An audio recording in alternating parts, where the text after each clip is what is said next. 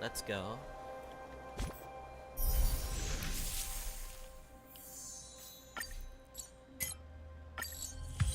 Alright, probably the last time I actually buy a battle pass.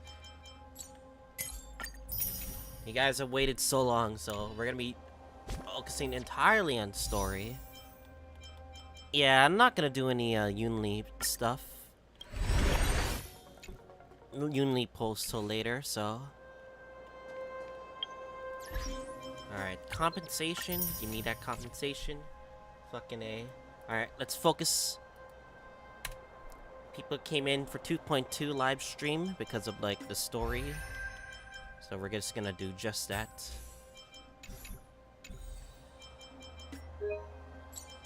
Oh my god, really? Alright. We got a lot of things.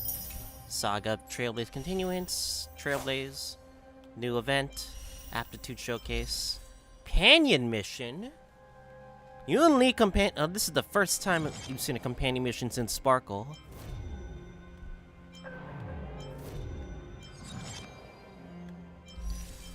Okay. Alright. I think we're ready, guys. We're gonna be focusing entirely on story.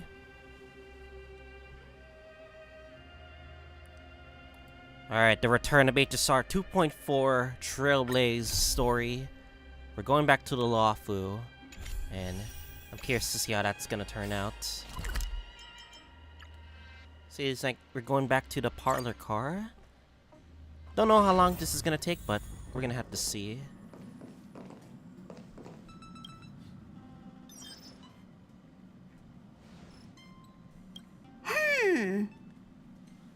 Phew. What's that, Pom-Pom? Just got a message from the Xianzhou Luofu. Looks like it'll conflict with our original schedule.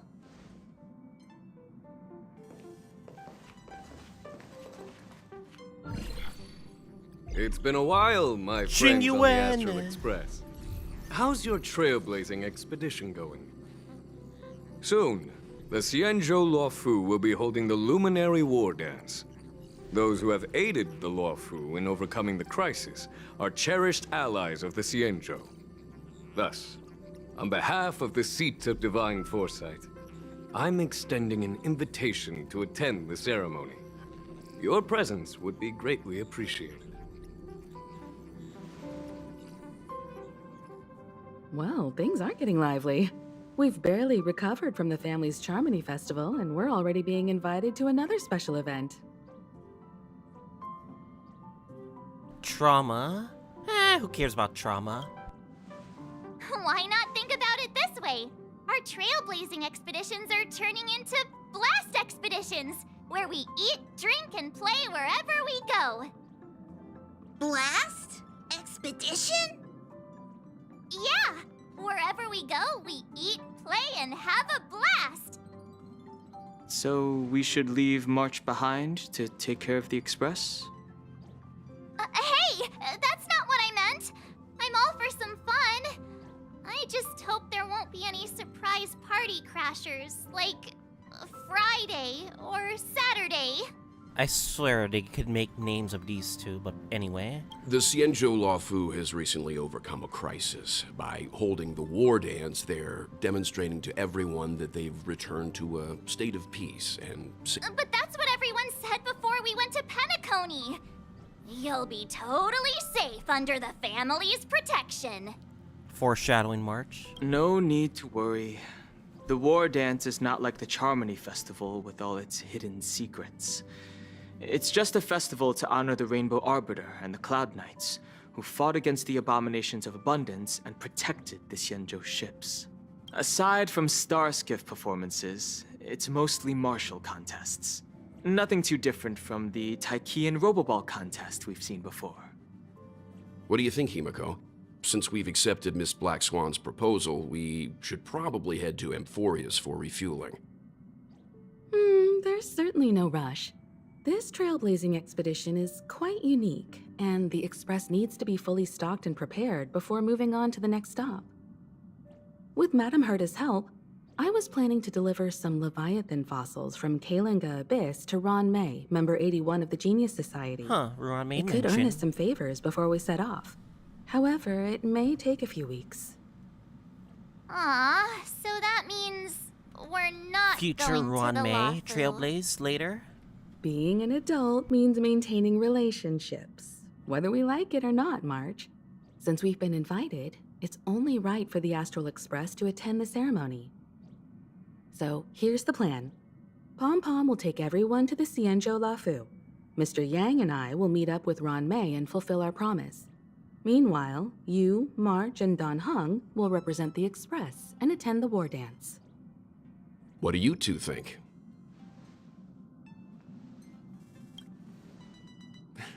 I don't hear any objections. Now that everyone's on board with the plan, it's time to warp to the Xianzhou Lafu.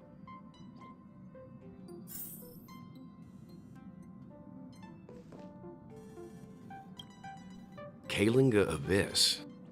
What does she expect to find there? Hailing Current research on the Leviathan merely proves how little we know about such life forms. That's why geniuses are interested in that field. Science is all about uncovering the unknown.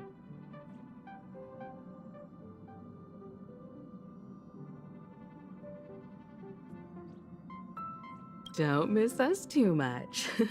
If I stumble upon some cool Leviathan fossils, I'll bring a few back as souvenirs for you.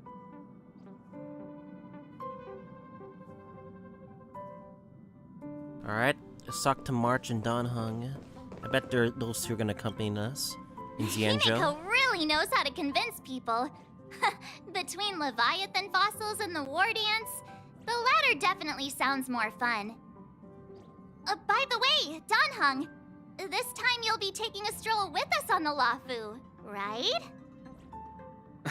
And just let you two wander around aimlessly on the Luofu by yourselves? I don't think so. Plus, Mr. Yang is right. The Ambrosial Arbor crisis just ended, and both the long life and short life species are still feeling uneasy. And that's why Jing Yuan wants to organize the war dance, to show that the Xianzhou Luofu is stable and safe. And since he has extended an invitation, it's only right that I visit my old friend. Now you no longer have to be scared of the Xianzhou anymore. Coming back to this place brings back so many memories. Unless you know? Blade arrives out of nowhere for no reason, so... Hey, I'm not actually gonna recite a poem. I was just thinking about all the twists and turns we went through when we first arrived on the Xianzhou.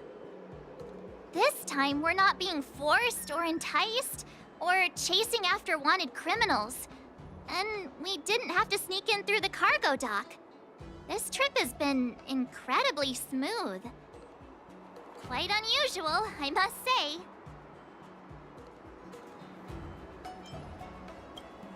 Such is the fate of us nameless, I suppose. I mean, it happens to all of us, so... Oh, Yang Qing.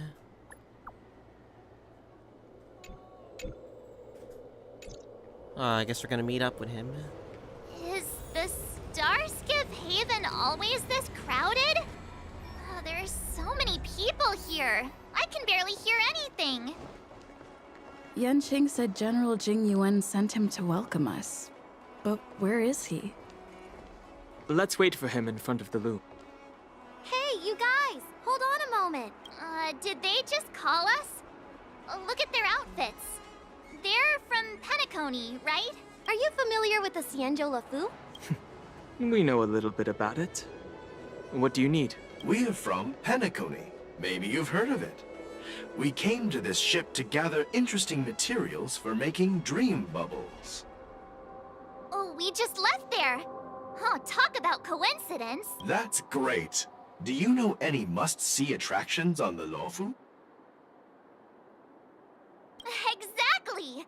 We're Xianzhou experts. Most of the tourists around at the moment are here to attend the war dance. And that's why we're here too. Yeah, we know about that ceremony. But isn't the fighting ring still closed? I've heard the ring was actually converted from a huge decommissioned Luofu fighter jet. No doubt about it. It's a massive fighter jet. It's got to be larger than a civilian star skiff. But for now, all we can do is wait until the war dance starts in a few weeks before we can board it. We've still got work to do, so we can't just sit around waiting for it to start. That's why we're asking you about some must-see attractions. We're looking for unique experiences that you won't find on Penacony. Our clients love these kinds of dream bubbles the most. You're the expert here. Give them some suggestions. Alley? Why not? Good idea. The everyday vibe of the Aurum Alley is a rare find on the planet of festivities. Everyday vibe. Yeah, our clients have had their fair share of adrenaline-pumping dreamscapes. Maybe something down to earth would touch their hearts. Thanks for the suggestion. We'll head to the Aurum Alley to gather materials. Maybe we'll run into each other there in a couple of days. Look, Yanqing's here. Really? Let's go catch up with him.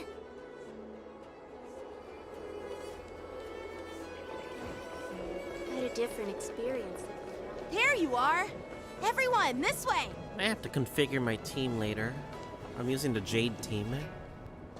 Hey everyone! It's been a while. Well, it doesn't feel like it's been that long since we last saw you. But, Yanqing, are you? Kafka's Wanted poster there. What's up, Miss March? They say kids grow up really fast. Yanqing, are you a little bit taller than before? We've only been away for a few Fuck months. six.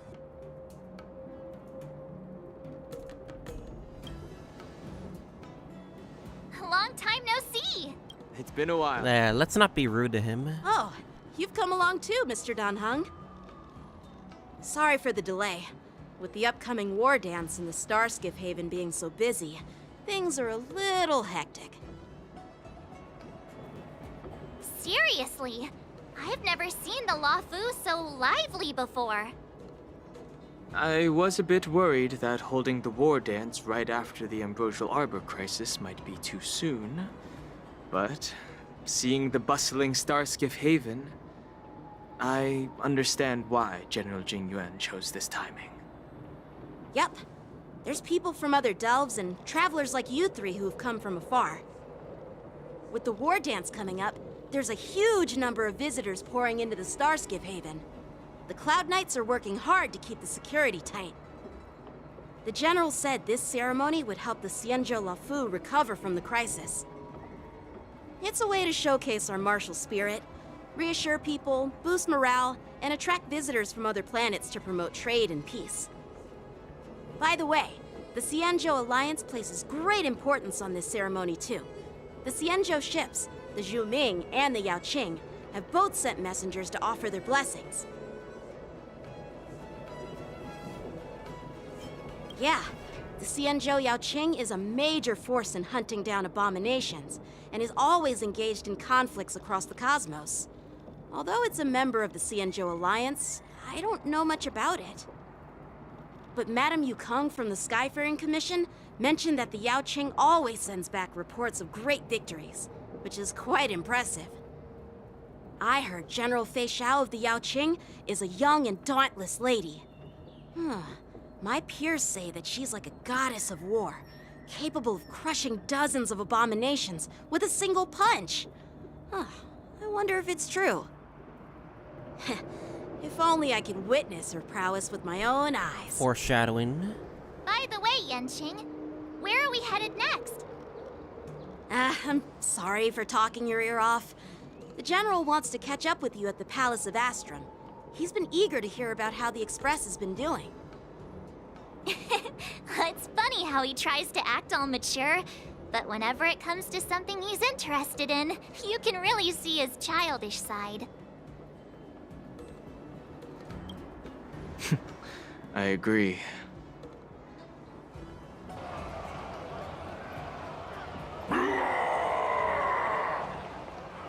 All units, assemble quickly! Get ready to protect the crowd! I just mentioned security, and now all of a sudden something's gone wrong. Excuse me, I need to go check out the situation.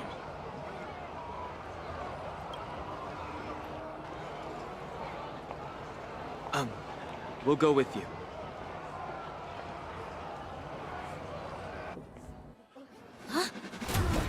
Cutscene. What the? What are those things? Protect the civilians. I'll deal with him.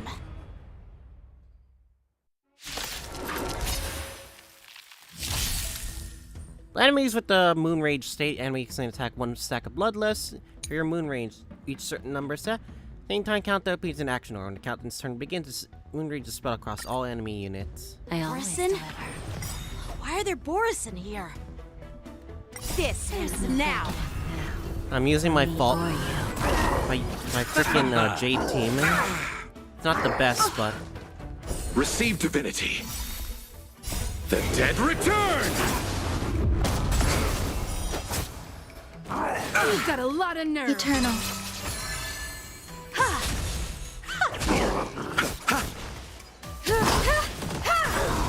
Self-inflicted misery. You won't get away. meh, easy work.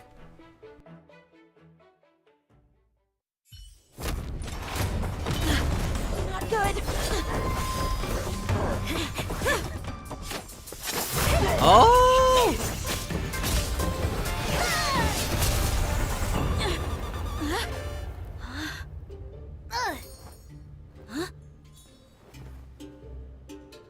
Yunli, let's go. Thanks for the help. Sorry, no time to chat. Could you give me back my...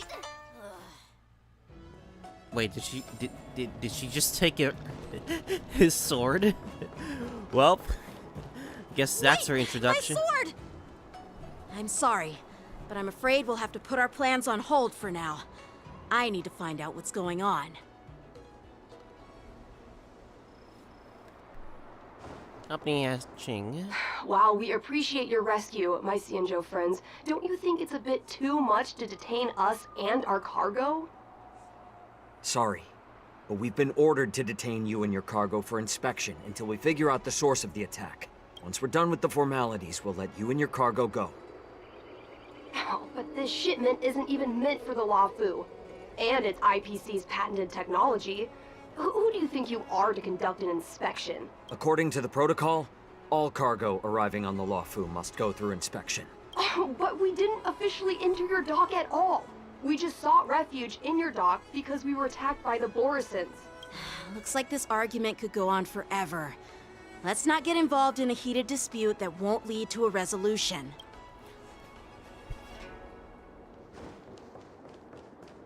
An ancient game to make your brain feel brand new.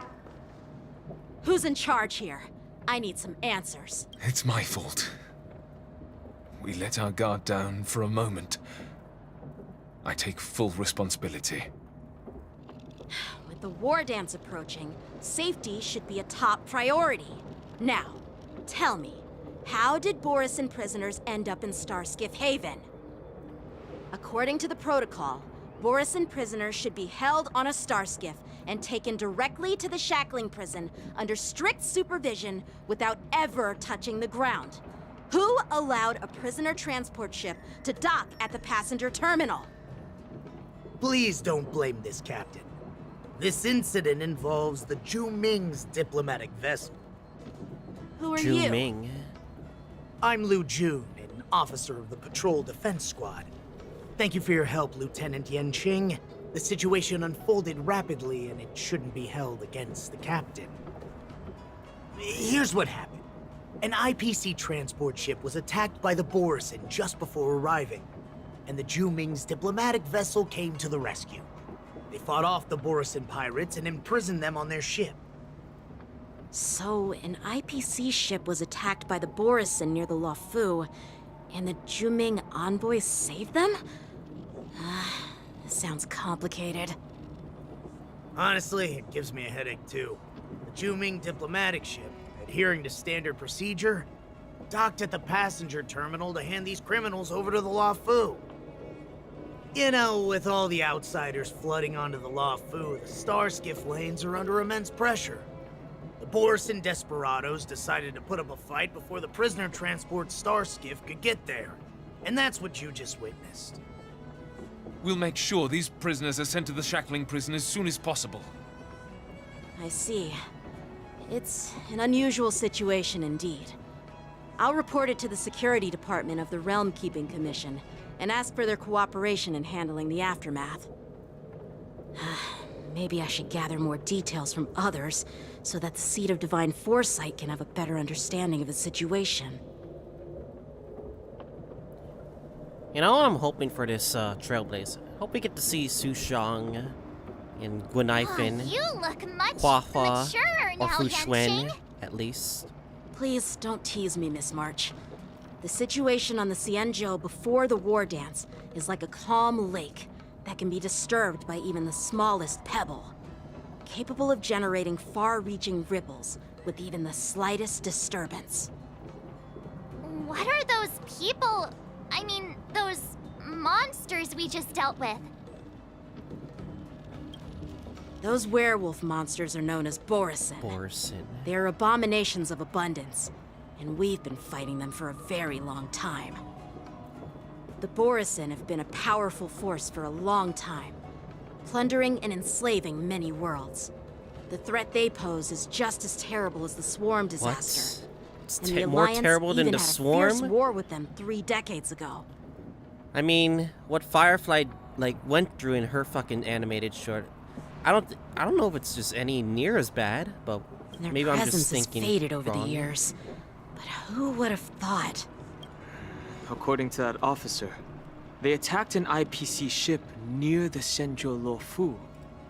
Such a brazen attack seems quite unusual to me.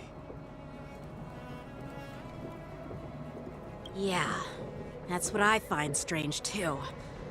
It seems like the IPC and the Borison have some serious grudges. Well, enough with the chit-chat.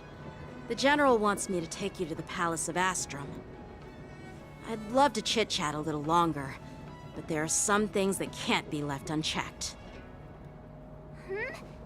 Is it a serious matter? Maybe you'll need our help in hunting down the Borison? Thank you, but it's no big deal. By the way, that young lady who just appeared, she took my sword. I'm thinking of filing a lost property report at the Realm Keeping Commission to see if I can get it back. I doubt she did it on purpose.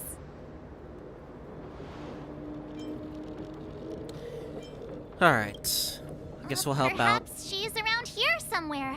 Shouldn't we take a look? All right, let's not keep the General waiting. Don't worry. There aren't many people out there with that kind of talent. It shouldn't be too hard to find her.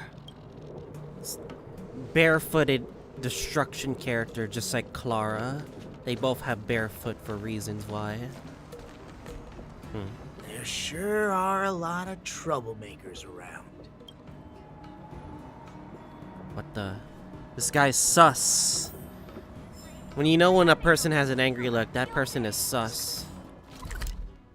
Okay. Can't change it no matter. Ooh. How time flies. I haven't seen the frickin' Xianzhou being used since 1.5.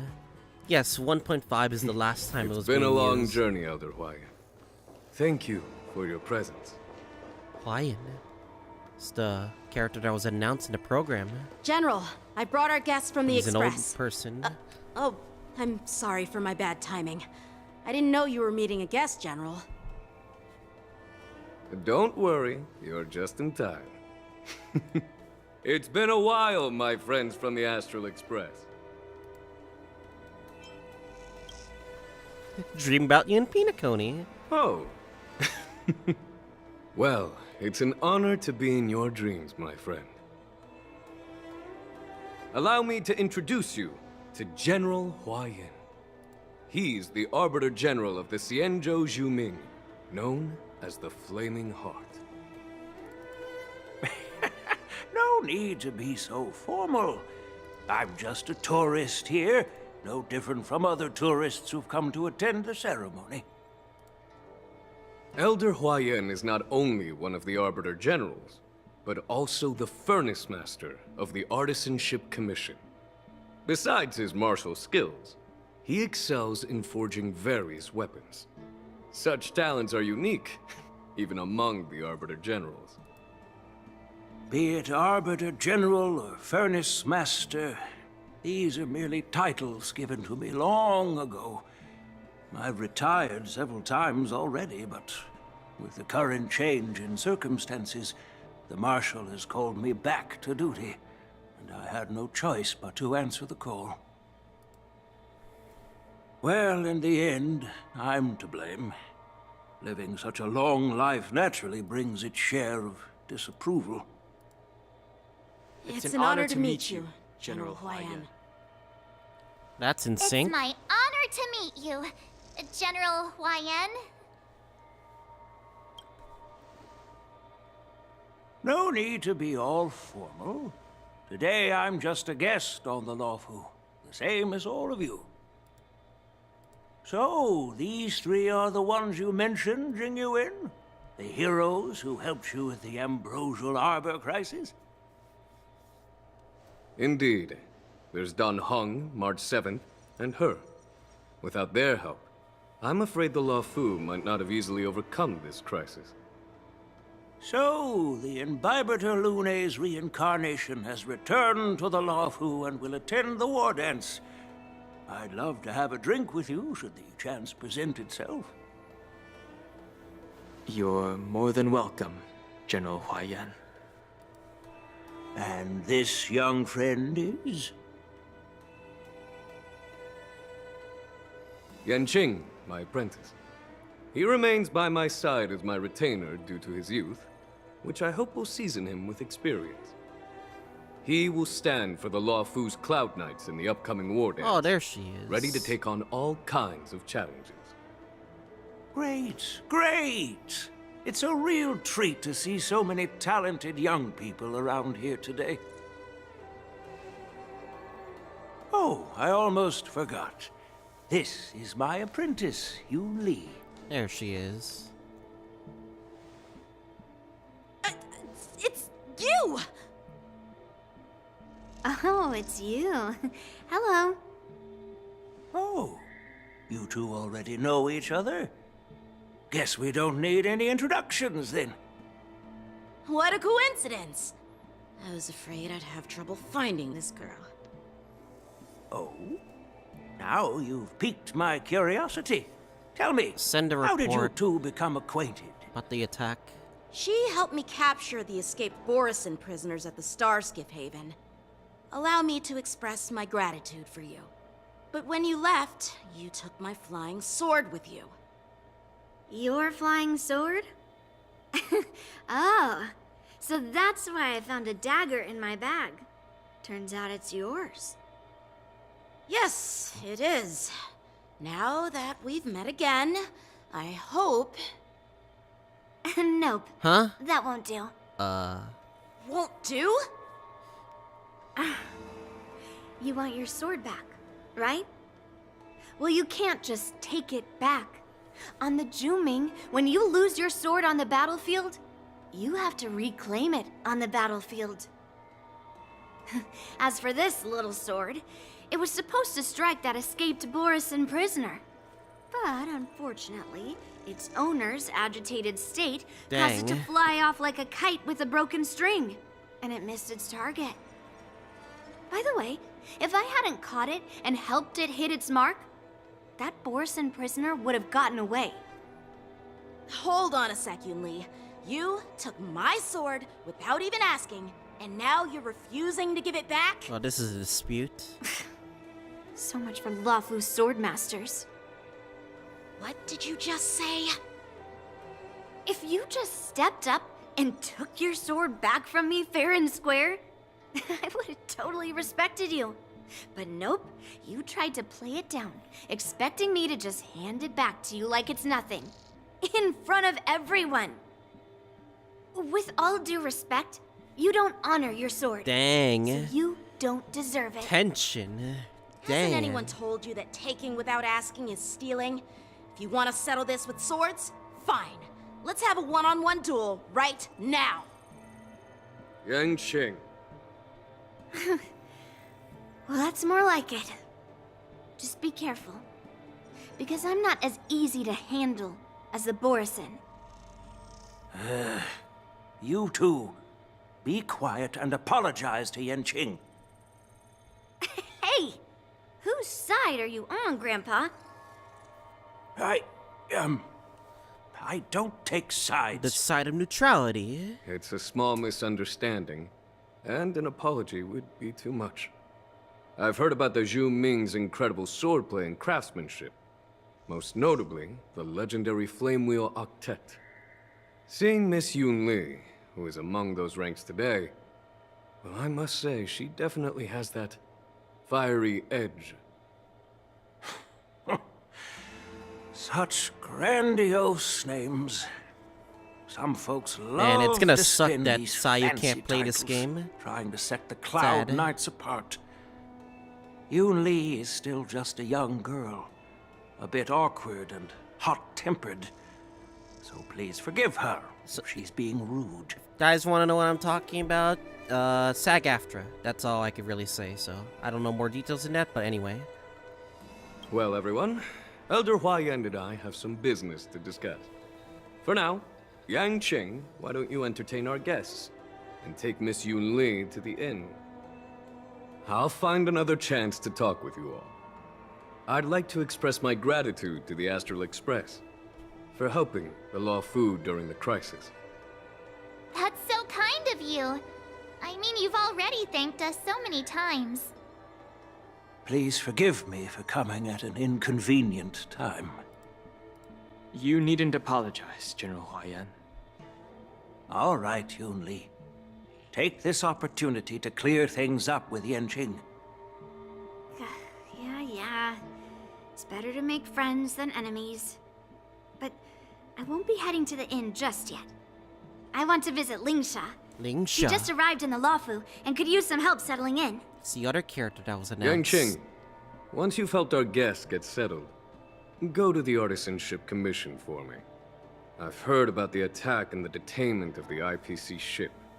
Xianzhou sent word that the IPC members are protesting and wish to have their cargo back. See if you can calm them down. Don't get aggressive. Just make it clear that the Xianzhou Law Fu has no intention of violating their rights. I'm on it.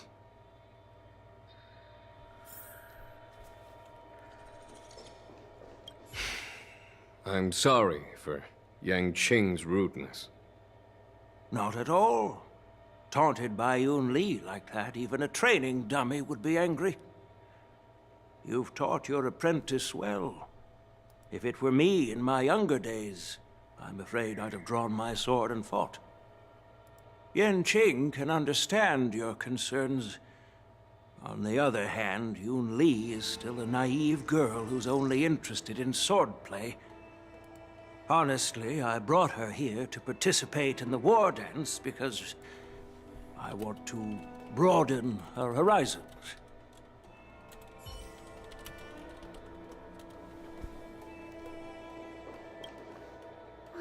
This trip is totally worth it. Compared to the Zhu, the Luofu is so much She's livelier. literally acting like a kid, too. But it's a shame the Luofu swordmasters don't seem that great. Glad to meet you too. Are you here to participate in the war dance? Of course. To honor martial arts, the Cloud Knight's ring is always open to outsiders. If you can defeat the ringmaster selected by the Xianzhou, you'll not only win rewards and prizes, but also be making a name for yourself. Sounds tempting, doesn't it? Flame Wheel Octet. That's how outsiders refer to my peers in the Zhu Cloud Knights and the Artisanship Commission. We all train under Grandpa's guidance, learning the art of craftsmanship and swordplay. That's how we got that title, I guess. Just don't mention it in front of Grandpa. He always says that empty titles bring pointless challenges and conflicts. We Juming sword masters pride ourselves on the success of the group over the individual. I have some things to do. Besides, little Yanqing doesn't seem too happy about me tagging along. Yeah, you're right. I took it with my skills. So I guess you can say I'm a robber or something. How dare he imply I'm a thief? Totally different. Besides, the sword seems scared of its own master. I'd like to ask him, you claim to cherish your sword as your life, yet you don't even recognize the state it's in right now? I didn't intend to keep his sword. I was planning to take this chance to return it to him. But now, I've changed my mind. Mood swing. I'll give that poor flying sword some proper maintenance. I won't consider returning the sword unless he learns how to say please, hello, thank you, and sorry, so he can forget about it for now. What a little dispute this is. Everyone has their own set of problems. Hey, Don Hung. I thought all the Xianzhou generals were like Jing Yuan. But that General Huaiyan, he looks so thin and scraggy, as if even a light breeze would knock him over. Is that old man really an Arbiter, General? Well, each Xianzhou ship has its own division and specialty within the Alliance. Not all of the Arbiter Generals are good at leading the charge. You heard what Jing Yuan said, right? General Huaiyan was once the head of all the skilled craftsmen on the Juming. Don't you find it strange? Do Xianzhou people age? I rarely see any old people on the Xianzhou ship. And when I do, they're usually travelers. But General Huaiyan looks like an ordinary old grandpa. Is he really a Xianzhou general? Good question. He's right there. So why don't you ask him yourself? Yeah, he's literally right there. Nah, I'd like to live a little longer. We should leave. General Jing Yuan asked Yanqing to entertain us, so obviously, he has important matters to discuss. Let's not waste any time here. Alright. I think we should talk to Yanqing now. Alright. Fortunately, I need a BRB for like at least a few minutes, so be right back, guys.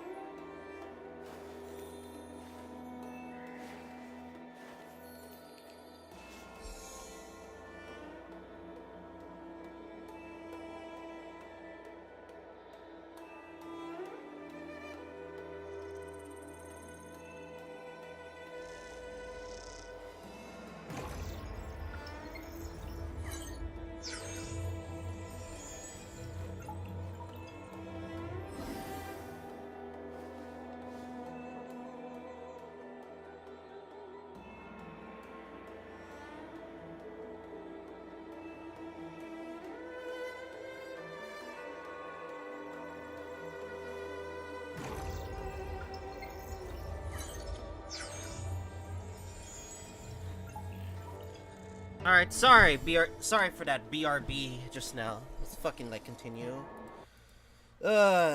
Stupid dishes. Alright, anyway. Okay. This is the report Xianzhou just sent me. Let me take a look.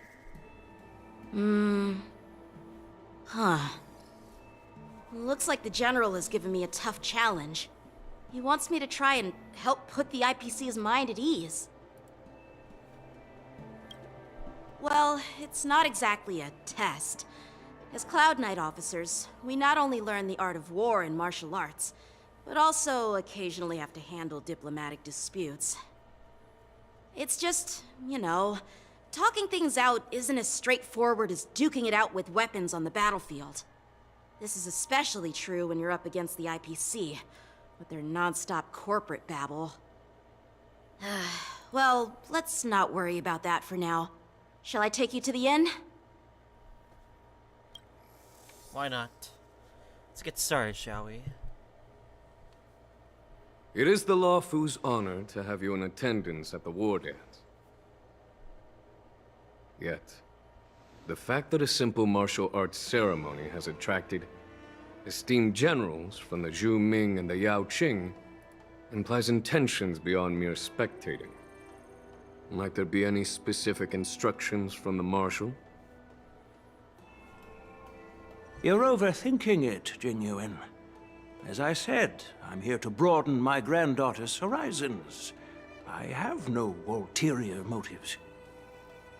However, I have no clue what the Yao Qing Arbiter General has in mind. Do you remember when you accepted this position? I told you that an Arbiter General's battlefield goes beyond the physical one. You'll need to lead and manage everything on the Xianzhou. The title of Arbiter General holds a weight far greater than its literal meaning. So many years have passed, and you've done well. However, longevity for the Xianzhou people can be a curse. Living too long means that every mistake you made will lurk in the shadows. And one day, they'll eventually catch up to you. The Marshal knows everything that has happened on the Luofu. As for the Merlin's Claw of the Yao Qing, she has come specifically for you. For him? Speaking of which, why hasn't she arrived yet? They say the Merlin's claw strikes like lightning. Being late isn't her style. That's not true, General Huaiyan. Oh? She's been here a while, but I'm sure you've heard of her unbridled nature. As soon as she disembarked from the star skiff, she mentioned having something to attend to, and simply disappeared. You must be the messengers from the Xianzhou Yaoqing, I assume. We are Jiaoqiu and Moza, retainers of the Merlin's Claw. It's an honor to meet you in person, Arbiter Generals. Jiaoqiu and Moza. Now this is interesting. A guest who doesn't come to visit but sends a message instead. What does she mean? Tell me, what could be more important to her than coming here? Master heard about a spectacular view in Scale Gorge Waterscape. I believe she went there to enjoy it. A spectacular view? Ha! Did you hear that, Jingyuan? This person is being sarcastic. Please do not misunderstand me, General Huaiyan. I was simply stating the truth. Master thought it would be inappropriate to keep you waiting, so she sent us here. How convenient. Once she's finished with admiring the scenery, she'll personally come and apologize to the both of you.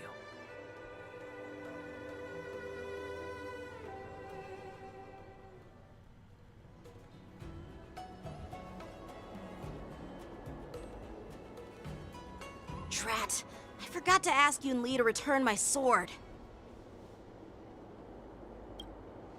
No need to bother. The Juming envoys won't be leaving the Luofu anytime soon.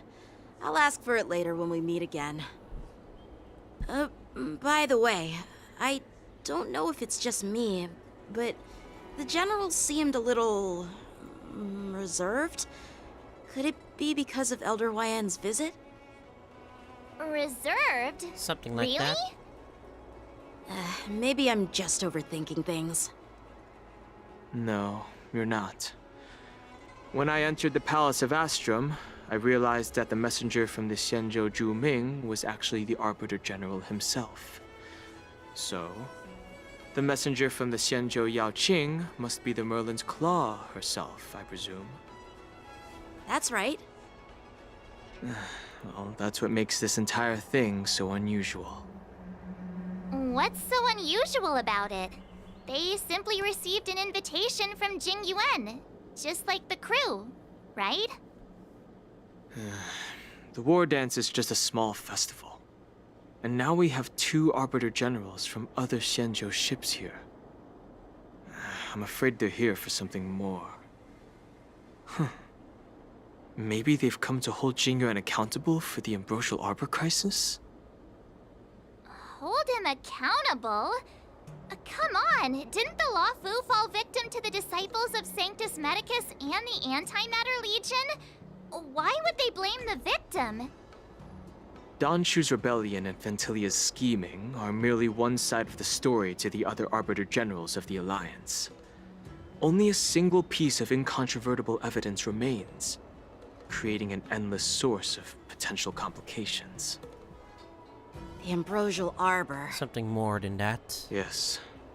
It's undeniable that the plague mark, which was subdued by the Xianzhou Luofu, has resurfaced. But was it really a conspiracy instigated by the Antimatter Legion? Or does it indicate a traitorous intent from within the Luofu? Luocha. Implicating Jingyuan himself. But they're gonna keep quiet Once the about spark of suspicion is kindled, it proves hard to extinguish. What was I thinking? Seriously, here I was looking forward to a carefree and enjoyable trip. But it seems wherever we go, drama is just around the corner. Aw, I was so excited. I thought those Arbiter Generals were just here to see the ceremony. By the way, I heard that an alchemist from the Juming diplomatic ship has arrived, and rumors say that she's to be the new Cauldron Master of the Alchemy Commission on the Luofu. Cauldron Master. I think it's An alchemist from the Zhu Ming serving as the cauldron master on the Lo Fu? While it's not unheard of, the timing itself... Thanks to your words, Mr. Dan Heng. Now I finally see the underlying tensions. The General is under tremendous pressure right now, but I was completely oblivious to his troubles. How naive of me. Come on, don't think like that. Leave the adult matters to the adults. Even if you wanted to do something for the General, it's not like you can do anything.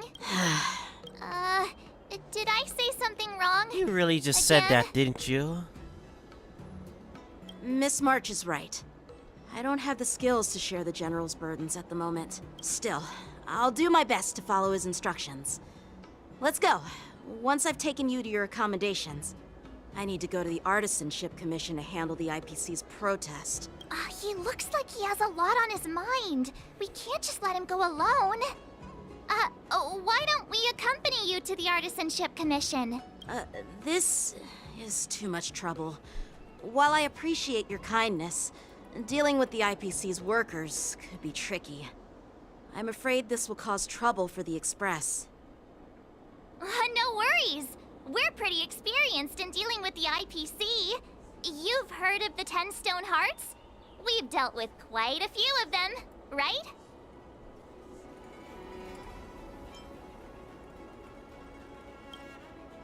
Yeah, exactly.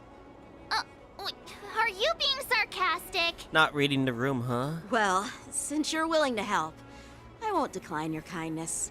Let's head to the Artisanship Commission and meet them. Nothing in the...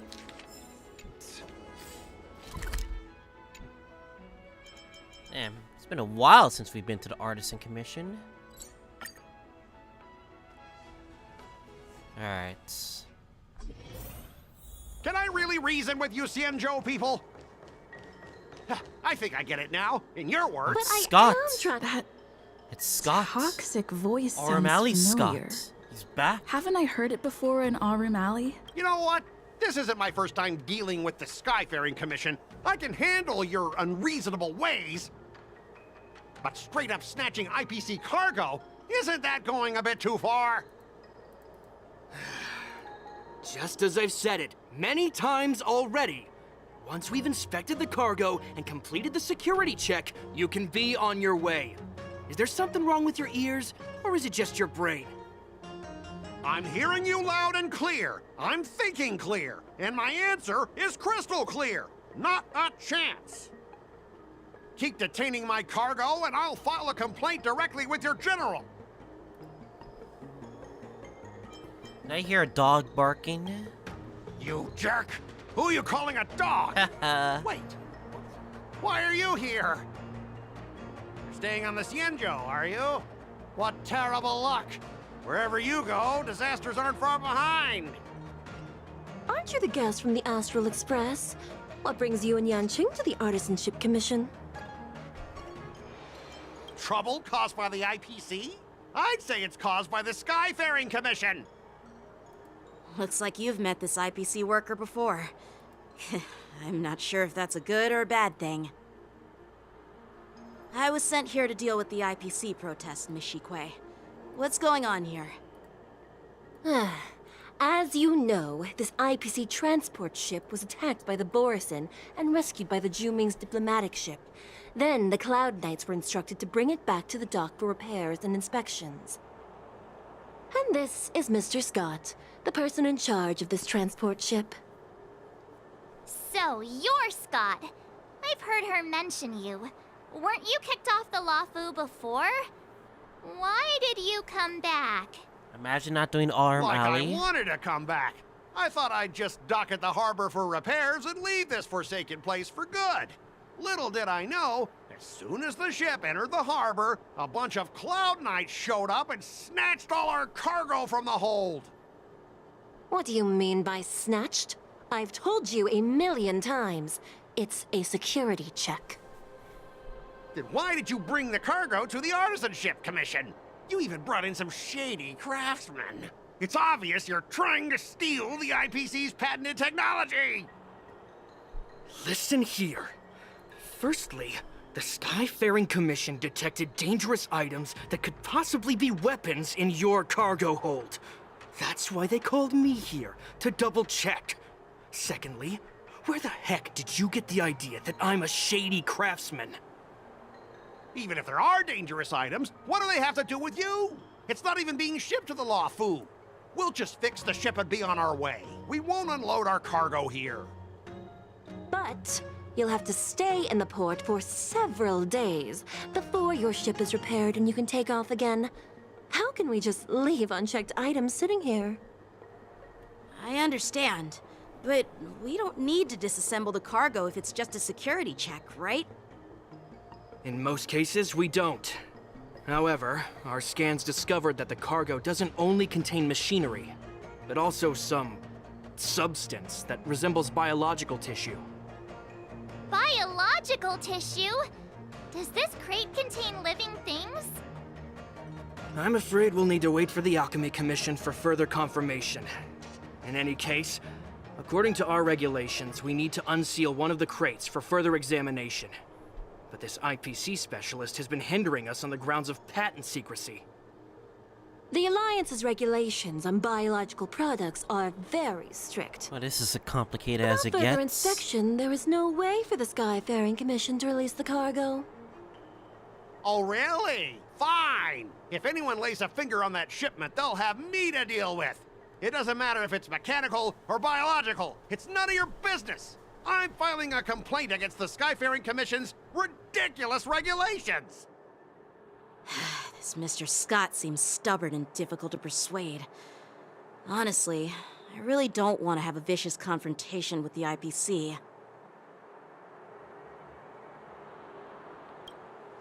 I heard how you helped Aramali. The IPC representative back then was Mr. Scott, right?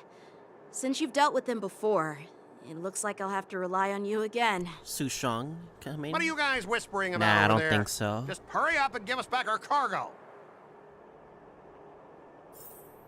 Oh, is it time for some debate?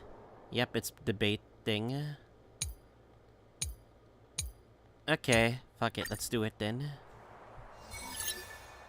It's been a while since we've done this. This guy won't listen to reason and can only be persuaded with intimidation. But he does seem to follow rules to some extent. Let's use that against him. Speaking of regulations, we have our own laws and regulations too.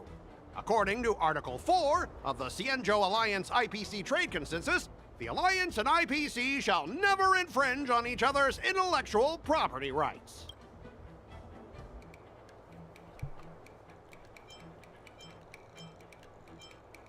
Make proposals from the... Double the results of his negotiation. Skip this round of negotiation. Fuck. Do I go... Hey, everyone! Meet my old friend Scott. He's very talented, especially at imitating animals. Stop it! Let's focus on the business at hand. What's the point in dragging up the past? Oh, you're amazing! Can you teach me? Damn, I Which lost... animals can Did you I imitate? lost morale? Fuck. Just forget it. Alright, fine Even then. if We have to set be aside serious. the secrecy of intellectual property, these prototypes built by the Intelligentsia Guild are incredibly valuable, beyond your wildest imagination. If anything goes wrong, you won't be able to pay for it even with your lives.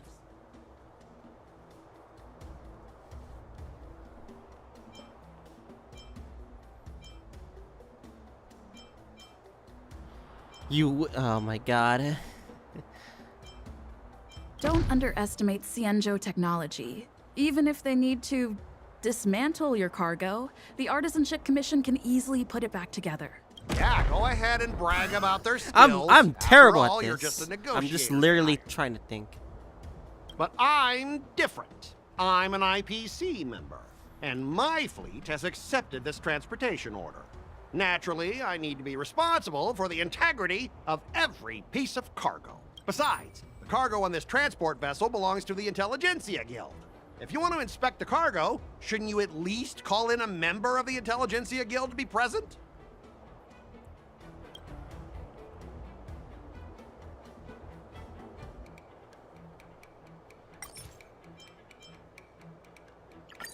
retreat. Huh? Could you repeat that? I didn't quite hear you.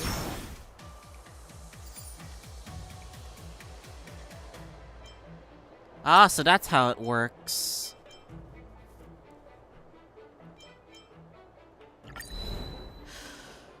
Your logic is too confusing for anyone to follow. Maybe you should learn the art of communication from a monkey before you continue spouting nonsense?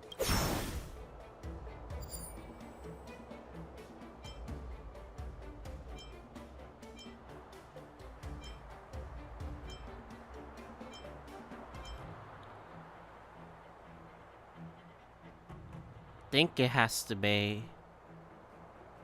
Can you give us an exact amount, There we go, Mr. that Scott? one. If there's any damage after the inspection, the Express... I mean, the Skyfaring Commission will compensate you. The Skyfaring Commission. Yeah, they will compensate you, provided a detailed report of the damage is submitted. I don't doubt the financial strength of the Skyfaring Commission. However, this is not just about money. Besides, the cargo on this transport vessel belongs to the Intelligentsia Guild. If you want to inspect the cargo... I'm pretty tight with Dr. Ratio from the Intelligentsia Guild. Almost like family. Doesn't that make me practically a member of the Intelligentsia Guild too? What's all this What? nonsense? Nah. Even if you were married to him, you still couldn't represent the Intelligentsia Guild. Dang it, We suck. both need to follow the regulations, because that's how the IPC and the Xianzhou operate, right? As an IPC worker, I have to abide by its regulations. If I make an exception Damn and it, allow you to inspect the negotiations cargo, suck. it'll spell disaster for me. Everyone has their own set of rules. Now that you're on their turf, shouldn't you follow their rules too? Yeah, I get it. I know I'm on the Xianzhou, but if I violate the IPC regulations, I'll be in deep trouble when I get back. Wow, we evened it out, and I kind of Well, suck. you guys but sure know how to argue your case. Fine. I'll allow you to do the security inspection. It's just that, I need some time to sort things out. This is a big deal. Let me talk to headquarters first. So, Mr. Scott, are you just stalling for time and planning to leave the Xianzhou as soon as your ship is repaired? To avoid the Skyfaring Commission's inspection? Well, IPC staff are free to come and go, as long as they don't break any laws. Yeah, you've got some insight there. Who are you again? Oh, is it her? Allow me to introduce myself. I'm Lingsha, Cauldron Master Lingsha. and head of the Alchemy Commission on the Lawfu. Could she be? Damn, her voice is cute. Yeah, she's the new Cauldron Master assigned here from the Xianzhou Zhuming. I received a report from the Artisanship Commission about cargo containing samples of unknown organisms. It said they needed help from the Alchemy Commission. I had nothing better to do, so I came myself. It's fine, Mr. Scott. If you really don't want your cargo to be inspected, it doesn't matter. It doesn't matter? How can you say that? Why are you being so nice all of a sudden? That's sus. Well, since you're not going to check it, I'll take this crate and be on my way. Is that okay with everyone? Yeah, sure. Why should I object? Not only this sample, but all the goods on the transport ship are yours to keep. Like I said, we won't inspect them. Wait a minute!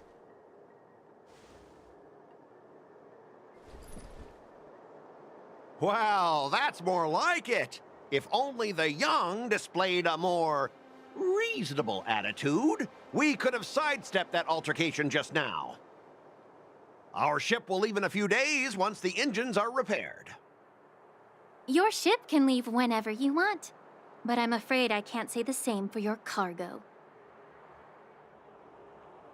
According to the import and export regulation signed between the Xianzhou and IPC, all biological shipments can only leave the port when they have confirmed to be of no threat, or when all biological activity expires.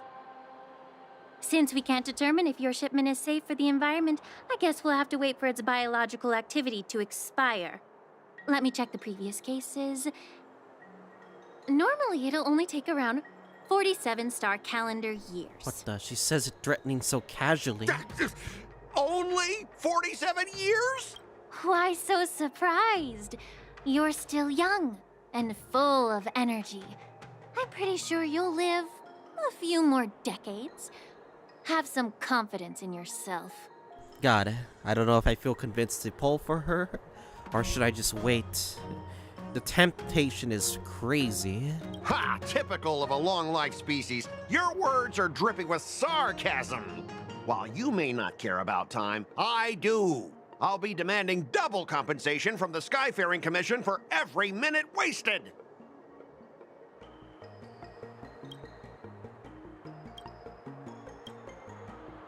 Sure thing, Mr. Scott. You seem pretty confident that your career and life will last long enough to witness this victory unfold.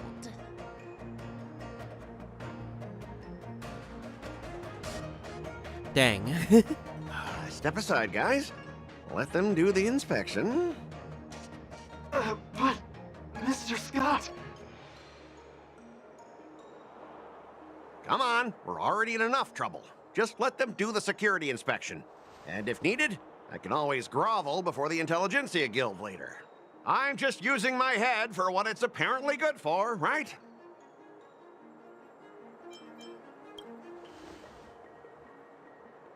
Well, honestly, at least you're not as annoying as that woman. Just get on with the inspection. Don't act all chummy with me now that you've got your way. This lady is really something else. Who is this woman?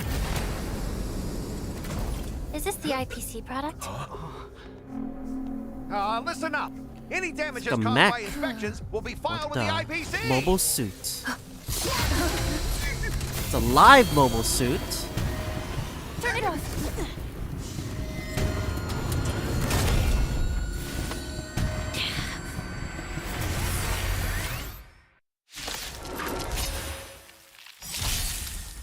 Terror Grip. If I expect to attacking the caster, dispel Terror Grip. Terror Grip ends. The caster, the Terror Grip does not attack, dispel Terror Grip. Then the effect that will fall to terrified state. Oh, what terrified state? That's not. Well, how unexpected. That was a surprise. Need to get the buffs out. Some value, I suppose. Every petal all will be swept away by the wind. Damn it! I only have like a bad comp on my side. Existence is unity. Perhaps humanity never conceals its desire to control the heavens, and I'm no exception. Damn it! I don't have the right team for this. God dang it! I'll see you off. Eternals, the dead return! Time for an over.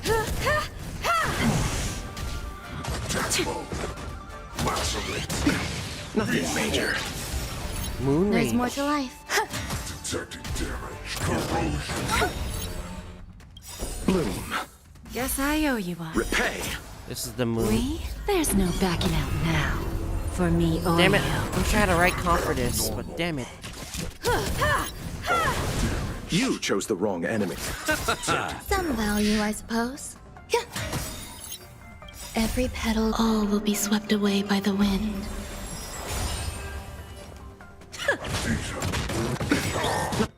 Nothing major. Perhaps humanity never conceals its desire to control the heavens, and I'm no exception. Who's the little backstabber?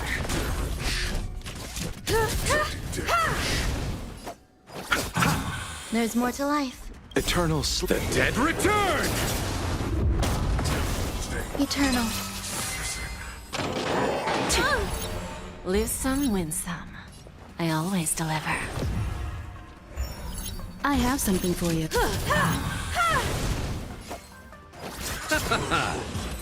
Jeez, damn it! I wish I had a better. I need to swap my comp. Were you seriously planning to leave this stuff unchecked at the dock for days? That's way too dangerous. I had no idea about it. You must have accidentally triggered the cargo's defense program. I don't think trying to shift the blame is a wise choice. Yeah, especially since you have that thing. But seriously, I don't know why that thing suddenly started moving. I swear on the Amber Lord! Enough. Miss Shikwe, please escort our IPC guest to the Skyfaring Commission. I'm on it. Please follow me, Mr. Scott.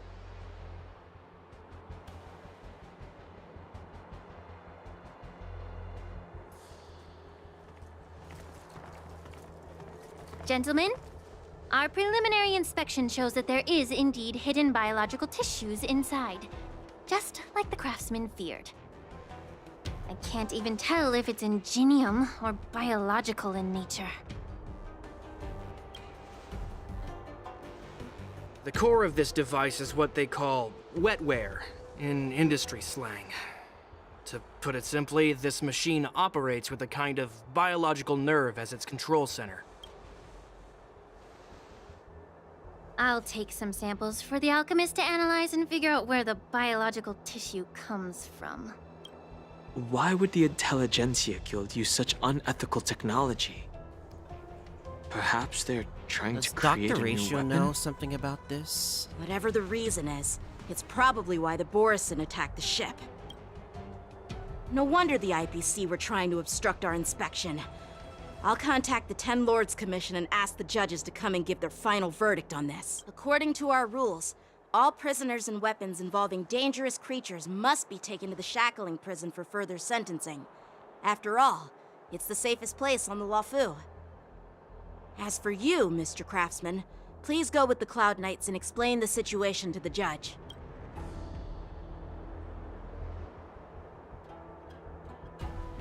I had a feeling that the IPC members would cause trouble, but I didn't think they'd be this tricky.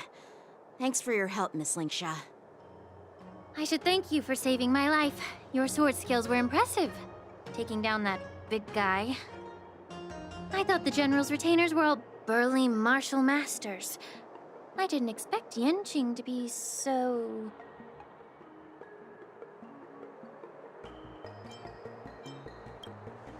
Yeah, Young. exactly. He's young and talented.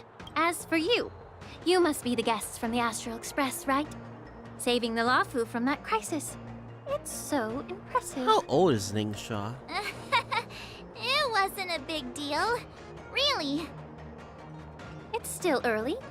So why don't we get some tea at the Alchemy Commission? We can discuss your suggestions for revitalizing the commission. I'd be happy to accept your invitation. And you three are coming too, right?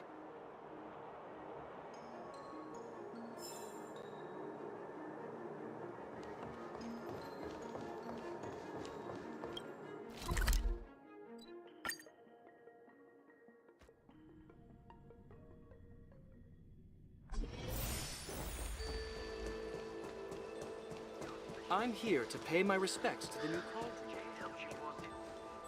All these years, and the view at the Alchemy Commission hasn't changed a bit. The tides come and go, but the ancient sea remains the same.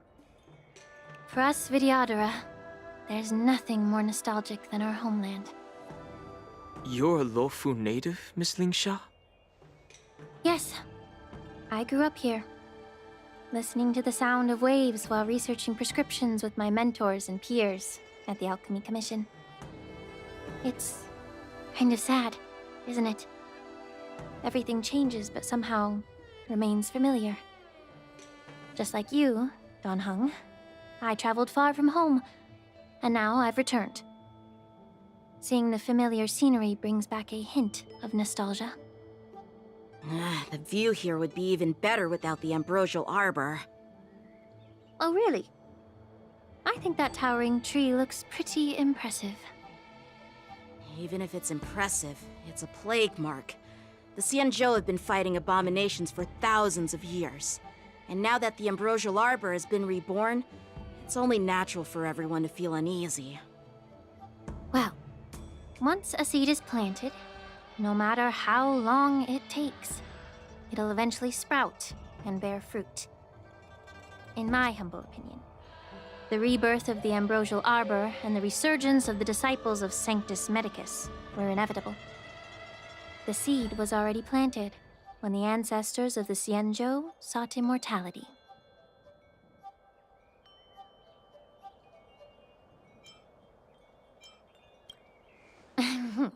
My bad. Well, since you went through the entire Ambrosial Arbor crisis firsthand, Dan Heng and Lieutenant Yanqing, I'd like to discuss something with you. What would you like to discuss, Miss Linksha? I was lucky enough to be chosen by the Alliance to come in and clean up all the old grime in the Alchemy Commission. Honestly, the Alchemy Commission is riddled with problems and has reached a point where fixing it seems impossible. I'm looking to remedy this problem, but was wondering if you could provide any insights. Well, even though I'm a Vidyadharan like you, I'm an outsider, just like my companions here. I can't really say much about a remedy, but I do have a piece of advice, Miss Linksha. The Vidyadhara and the Alchemy Commission on the Luofu have always been intricately connected. If you cannot distance yourself from these ties, Miss Linksha, changing the situation within the Alchemy Commission may be quite challenging. I may not know about politics, but I do know that the disciples of Sanctus Medicus have been operating within the Alchemy Commission for years. If you're determined to root them out, maybe you should discuss it with the General. I see. Thank you for your valuable insights. While the Lux Arrow from the Rainbow possesses unparalleled power to sever the Ambrosial Arbor, it can't sever mortals' desire to prolong their existence. Just like how the Cloud Knights can eliminate the remnants of the disciples of Sanctus Medicus, but are unable to calm the hearts and minds of the people within the Alchemy Commission. Our Xianzhou forebears knew this well, and that's why they entrusted the duty of guarding the roots of the Arbor to the Vidyadhara. However, the Vidyadhara are still only mortal beings. 30 years ago, my mentor served as Alchemy Commission's Cauldron Master. She recognized the emerging undercurrents and sought to cleanse the source of the disturbance. Unfortunately, even though she was skilled in the art of healing, she didn't understand the human heart or how to eliminate the sickness lurking within the depths of the Alchemy Commission. In the end, she was framed and exiled to the Juming. I was also implicated and had to leave the Luofu. That's unfortunate. And guess who arbitrated the case and handed down the sentence? None other than General Jing Yuan himself. What? You heard it right. The ones responsible for the corruption in the Alchemy Commission are not just the remnants of the disciples of Sanctus Medicus. I had a but feeling even it would the be the divine case. Foresight himself.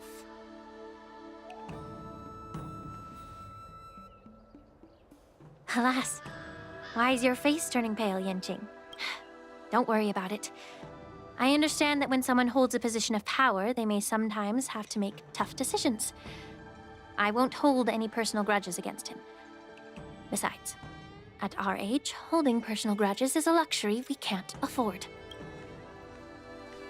Linksha, you're back! Ugh, I've been waiting ages for you! Yunli.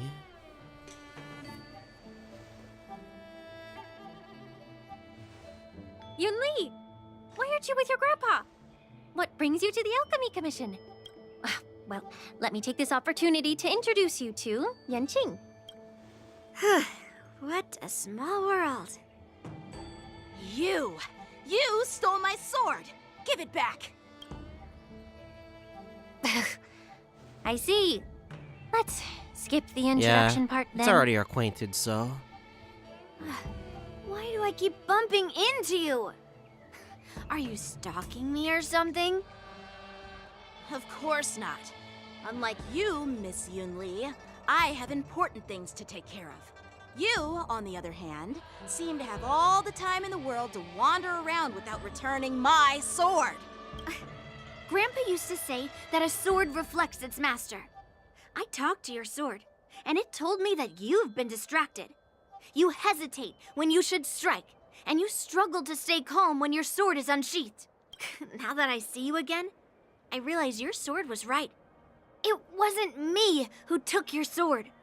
It was you who lost focus. Do you really expect me to believe that nonsense? I've been taking it easy on you because you're a guest from the Juming, but you're not taking the hint. Don't people from the Juming know you're supposed to return what you've borrowed? Just look at this flying sword. Even if I gave it back to you now, it'd just be taken away again in a few hours. You're literally a kid right now. You know the Cloud Just Knight give it saying, back to him. a Cloud Knight must never let slip their weapon. Yes? Well, sure, I can give it back to you now, but on the battlefield, that's a whole different story. Poor flying sword. Fine! You don't have to give it back, because I'll take it back myself! Between these two, who do you think is tougher, Dan Heng? Don't get me wrong. I'm just curious. Even though in my freaking HSR tier list that's already up, Yanqing is still the D tier character, unfortunately, so no offense to Yanqing fans. Nothing personal, but this is a gameplay purpose, so. Get ready to separate them. It is my first day at the Alchemy Commission. A brawl is definitely not how I imagined celebrating it. Well, since you don't approve, I won't draw my sword here. I didn't mean it in that way. Since you've already drawn your swords, you'd be disappointed if you didn't get to test one another, right? I've received reports that the delves near the Alchemy Commission are still infested with abominations. Seems like my predecessors left quite a mess. So, if you two want to determine who's better, why not focus on them instead of each other? Clearing out some abominations? Sounds boring. It's the Cloud Knight's duty to eliminate those abominations. You don't have to ask me twice, Miss Lingsha. I'll help you get rid of them. Oh, you think you're the only one who knows how to behave? If Lingsha needs anything, I'll gladly draw my sword and help her out. Alright, now this is a freaking competition for those two. It's so heartwarming to see both of you being so sweet and caring. So then, shall we get going?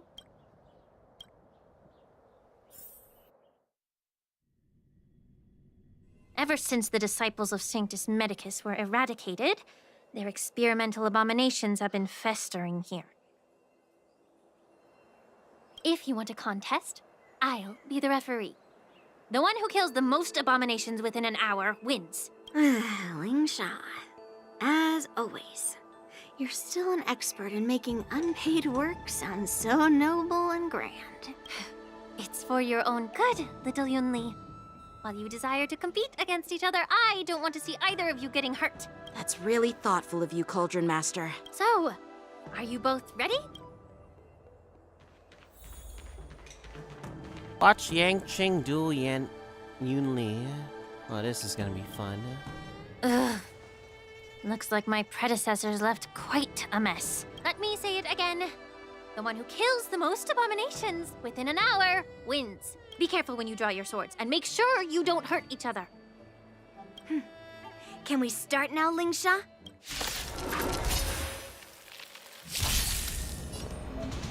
And Yunli takes action to use attacks to defeat the enemy first. Number of enemies defeated by Yanqing Yunli are recorded here. Oh my god. I always deliver. I have a terrible team Fucking A. It's making everything's gonna be hard on me, isn't major. it?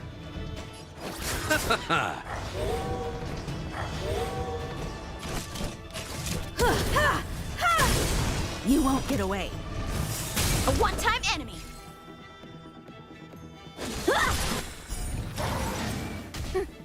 I didn't expect someone who can't even hold on to a sword to actually have some skill. You won't get away. Through clouds! What the? I'll see you off. What the? She just took them out in one shot. Who is this Eternals, girl? the dead return! Where there's a will, there's a way. This is a Time for terrible an overhaul. comp. I'm being completely honest right now. There's no backing out now. For me or you. Self-inflicted misery.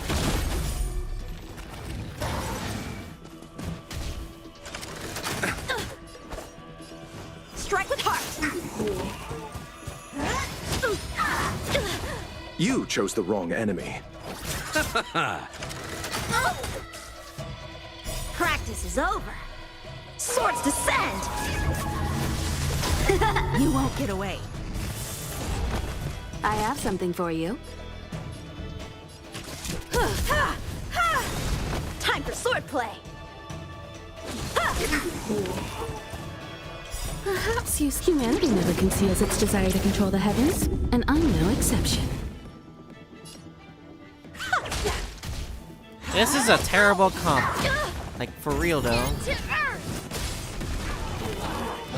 I'll see you off. How many can you block? Blade and flight! I have literally zero freaking harmony. I should have checked my fucking comp. Eternal step. Dead return!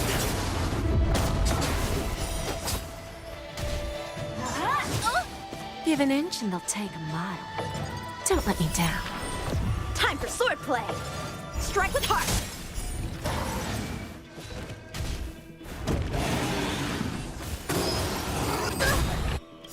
Practice is over. Swords descend! God, this is such a terrible way to fight. You won't get away. Who's the little backstabber? You chose the wrong enemy. I have something for you. You won't get away.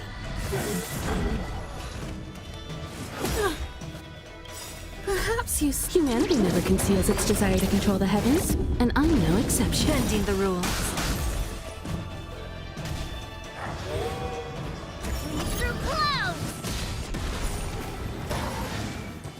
How many can you block? Blade and flight! Time for an overhaul. How annoying.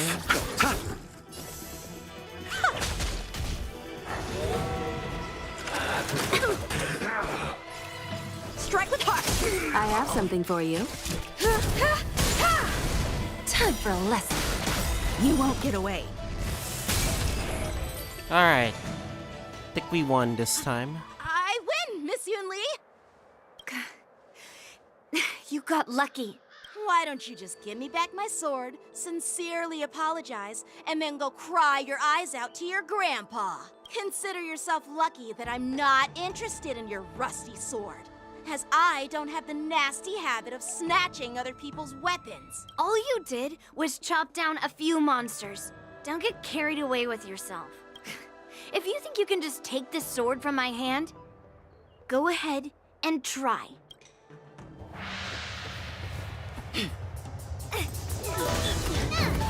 I didn't expect a cutscene, but fine. But at least we're getting something.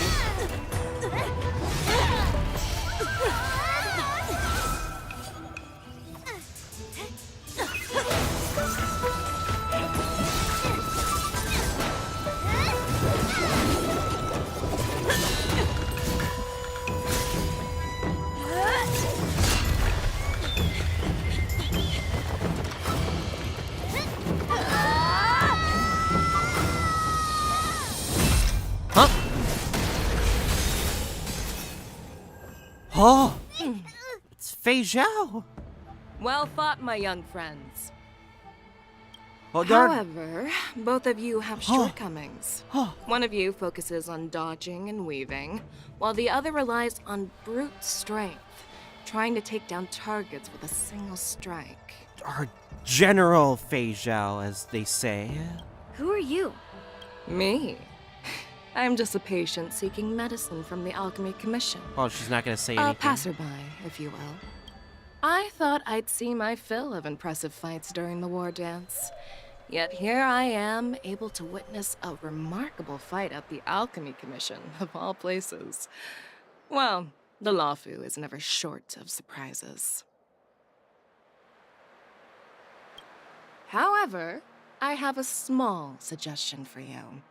Why don't you settle this dispute fair and square in the War Dance's ring? That way, you can resolve your differences with a proper duel and put your grudges behind you. Grudges? No, not at all. Yunli and we were just sparring. Sparring? You summoned your flying swords and she swung her sword with full strength. No grudges between you. I don't believe it. Aha! What brings you here, Lady Feixiao? Have you finished your health consultation with the Dragon Lady? Think she had to interfere because of a childish dispute between these two. Feixiao? Grandpa always talks about you. Could it be that you're... The Merlin's Claw of the Xianzhou Yaoqing? Looks like I'm quite famous on the Xianzhou Luofu, too. Of course. Everyone has heard of the great general. Known to all, and unbeknown to none. Great general? Isn't that title a bit too narcissistic? I don't like it. Ooh, I heard there's a dozing general on the Luofu, so I came up with a humble nickname for myself. The Lacking General. Lacking in worries, regrets, and rivals. Why does that feel like the same title? Sounds much better, right? Yeah, that's a befitting title that sounds both humble and impressive. Now that the sparring session is over, Yanqing and Yunli, shouldn't you politely thank General Feixiao for her guidance and bury the hatchet? Here's your sword. Keep it safe. Or it might get taken away again.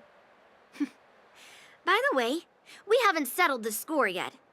I'll defeat you fair and square next time we fight. This is how she apologizes? Now that I finally got my sword back, I should report to the seat of divine foresight. I'll take my leave, General Feixiao.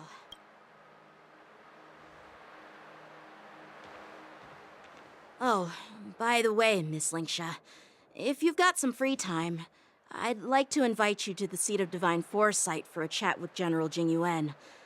I think there's more to those personal grudges you mentioned earlier. Thanks for stepping in, General Feixiao.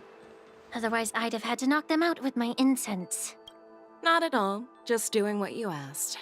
How about we call it even as payment for the healer lady's consultation? Sorry, but even a general needs to pay their bills. We don't do credit here. And let's not forget, you'd have been waiting decades for a chance to see the Dragon Lady if it weren't for me. Well, you can always send the bill to the seat of divine foresight and say it's for mentoring those kids. After all, it was quite the effort splitting them up. I nearly had to get tough. Now, if you'll excuse me, I need to find a spot and get some fresh air.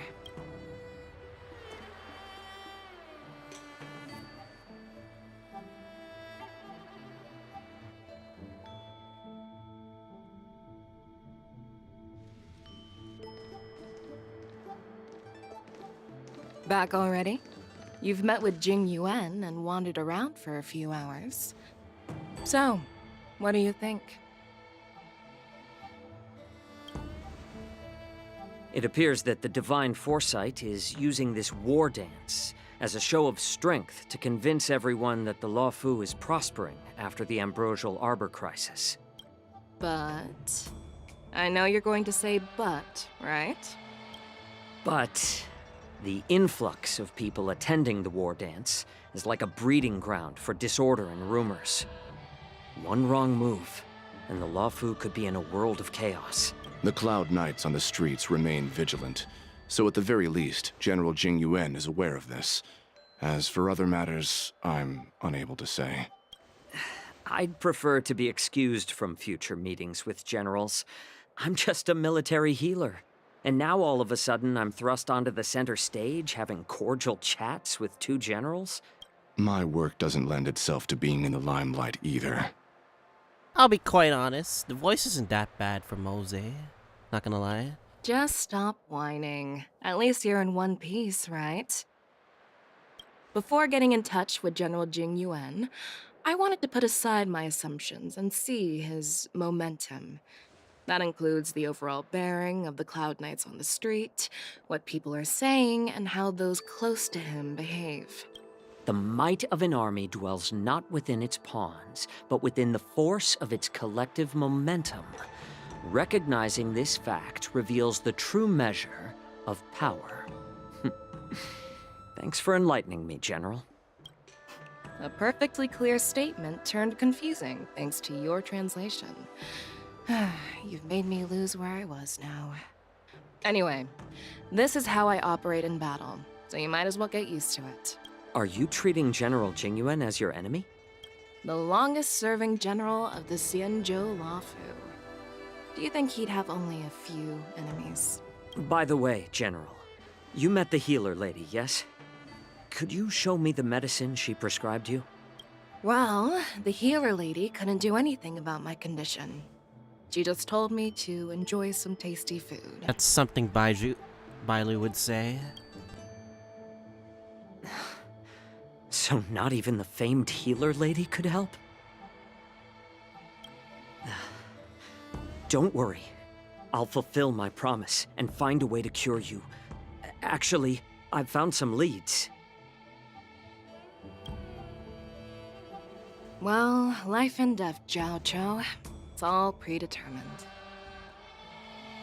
Upon starting my military career, I made a pledge that the rest of my life would be dedicated to being the Xianzhou spearhead, hunting down the abominations of abundance till the end of my days. That's a unique visual. Don't mind if I screenshot it for further use anyway. As long as I can fulfill that deep-seated desire, I don't care how long I live. You asked if I view General Jing Yuan as my enemy. No. My real enemy has always been myself.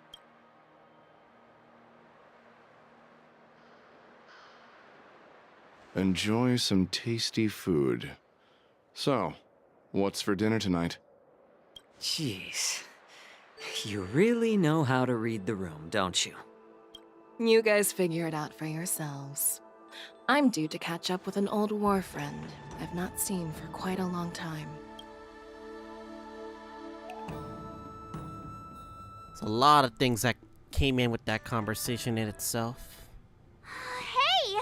Was that the Yaoqing general who just dropped in out of nowhere? Oh, she's so awesome! They're just putting out bombshells of like new characters all at once. And they're literally 5-star units, so... I mean, when Yunli swung that massive sword, she just casually blocked her attack with ease. Mine too. Yeah. But to go up against Yunli is quite impressive, you know? That aura of heroism and grace. It almost makes me want to learn Xianzhou swordplay. You think so too, right? Oh. Oh, no. Does that mean... I agree. General Fei Xiao is indeed impressive. I was talking about Yanqing, actually. Thanks for the kind words, Miss March. The war dance is coming up, and I've been chosen to represent the Cloud Knights in the ceremony. I've had my fair share of defeats lately, and even though I know there are always more skilled swordmasters out there, seeing General Fei Xiao's skills today has made me feel a bit uneasy again. Don't underestimate yourself. After all, generals won't fight in the ring during the war dance. Just remember the state of mind you had when you single-handedly took on me and Blade, putting life and death aside. With that mindset, you can prevail against most challengers. Did you really just brought up the fight? The 2v1 fight? I don't think that's completely fair because, like, you know, it just so happened, you know? I see. Thanks for the advice, Master And Yanqing Danhong. lost horribly. By the way, now that today's events are over, General Jing Yuan wants to invite all of you to the Seat of Divine Foresight. He has something important to discuss. I bet it's about how to deal with the generals from the Yaoqing and the Juming. I really don't want to get caught up in grown-up games so soon. I just hope Generals Fei Xiao and Huaiyan can see the truth. We don't need any more chaos on the Luofu before the war dance.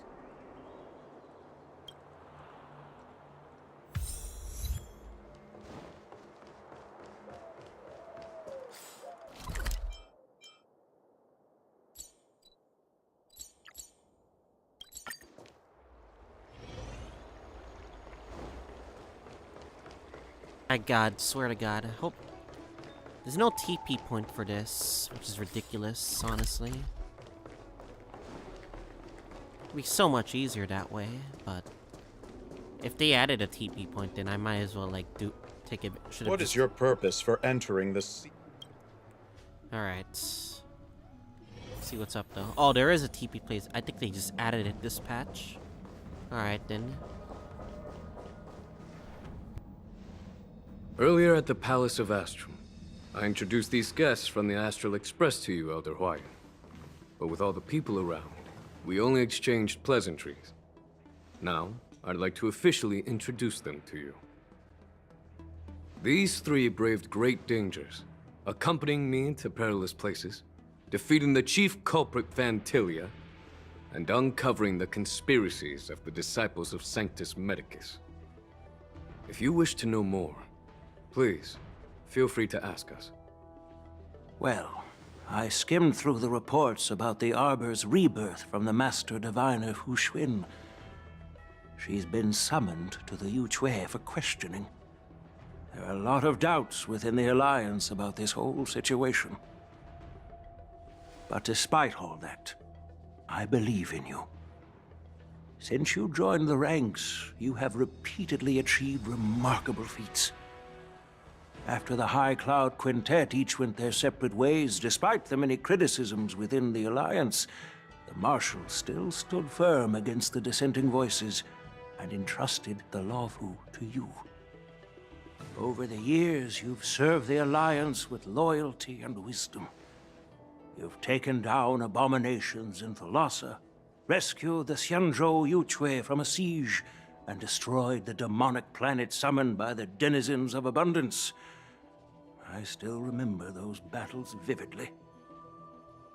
There are fools who doubt your loyalty. They're happy to see the divine foresight fail because it gives them some kind of sick satisfaction. They haven't achieved anything of their own, so they feed off the failures of others. But I've seen enough failures in my time, and I want to believe that your loyalty has never wavered. So, General Fei Xiao of the Yaoqing is the only one investigating the Ambrosial Arbor crisis on behalf of the Alliance? No. I am too. This old man's words always catch me off guard. Say that again. The Marshal ordered me to come to the Xianzhou Luofu, but the document only says, attend the war dance and listen to Fei Xiao's questioning. No need for that. You're all important witnesses. The Marshal is well aware of Jing Yuan's purpose in holding the ceremony, and understands the situation he is facing. She mentioned it because she believes both issues are important. Thanks for your kindness and sincerity, Elder Huaiyan. But is it appropriate to tell everyone here about the Marshal's orders? By introducing the Express's witnesses to me alone, aren't you aiming to discern the intentions behind both my actions and Fei Xiao's? And whether there's any discord between us? Well, since I'm being open and honest with you, I encourage you young folk to do the same. As for the Ambrosial Arbor crisis, all I need to do is listen. General Fei Xiao will be the one asking the questions. To be honest, I'm more concerned about the timely start of the war dance. Oh, by the way, I've prepared a gift for the war dance.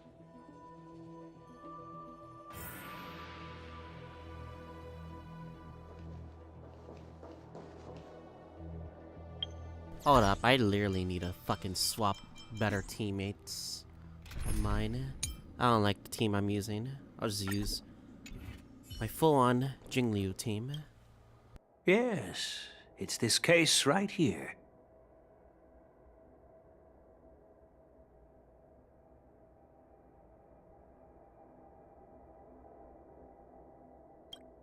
There will be numerous contests and celebrations during the war dance, and the main event will be the Ringmaster's Challenge. The host will dispatch a skilled warrior to take on challengers from all over the cosmos, showcasing the excellent martial arts of the Xianzhou Luofu. When you mentioned that the Astral Express would be attending the ceremony, I thought the High Elder of the Luofu would be the Ringmaster. You humor me, Elder Huayan. The healer lady is just a young lady who knows nothing about martial arts. How can I assign her as the ringmaster? I'm no match to you when it comes to joking. What's this box for? Why don't you open it, General Huayan? This sword case is intended for the War Dance's award. It's empty now, but in a few days, a precious sword will be delivered and stored inside. I don't mean to boast about our skills, but this sword represents the pinnacle of the Zhuming's craftsmanship. It has a legendary history, full of heroic tales from foreign lands, tales that are too detailed to be summarized in just a few words. Since the delegation delivering the sword hasn't arrived yet, I'll just leave the case here for now. I've been wondering who would be worthy of such a sword. And then it hit me. I can award it to the champion of the Ringmaster's Challenge. The ceremony's champion is sure to be a perfect match for the sword. Moreover, I hear that Yanqing is an excellent swordmaster, and that he will be representing the Luofu as the Ringmaster. Does he really So it need that seems sword? like a perfect gift for him. Thank you for your generosity, Elder Huayan. If you want to give me a sword, just say the word, Grandpa. No need to beat around the bush. You've got confidence, my girl, but I don't think you can best. I know you're all about swords, Miss Yunli. It's just a shame God that it's damn the this old sword that man. ultimately chooses its rightful master. Yeah, and even if someone gets their hands on such a precious sword, it'll probably end up in someone else's. The outcome of our duel at the Alchemy Commission is still up in the air. Since you're interested, why don't you represent the Xianzhou Juming and challenge me in the ring? That's exactly what I had in mind. Nobody knows who's gonna come out on top. It could be me, could be someone else. It'll probably be me. But whatever happens, it won't be him. Yeah, these dispute is just childish at this point. Fei Zhao was right. Not to be rude or anything. We've been watching their drama. I'm dying to find out who beats who. Quiet down. We have other guests here. I've prepared this sword to add some excitement to the ceremony, not to have you two squabble. It's not a good look for the Alliance. While you both seem confident that you'll win, you need to remember there can only be one winner and one loser in the ring, which could lead to hard feelings. Actually, I have an idea. We don't know who the winner will be, and it might not be either of you. But if you're eyeing that prize, you'll need to work together. I want you to take on an apprentice who will take part in the war dance and win at least one match. How does that make sense? Can these two coexist? In my humble opinion, while a Cloud Knight is commendable by securing victories, it's even more so to pass on your skills and spread the way of swordplay. I'd be greatly pleased if this apprentice could represent the Express in the war dance by displaying their Cloud Knight flair and prowess. Well, Elder Huayan's idea is quite interesting. Imparting swordplay skills requires teamwork, and both the winner and the loser will learn a valuable lesson regardless of the outcome. The question is, whom should the two of them take as an apprentice? You look at to March. Huh? Who? Wait, me? Well, Dawnhung already has 2 different forms. Trailblaze has like 3 because of the fact that, you know. I noticed just now that Miss March seemed quite interested in the outcome of your sword fight. So I thought, why not teach her the art of swordplay? Might as well let her transform, you know? Oh, wait. Are you serious, General? It's her time to shine, you know? Why am I being dragged into this all of a sudden? I've never practiced swordplay before. I'm a total newbie. You really think I can learn it? Well, you'll probably realize I have no hope and give up on me. And that'd be so embarrassing. And the confidence levels just went down. Isn't this a perfect chance for you? I remember you mentioning that you wanted to learn some sword moves. Yeah, I did say that. But this is all happening so quickly, don't you think? Miss March is like a piece of jade in the rough, just waiting to be shaped. The war dance is the perfect opportunity to see what heights she can reach. I appreciate your kind words, General YN. But won't teaching me swordplay be a waste of Yanqing and Yunli's time? They should be preparing for the ceremony. Plus, I heard that each swordmaster has their own special moves. What if they let something slip while teaching me? If everyone knows each other's tactics, won't that make it hard to catch people off guard during the war dance? That's considerate of you, March 7th. But don't worry. It'll take you at least a decade of hard training before you can even start learning special moves. 1 decade? Oh, No nah. need to freak out. A few Juming swordplay tricks will mean you'll be more than equipped. Really? Looks like March's curiosity has been piqued. The whole point is to know each other's moves. Defeating your opponent in just 1 move? How boring would that be?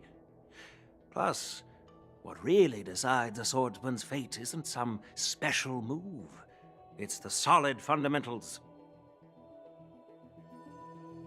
So Miss Yunli has already agreed. What do you say, Yanqing? General, I haven't graduated yet. How can I be qualified to teach swordplay to others? So you're admitting your defeat, huh? If you're not even confident to teach, why don't you let me be the ringmaster instead? Yanqing, teaching an apprentice is also a way of honing your own skills and gaining insights. You've been an apprentice for years. It's about time you looked at swordplay from another perspective. I see, General. Then count me in. Now that Yanqing has agreed too, it all comes down to Miss March giving her nod. It's up to you to make the final decision, March. Well, At least that way, I won't have to worry about you accidentally shooting me in the butt all the time. damn. Hey, I've never missed my target. Then I'm on board. Thank you for your kindness, General YN. Great! Starting tomorrow, Yanqing and Yunli will teach you the basics of the Cloud Knight's swordplay. Yunli and I will head out and purchase some sword practice equipment for Miss March. Think of it as a little initiation gift. It's time for the new outfit too. You're too kind. Wait, you're giving me a gift? Shouldn't it be the other way around?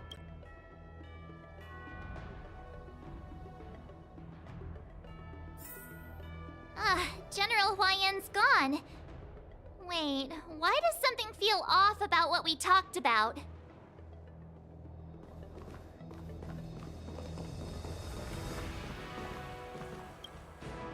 I think we strayed off topic. How did things even get to this point? Yeah, I brought you here because the General said he had some important matters to discuss. But how in the world did Yunli and I suddenly become Miss March's swordplay mentors? But those two, can they coexist? Because General Huaiyan wants us to stick around on the Luofu for some time. But from his point of view, we're no different from all the other tourists who may leave at any time. Since the crew's actions were mentioned in the Luofu's operations log were given to the Alliance, he probably wants to see firsthand if we're as capable as the report claims, or if we're just some made-up excuse to save face. And he wants to see it for himself during the war dance, which is why he even dragged Yunli into this. What began as a simple contest between two sword masters has now evolved into you two collaborating to mentor March. Elder Huaiyan is still that tricky general who likes to give everyone a headache. My apologies. Truth be told, I invited all of you to the ceremony because I wished for you to act as my witnesses. Now I apologize for not disclosing this information earlier. In the coming weeks, I'll also invite all of you to a meeting with General Fei Xiao, where you may need to answer her questions and clear up any doubts she might have. So please, be prepared for the meeting. Don't worry, General. No matter what happens, I'm prepared to stay here as the Express's witness and answer any questions. Thank you, everyone. General, I know there isn't much I can do to share your burden, but... As the Luofu Ringmaster, I won't let anyone defeat me in the war dance.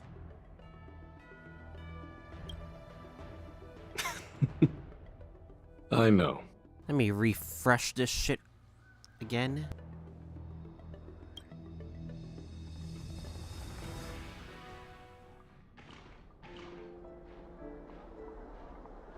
The illustrious Merlin's claw waiting for Kong. me. And for so long, too. Forgot it's quite about an her. honor. She's It's been a while, General Fei Xiao. She's been a forgettable character for a while, but okay. It's been 30 years since we last saw each other. Right, Yukong? Yes. Back then, you were the vanguard of the Yao Qing's Verdant Knights, and I was a pilot of the Luofu's Rainbow Orbit Fleet.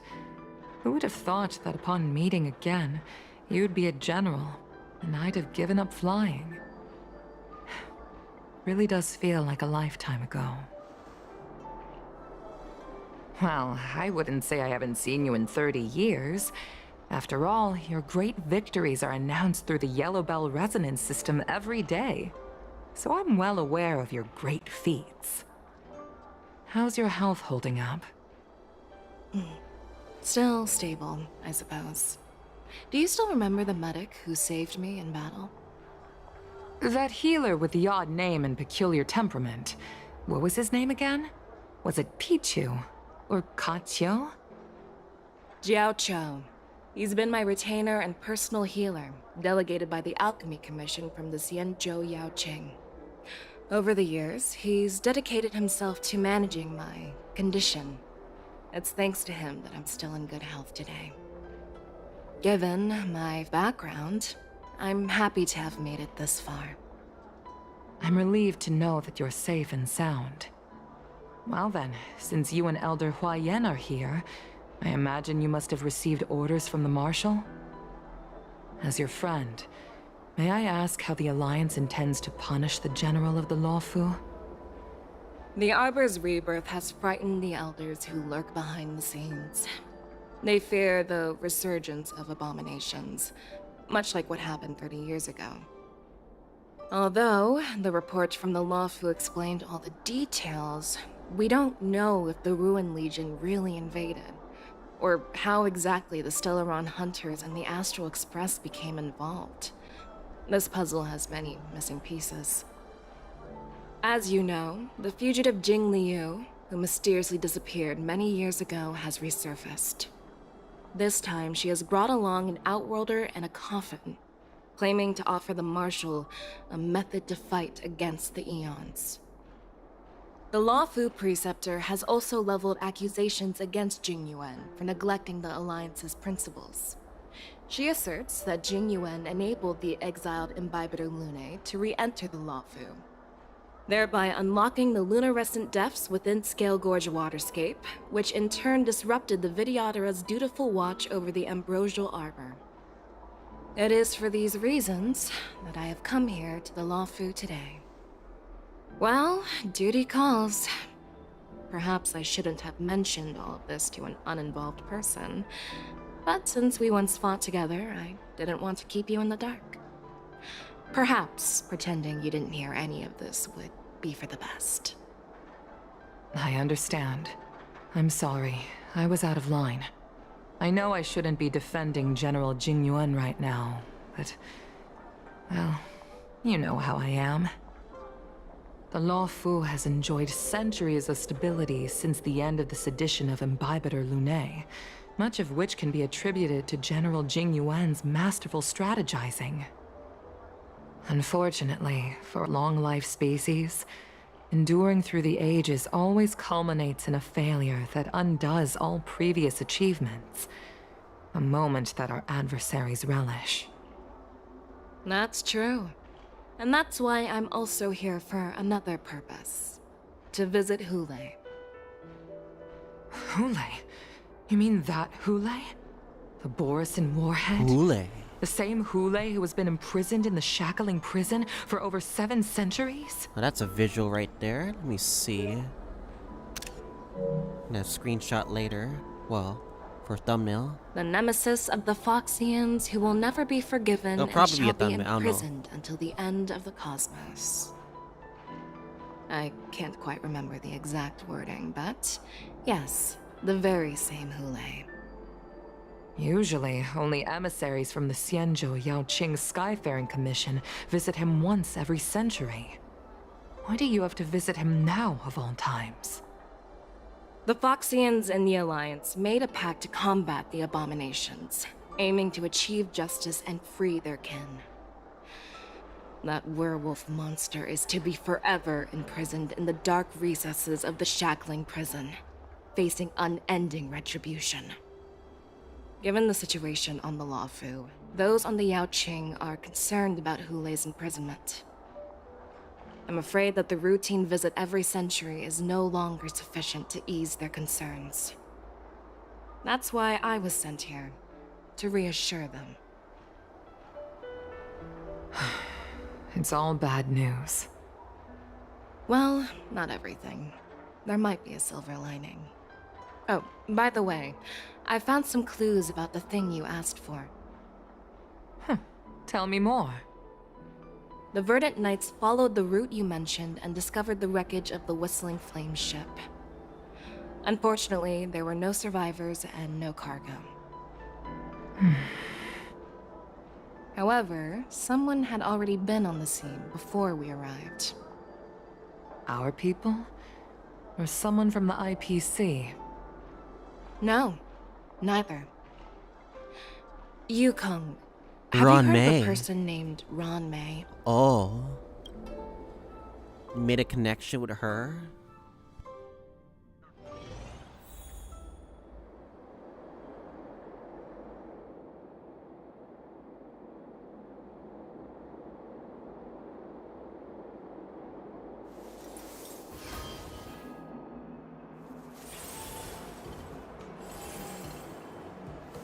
I'm betting this part is gonna take a while. I'm still feeling sleepy. Did I oversleep? Where did March and Don Hung go? Alright.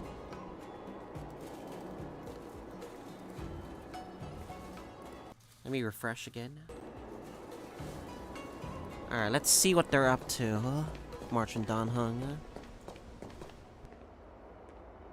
There you are.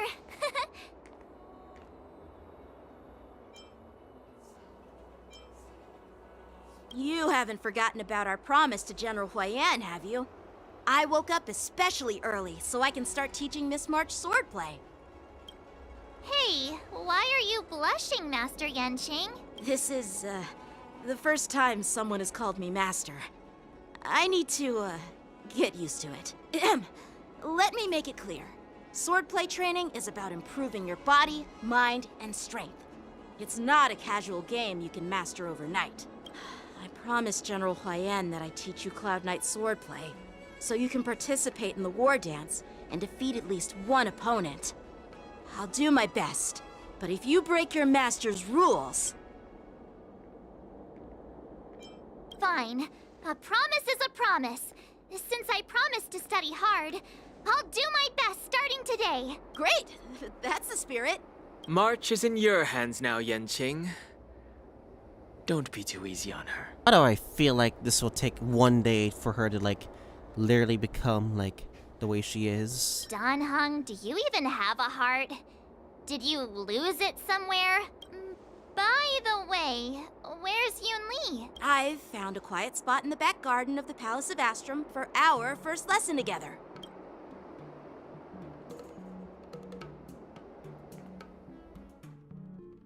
March 7th POV, I guess is the March 7th. Seriously? It's the first day, and you two are already late? Why is everyone on the Luofu so laid back? So disappointing. Dang. Master Yunli, you're already here. Sorry for keeping you waiting.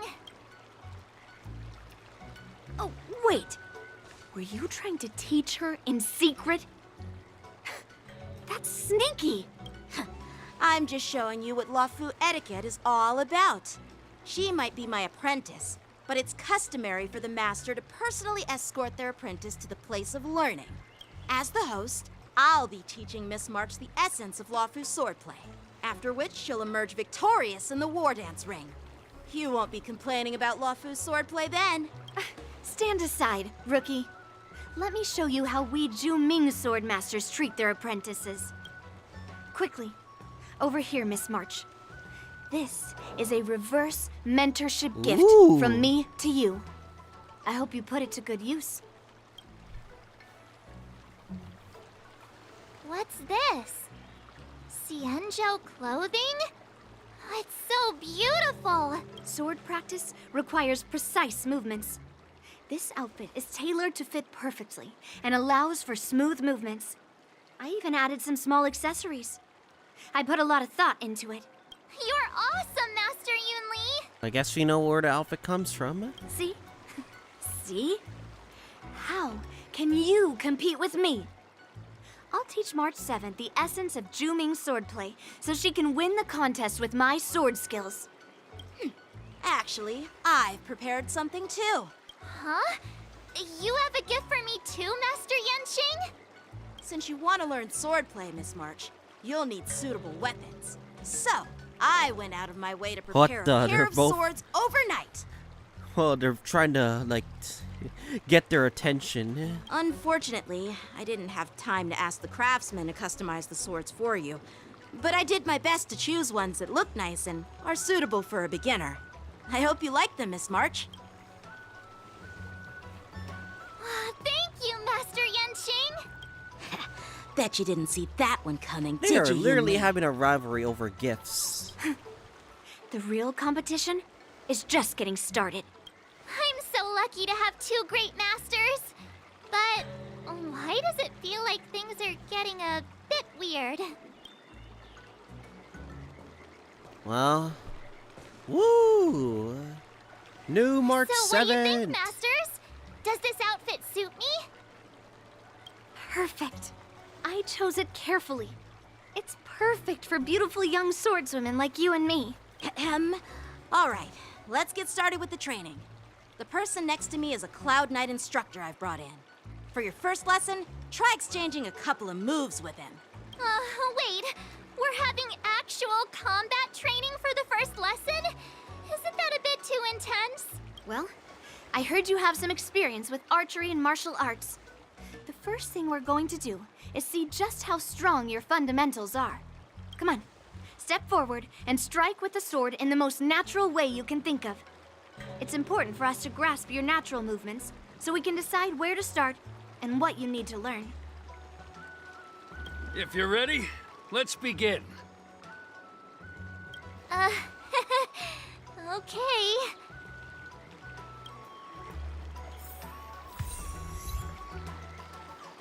Wow. Kawaii though.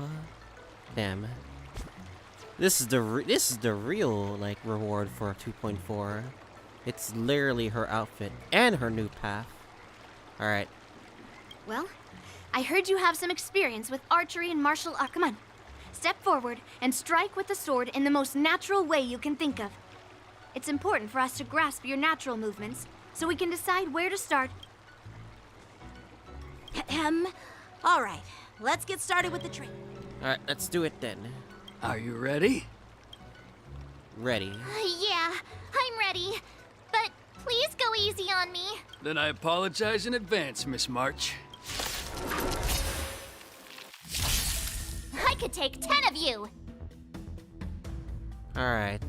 Use your skill first. Ask Yangqing to use skill. Please have some tea. Pay close attention, Miss March. I'm gonna literally swordplay is all switch about it. being swift and agile in your movements. Strike with heart.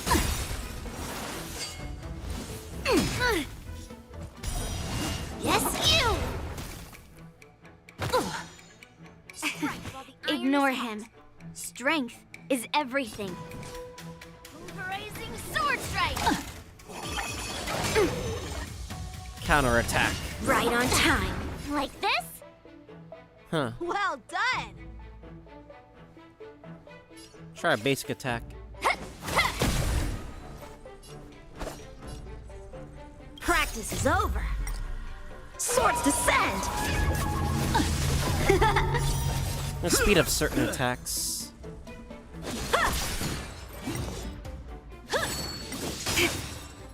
Yes, you. I'm starting to get the hang of it. Blade in flight. That's how a true master does it. Oh? Let me try this on here. With a true heart and focused mind, here I come. Oh, I should have used it. Yes, you.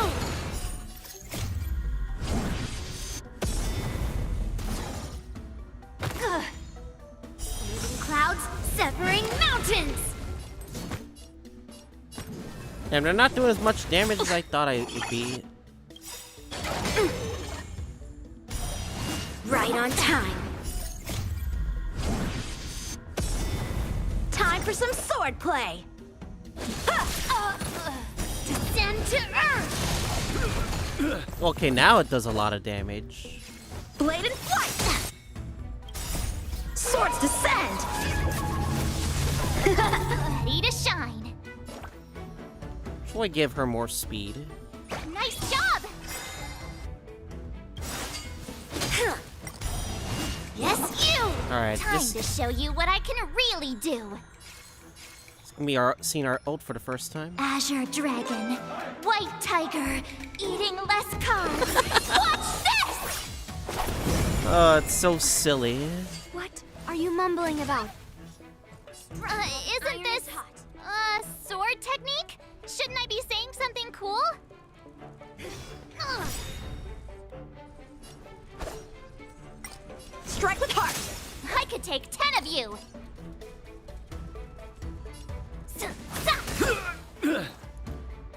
I'm curious about the ultimate. Does it just give stacks? Right on time. Time for sword play. Blade in flight. Oh, I get it. Oh, that advances forward her. Okay, I gotta get used to that. All right, check out this move.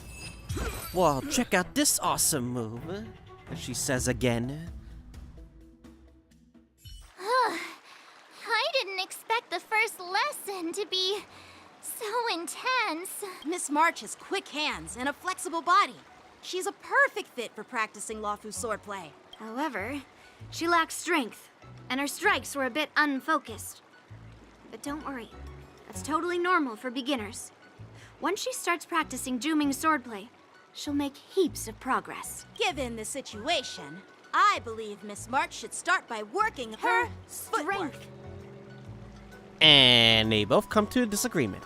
Seriously, do you actually know anything about swordplay, or what? I could ask you the same thing. Dual swords require agility. So what's more important than footwork? Instead of focusing on her strengths, we should address her weaknesses.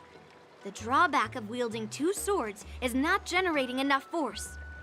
What good is being quick on your feet if you don't have strength? It's not like we're dancing here. Skilled sword masters know how to play to their strengths and work on their weaknesses. Start with what you're good at, then tackle your weaknesses. That's the right way to learn. You're quite the theorist, huh? Theorist? You claim to be able to talk to swords. So what does that make you? A lunatic? Damn. Hey, it's only my first lesson, and you're already arguing. Come on, calm down, masters. I'll have to improve both my footwork and strength anyway, so it doesn't matter which one comes first. But it does matter. Just listen to me, March 7th. Christ, they're in sync together. VA's doing an impressive job, to be honest, so. Aww. It's the feeling of, like, in the words of, can these two coexist? No, they probably cannot. Tread on a brand new path for the hunt for March 7th. Let's go. New path is unlocked for the hunt. Switch paths. When the same character switch to a different path, light cones relics depending on each path, just like the Trailblazer. Hell yeah. And yeah, speaking of stuff, I do have like stuff that's already ready for her. Bit of off screen. Oh, they changed the UI of this. That's okay, that's cool. It's a lot more bigger and not convoluted. But yeah, I have a setup built just for her.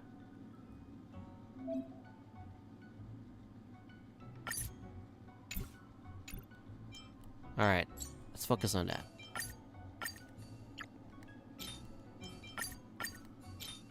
They're on Yukong right now, so I might as well.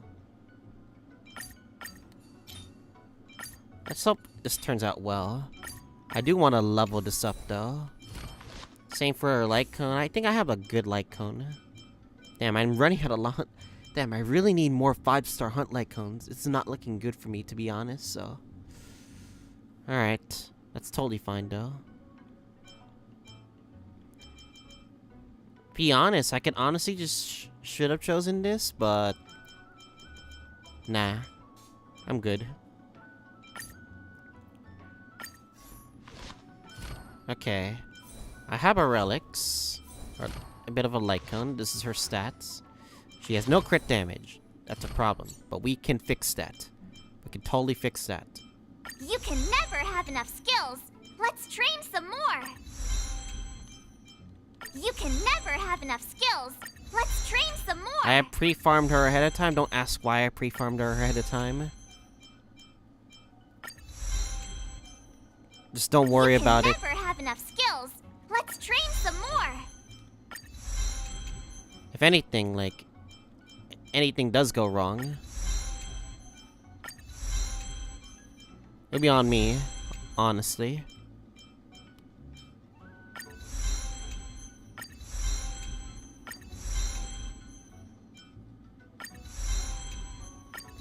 Let's get the mini skills out of the way. Oh no, I don't have enough? Fuck. Fuck, I have to make some more. Alright, fuck it, just make me 100 of these things, whatever, I don't care. Damn, I should have just done this off screen.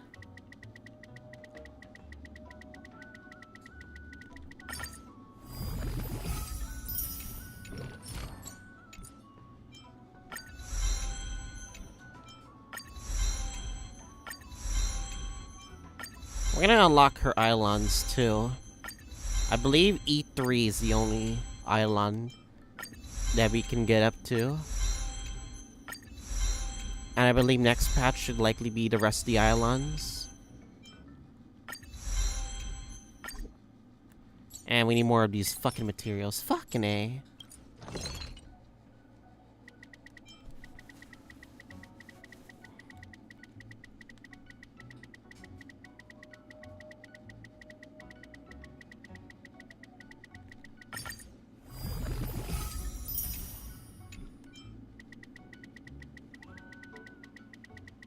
I don't know how much we'll need, but I'm gonna get like at least 50 of these things.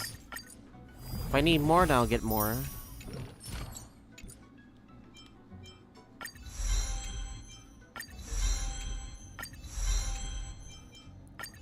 I mean, I'll be maxing it around anyway, so... I'll keep it at level 9.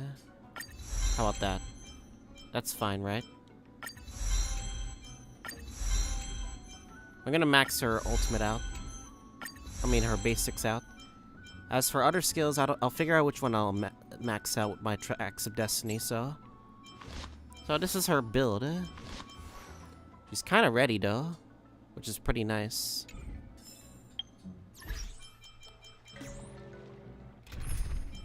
Does mean I'm gonna have to swap certain things, though.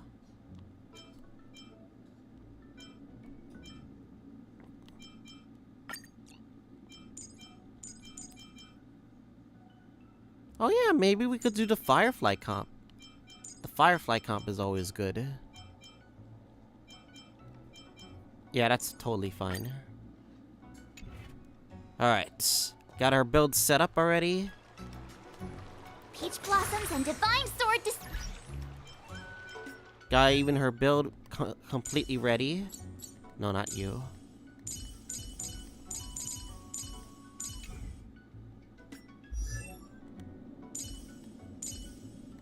What the? My March 7 bugged? God dang it. It's bugged, Keck. Keck W.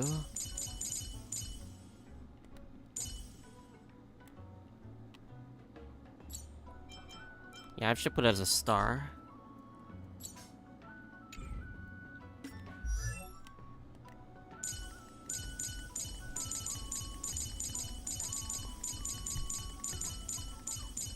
I know we're using Story March, but we already have our build ready.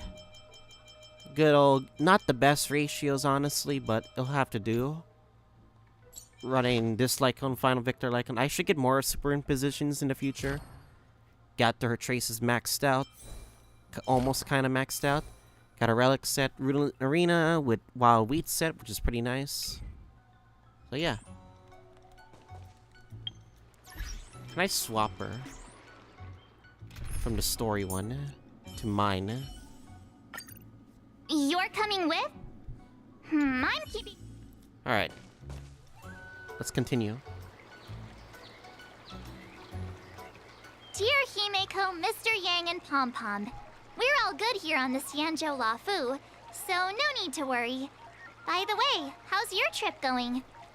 That is a screenshot wordy right there.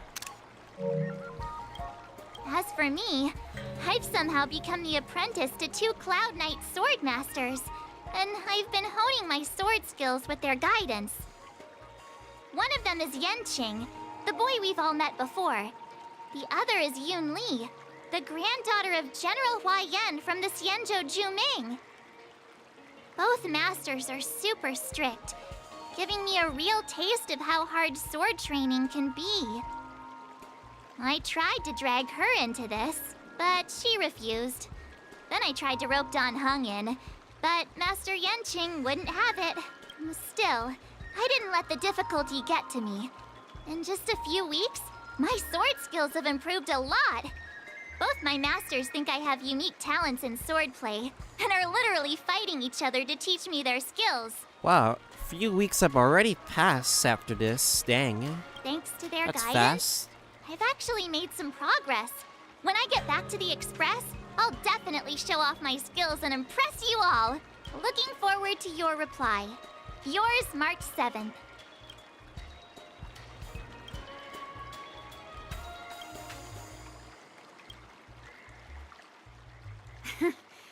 Well done. Let's call it a day.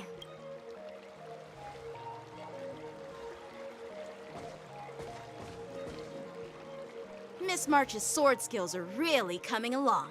She'll hold her own just fine in the war dance. Perhaps I might have a shot at beating both masters in the ring?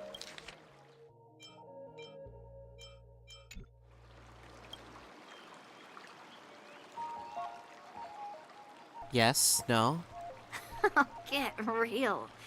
You've only been practicing for a short while. How could that possibly happen?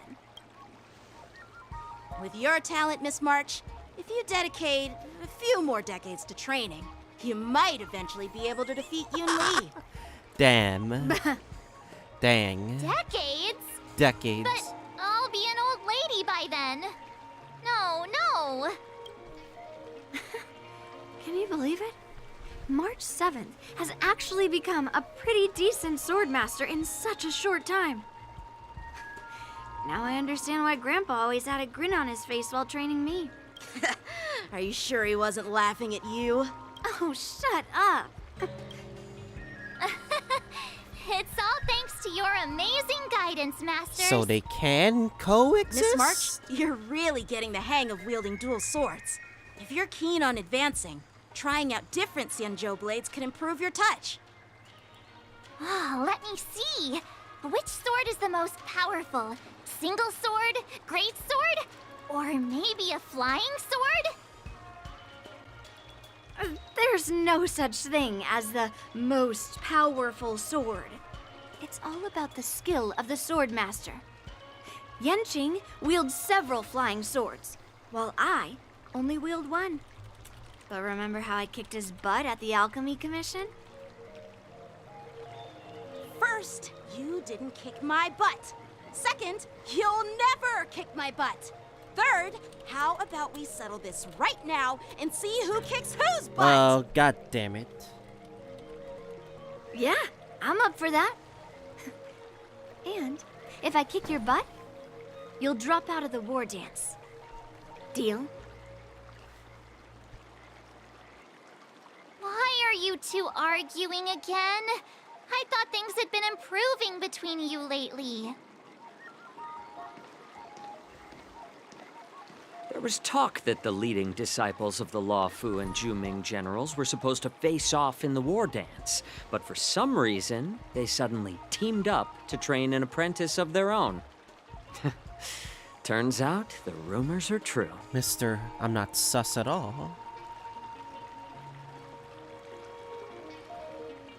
Tomorrow is the big day of the war dance.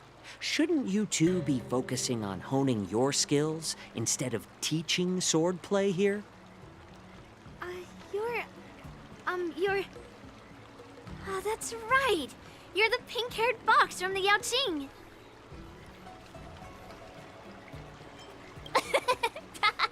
Oh, yeah, since this is March 7th, we What can are do you funny laughing answers at? from March. You've got pink hair too. I'm Xiaoqiu, the healer working for the general of the Xianzhou Yaoqing. Ah, got it. So, you're the participant attending the war dance on behalf of the Yaoqing. And you were trying to sneak a peek at our training? Sorry for the misunderstanding. I don't know anything about martial arts.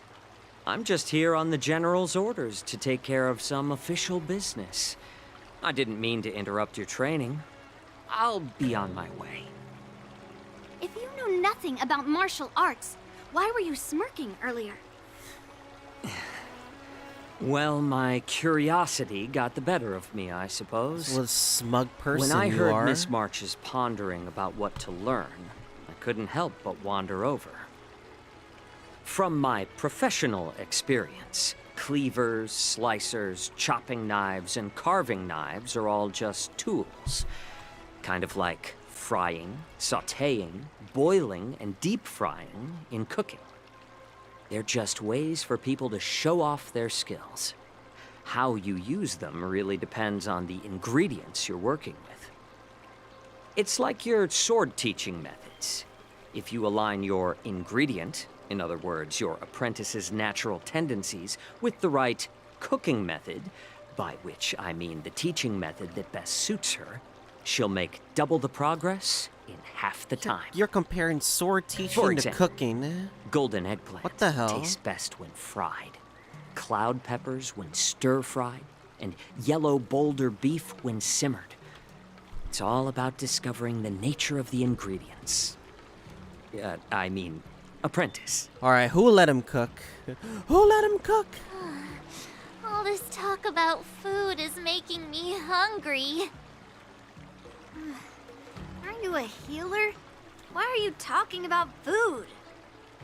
Well, it's just a metaphor.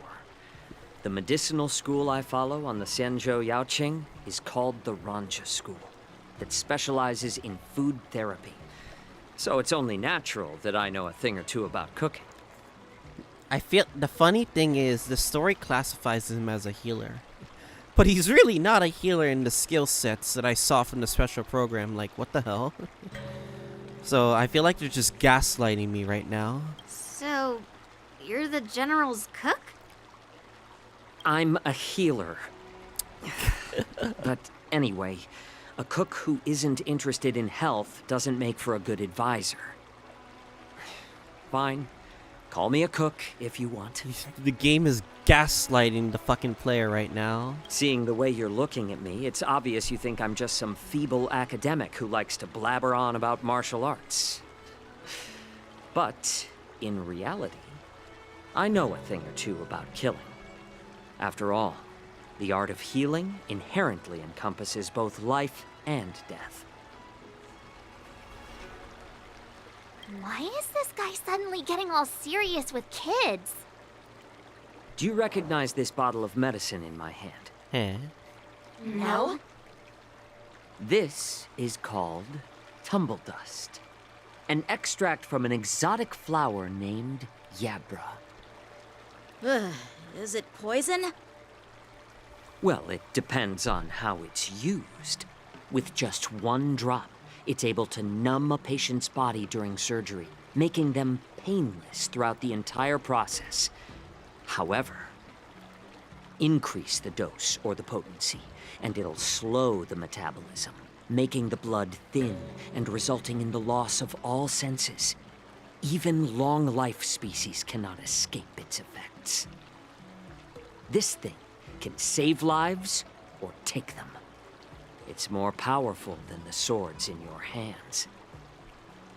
That may be so, but still, I prefer settling things with a sword than, you know. Huh. Looks like I did get you all wrong. You're not a feeble scholar, but a sinister and despicable one. Sasuke. Hey, why the insults And all of a rude. sudden? I'm just sharing some medical knowledge here, not persuading you to poison anyone. Seems like you get real excited when talking about poison. I can't tell if that's an honorable thing or sinister. Picture this. 2 individuals. The one standing is full of malice. The other lying down is honorable and righteous. How can the one who's lying down label the one standing as sinister? In the throes of combat, where life and death hinge on a singular moment, every idea fades into nothingness. The only thing that matters is staying alive. Surviving the battlefield reshapes all notions of worth, be it integrity or treachery. In my eyes, their significance is negligible. Perhaps you've underestimated Yunli and me, Mr. Jiaoqiu. We may be young, but we've seen our fair share of war. Well, then you should know that the war dance is nothing more than a contest. So why are you so focused on it?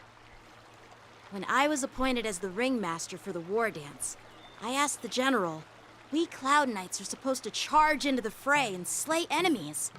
Why do we have to swing swords in a ring just to please an audience? And this is how the general replied.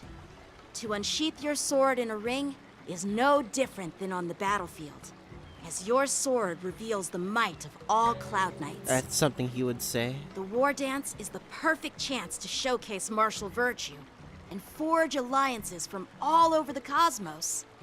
When we unsheath the sword without drawing blood, we not only display our might, but also the martial virtue of the Cloud Knights. That's quite an insightful statement, Yanqing.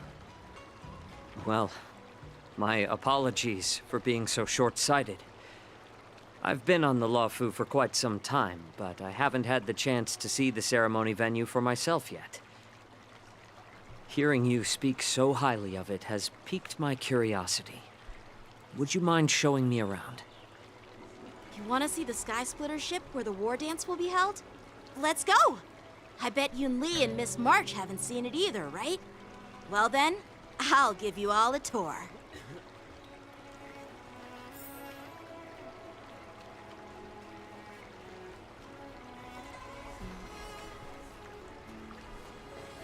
What do they have to say? Can you believe it?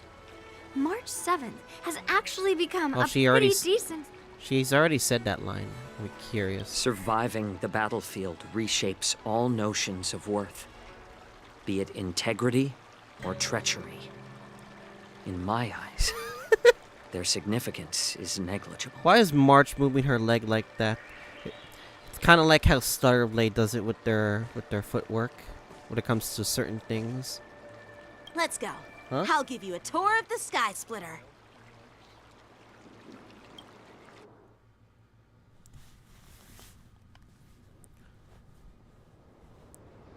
I'm curious when we'll get started on getting her islands. We'll see, Looks though. like a lot of other visitors have also come to catch a glimpse of the Sky Splitter.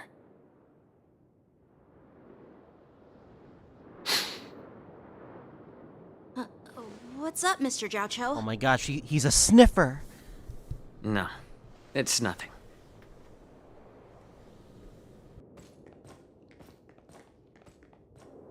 Do you see that airship in the distance? That's the Sky Splitter, the venue for the war dance ceremony. It doesn't look all that impressive from this distance. The Sky Splitter is actually a decommissioned Luofu military vessel. People aren't allowed on board until the war dance officially commences. Tomorrow, when the bell rings and the ceremonial cannons roar, I'll be there representing the Cloud Knights of the Xianzhou Luofu, standing in the ring, ready to take on challengers from all over the cosmos. Since I was a kid, I've been training in swordplay and the art of war under the general. Every day, I'd swing my sword 10,000 times, and then thrust it 10,000 times, repeating the process over and over. I understand that I'm not like other kids. I never envied the toys and freedom they all had. I never found sword practice boring or hard. Even in the thick of battle, facing down savage abominations, I never felt scared. Each day, I could feel myself getting stronger and stronger, and I racked up countless victories. It's the best feeling in the world. But then, I faced a really tough opponent. And just one slash shattered my confidence into 1,000 pieces. That's when I felt true fear for the first time. Maybe that's what Mr. Xianzhou meant by life and death hinge on a singular moment. Every idea fades into nothingness. I think this may be talking about Jingliu, probably. After that, I had to pick up the pieces and try to put myself back together. But no matter how hard I tried, I couldn't seem to find my old happy self again. I often ask myself, why do I wield my sword? If defeat is inevitable, why do I continue to fight? Is it to reclaim the joy of victory? To meet the General's expectations? Or to secure my honor among the Cloud Knights? While the General could teach me the art of swordplay, he couldn't teach me why I should keep on going. He said the reason must come from within myself. I've been struggling to find that reason. But after talking with you, Mr. Xianzhou, I think I already have that reason in mind. As a member of the Cloud Knights and the General's apprentice, I've had a weight on my shoulders. And I know there's still more to shoulder. But when I wield my sword, it feels like I'm letting go of everything. I love the feeling of giving it my all, facing any obstacle in front of me, pressing forward. Yeah, you could really tell this has been weighing him down for a while. That's why I wield my sword. Oh, Yanqing. So young, yet so grown up. By the way, how old are you exactly? Age doesn't really matter. All sword masters will understand how I feel. I get it. Looks like all the kids on the Luofu live tough lives. So, how about you, Miss Yunli? It's not polite to ask a girl her age, no matter which Xianzhou ship you're on. I'm not asking your age. I'm asking if you have a dream like Yanqing has. You don't talk like a cook. You sound more like a TV host or something. Need I repeat myself again? I'm a healer. You are a terrible liar, Xiaochu. Well, I don't have a dream like Yanqing does. The only reason I'm participating in the Ringmaster's Challenge is because I made a promise to my grandfather that I'd win the precious sword he's contributed to the war dance. Sounds like that mind of yours is just filled with swords. I bet you've got nothing better on your mind. My father was a craftsman on the Xianzhou Juming. Because of his foolishness, many innocent people fell victim to the cursed swords he forged. Since I was a kid, it's been clear to me that not everyone deserves to have a weapon in their hands. Giving them a sword is no different than being cruel to the innocent. So, whenever I come across someone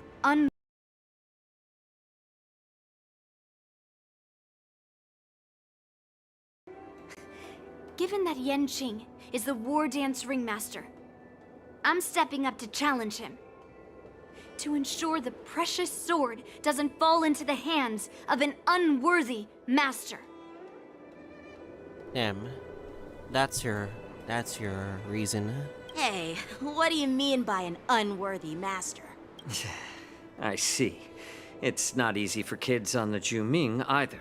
Well, it's better to have a reason for wielding a sword than to be lost and confused.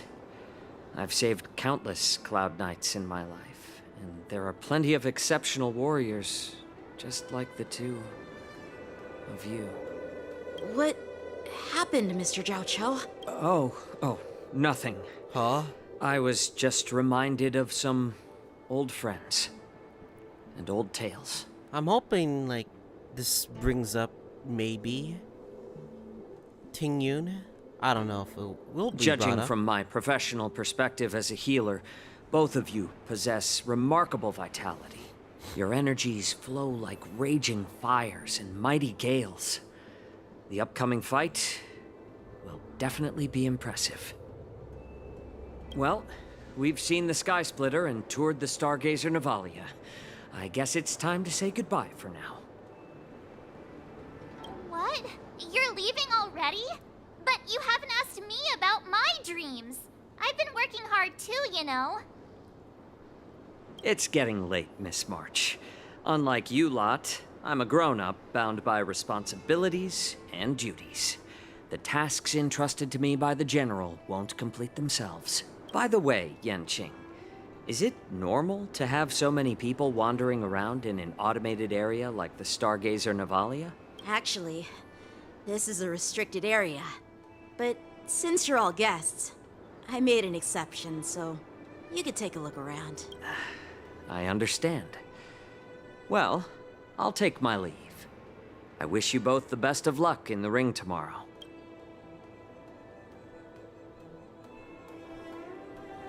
Damn. It's about as long as 2.3's story. Seriously? I just spent so much time thinking about my dream. We're already he past didn't that, even though. ask me. Now that we're done with our tour of the Sky Splitter, shall we continue with our training? Why don't we take a day off? What? You want to secretly practice swordplay by yourself? Dream on.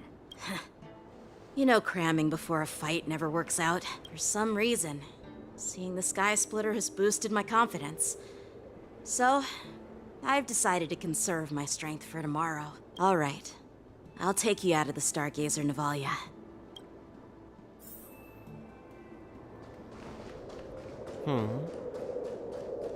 Still got a map to go through. Just gotta be careful though, no?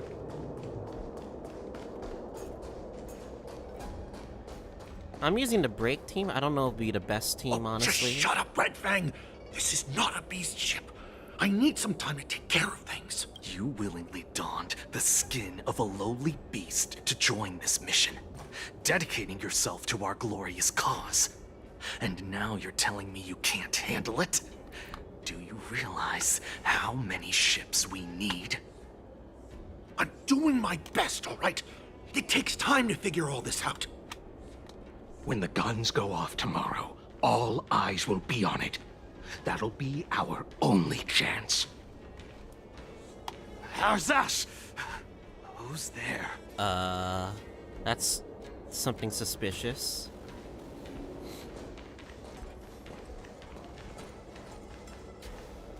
Who are you guys?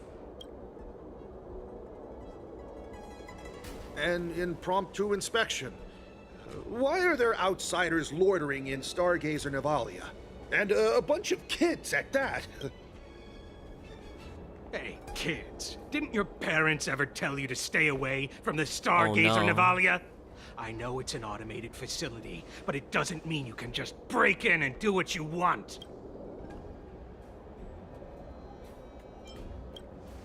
First of all, I'm an adult. Second, I didn't just break in. Yeah, we flew here on a starskiff. Like, whoosh! What? What was that? Well, I'm not trying to tell you off, but this place is off limits to the public, you know? That's sus. Big sis, let's go. I want to play in Everhunt Plains. Huh? Everhunt Plains? Yeah, sure. Big Sis will take you there. Shuha! You should have let me. Shh, the overhaul is done, and everything looks good. We should leave. What is the Skyfaring Commission even doing?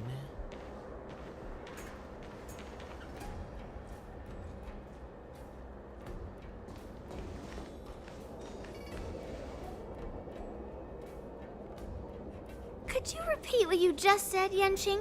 What did I say? Big sis, let's go. I want to play in Everhunt Plains. Come on.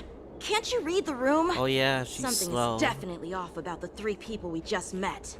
She doesn't get sarcasm. Yeah, anyone could see that. I just wanted to hear you say it again. Son of a bitch. That pink-haired fox tried to say something. I'm pretty sure he sensed something fishy. Since he's not familiar with this place, he just dropped us a hint. But you didn't seem to be paying attention at all. I knew that from the beginning. They said they were doing an overhaul, but it looked like they had no idea how to operate the Starskiff production line, right?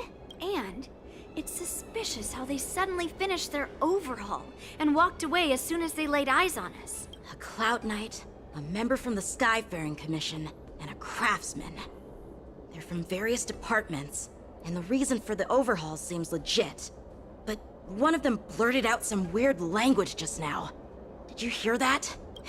I have a feeling that if we secretly tail them, we'll definitely catch these guys in the act. Alright, can we start then? Follow my lead, and be careful not to blow our cover.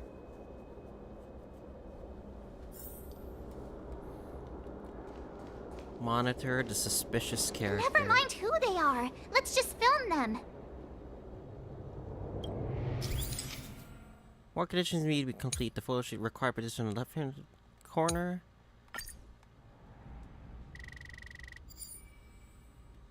I bet this is gonna be one of the quests. A future, like, We should have just quests. killed those lowly beasts. Those little brats won't take up much space. There are boxes all over this place.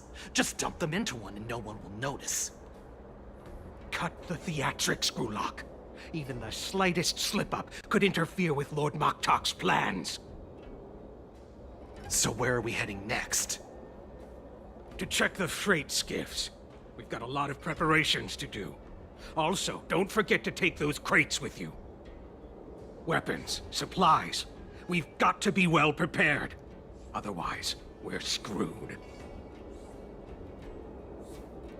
So, are they smugglers?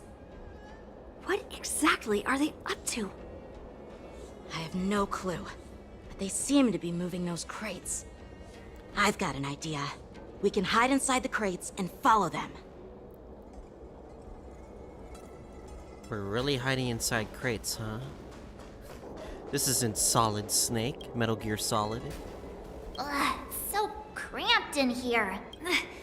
I can hardly breathe. Just hang in there.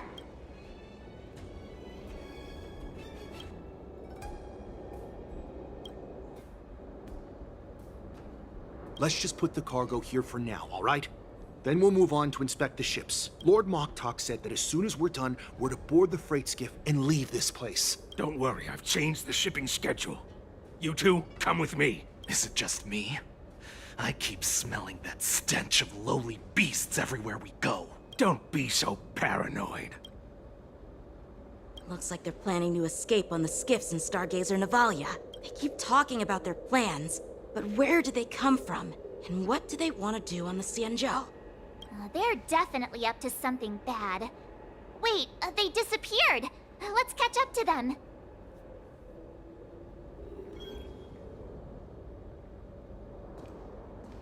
Tread softly, breathe quietly, and make sure to keep an eye on them. Hide out of sight as soon as there's any sign of activity.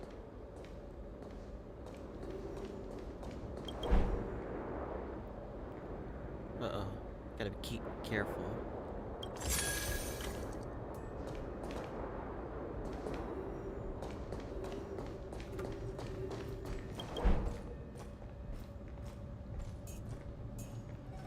Surely that's not sus at all.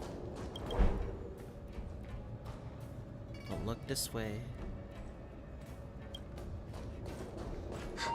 Did he spot us? Quickly, hide! Say, God, fucking stealth is not my forte, but... Don't be so paranoid.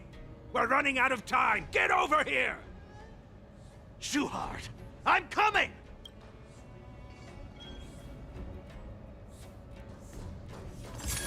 They're leaving. We should catch up to them. Quickly!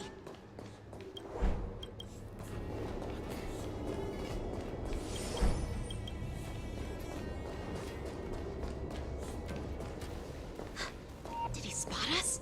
Quickly, hide! No.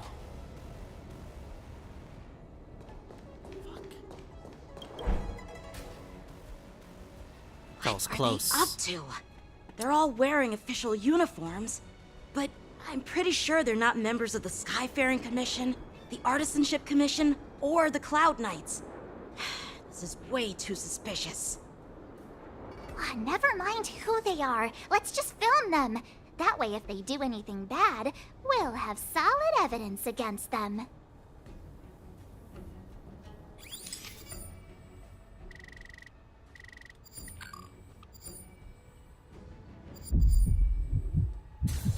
Oh! That's all the conditions Look met. at this. A freight star skiff with enough room to fit at least 20 of my men. I'll let the others know and have them prepare more star skiffs. Once we're past the checkpoint, there will be beast ships waiting for us. Lord Moktok is ready. The revival of our ancient bloodline all hinges on this operation. Man, this guy has a scruffy voice. Aggressive, What did he too. just say? Beast ships?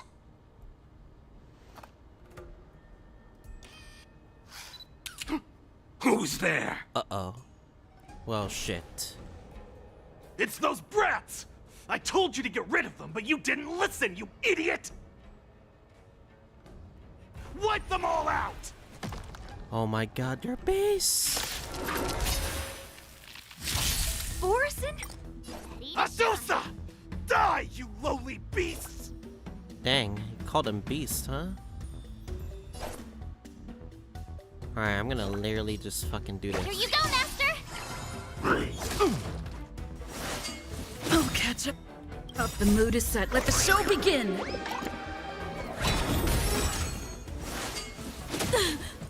Stay away!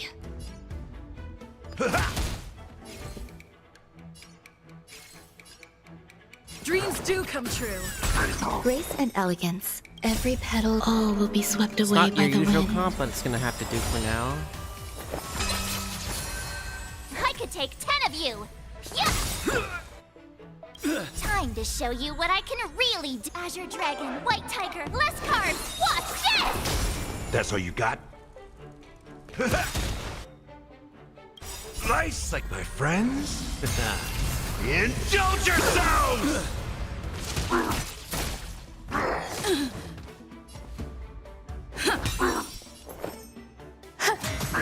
Step up, let's see ya! Damn, we Ready can't to shine. hit this guy. Oh, I get it! Shing! Shing. Dang. How is this possible? How did these Foxians change their appearances like that? They're not Foxians at all. Borison. They revealed their true form. They're Borison, just like the bandits I defeated on the IPC ship. Wait, that means... Well, how did the Borison manage to infiltrate the Xianzhou? As Foxians. It's not just a simple disguise of wearing our clothing and shaving their whiskers. They're somehow able to alter their appearance to be indistinguishable from Foxians. They even have official IDs for the Skyfaring Commission, the Artisanship Commission, and even the Cloud Knights? Let me check this fake Cloud Knight's tag. Maybe it'll give us some clues. Lujun, an officer of the Patrol Defense Squad? Wait! What's the matter? I encountered a patrol officer named Lujun before. Lujun. It was a few weeks ago when we Oh, were no. transporting the Borison prisoners. It's the sus guy with Bryce Papenbrook They can voice. forge official identities and move around the Xianzhou without raising knew it. suspicion. Oh no, this is bad. Even worse. If you find one cockroach on the Express, it usually means... Traitors. There are more Borison hiding on the Xianzhou. I bet their plan is much bigger than just stealing information. We've got to report this to the Seat of Divine Foresight.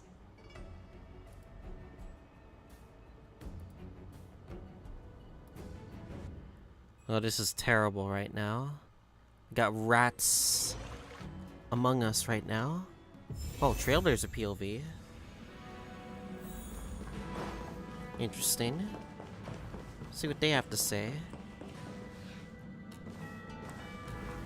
Fei Zhao, too. I am glad to finally meet you in person, guests from the Astral Express. I'm Fei Xiao, the general of the Xianzhou Yao Cheng. Let me introduce our guest to you. The one dressed in green. He's the reincarnation of Imbibitor Lune, and the person behind him is the newest member of the crew. I've heard a lot about you. Outside the reports from the Luofu, the Skyfaring Commission of the Yaoxing has also gathered plenty of information about both of you. I've been eager to meet you face to face for reasons that I'm sure General Jing Yuan has explained, right?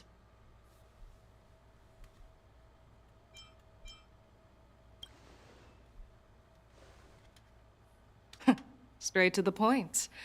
I like it. According to General Jing Yuan's report, the Ruin Legion is to blame for the Ambrosial Arbor crisis, and all Arbiter Generals should pay attention to the Ruin Author's movements. Over the years, the Destruction's minions have wreaked havoc on countless worlds, and the Alliance has been keeping an eye on them, but no one expected them to join hands with the remnants of the Abundance. The damage caused by the Ambrosial Arbor crisis was far less severe than expected, which is good news for us. However, it was quite different from the Ruin Legion's usual style of destroying life wherever they go.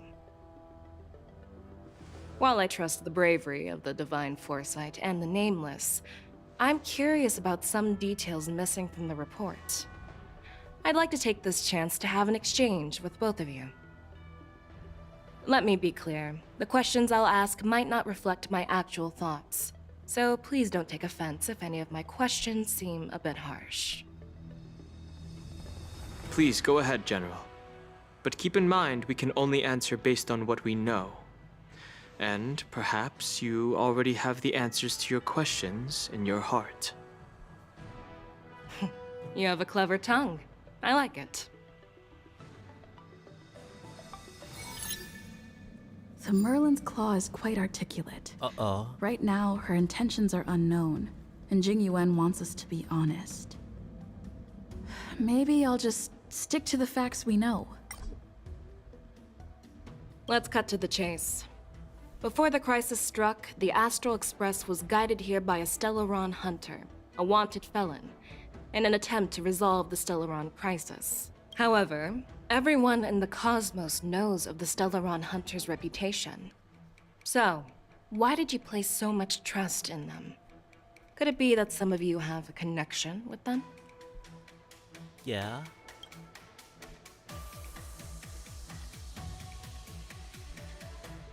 Elio's prophecy, we are the good guys.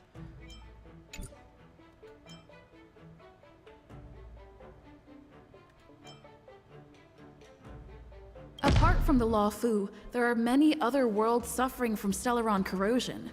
For example, Eurilo 6, the world that the Express stopped at before reaching the Luofu, was one of them. To the Express, Stellarons act as roadblocks on the Silver Rail and pose risks to the warping process. And that's why dealing with Stellaron issues is part of the duty of the Nameless. Ah, I've heard about those problems caused by Stellarons. The Express connects various worlds, so it makes sense for you to take care of this. The cosmos is a mess, and the Trailblazers are just doing their best to fix it.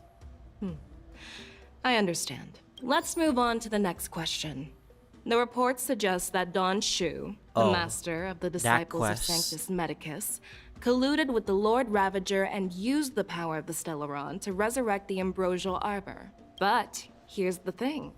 Don Shu was just a chief alchemist. Even if she colluded with our enemies and summoned the Stellaron, how did she manage to bypass the Videodora guards around the Ambrosial Arbor?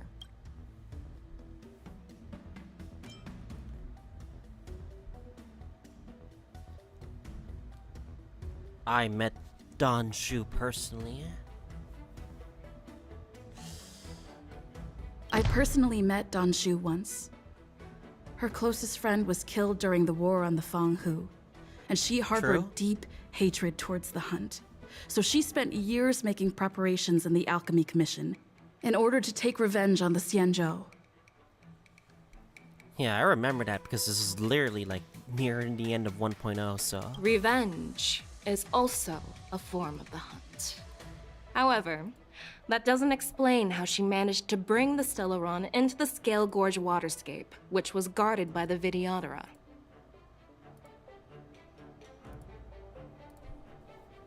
Well, you should ask Don Shu herself for the answer. Unfortunately, Don Shu is dead, and even her corpse has crumbled into ash. That's one less clue we can pursue. According to the report, Lord Ravager Fantilia is the mastermind behind the entire conspiracy. She disguised herself as an ambassador of the Skyfaring Commission and traveled with you, only to vanish without a trace later on. It seems too convenient to label her as a scapegoat.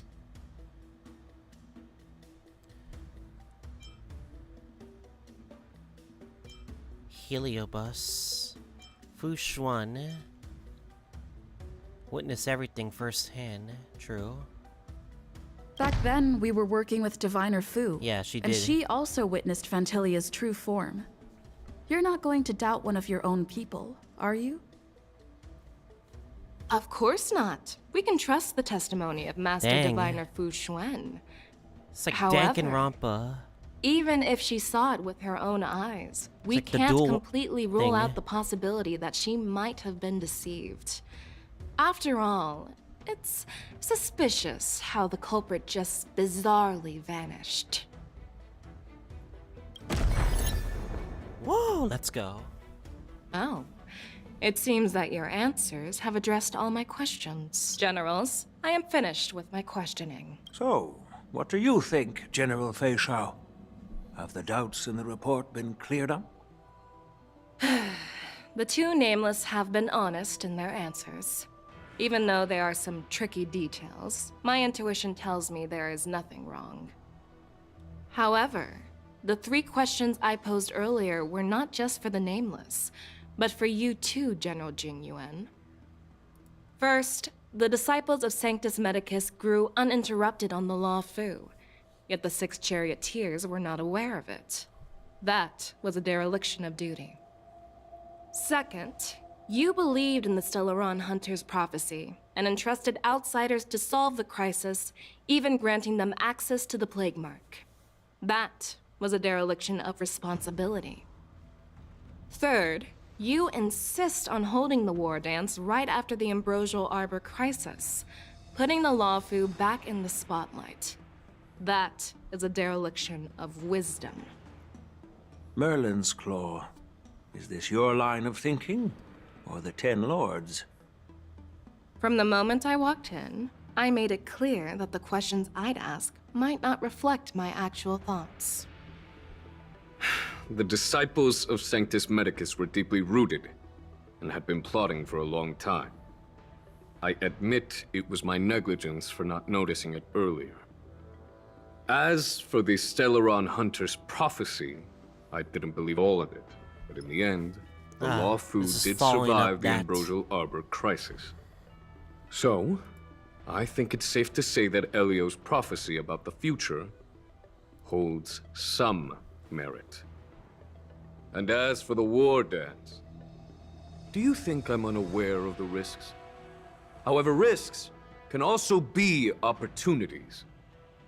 The Law Fu has lain low for too long.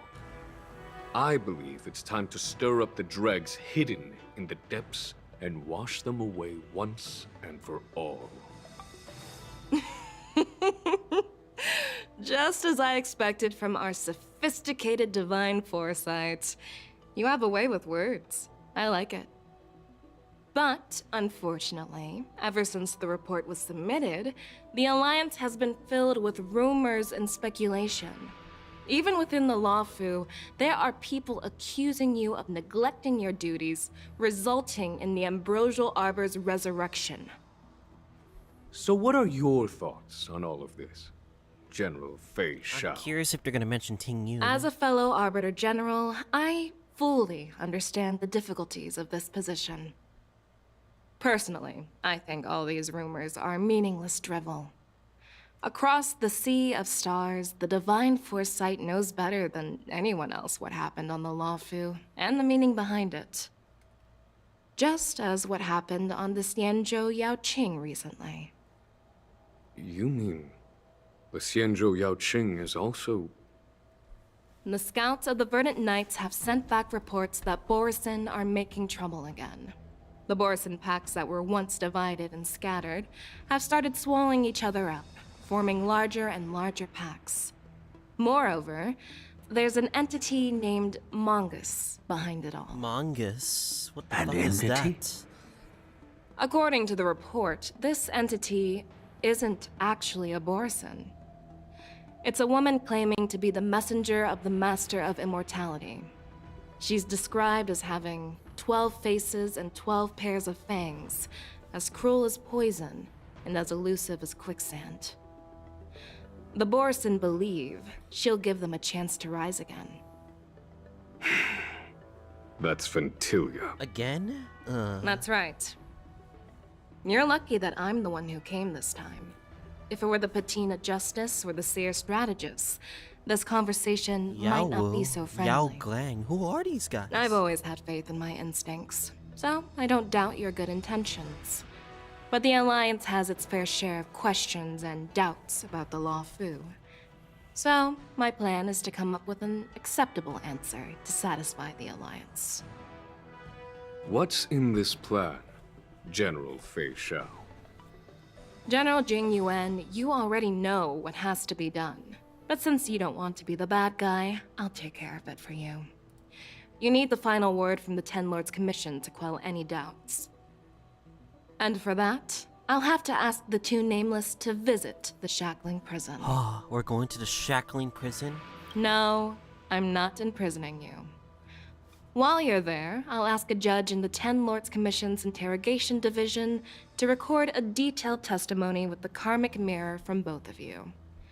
We'll fill in the gaps that weren't covered in the report and silence any protests within the Alliance. I'm okay with that. Worried that I might go back on my word and keep you in the Shackling Prison? Relax. If I wanted to do that, you'd already be behind bars. Once you're done with your testimony, you're free to come and go as you please. Then, as the Merlin's Claw requests...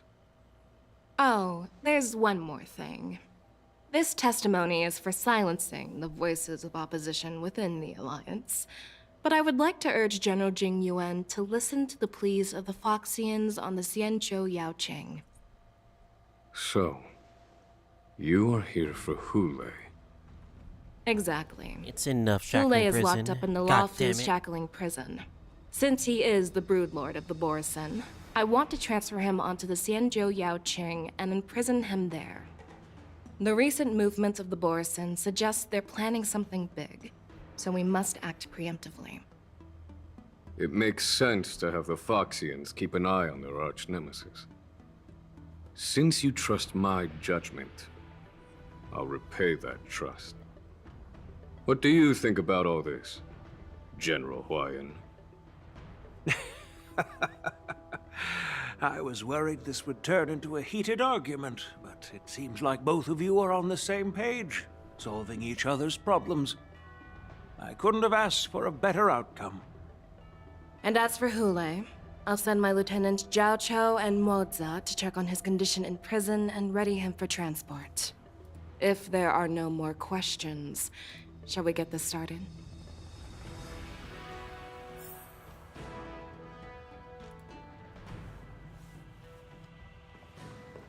Dang, we're really gonna go to the Shackling Prison, huh? Do I want to keep the Jingliu team? Well, I'm glad we managed to talk this out. Or should we just rely on this team? Do you actually believe in the Stellaron Hunter's prophecy? The Xianzhou's matrix of prescience can also predict the future. Do you believe in its prophecies? I understand. Do I one-up you with a one-up you? While words can be deceiving, your gaze, your breathing, and your scent, they reveal more than your words do. I trust my intuition more than any words.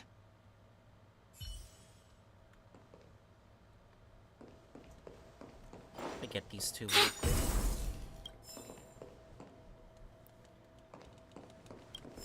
Okay. The think we're ready.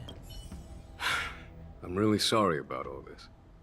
But the testimony in the shackling prison won't take up much of your time. I'll call for a messenger to take you to the interrogation division. You just need to give your testimony, and then you can head back. So no need to worry. As you wish, General. Alright, let's go. No time to spare.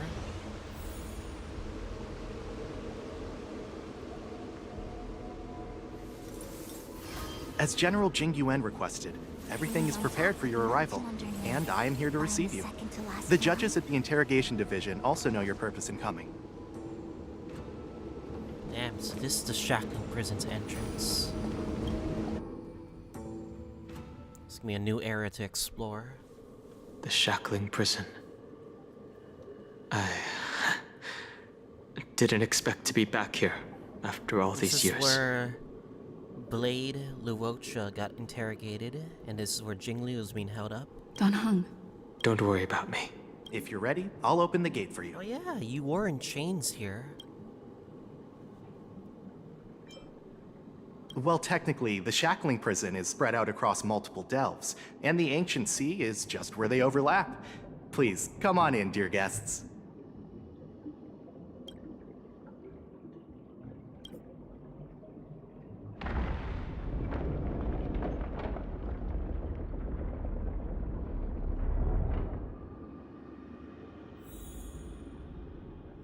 Huh?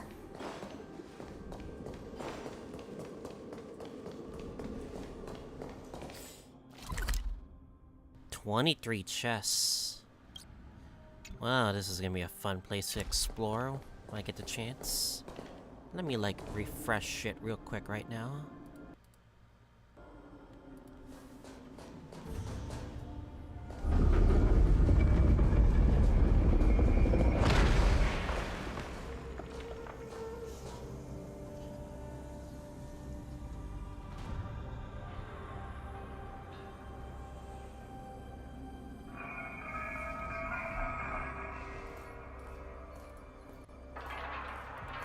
Xiaochu, Moza, they're here too. What are you looking at?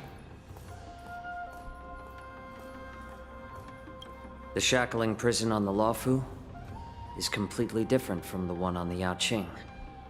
It's completely underwater. Whether it's in the clouds or underwater, breaking free would still be a piece of cake for me. Still thinking about your old jailbreak tricks, huh? Forget it. You're free now. Just don't do anything stupid, or the judges will throw you back in there and lock you up for a few hundred years. You'll see me again in just a few days. Taking Hule back to the Yaoqing means a lot to the Foxians on the ship, and to the General herself. So stay alert.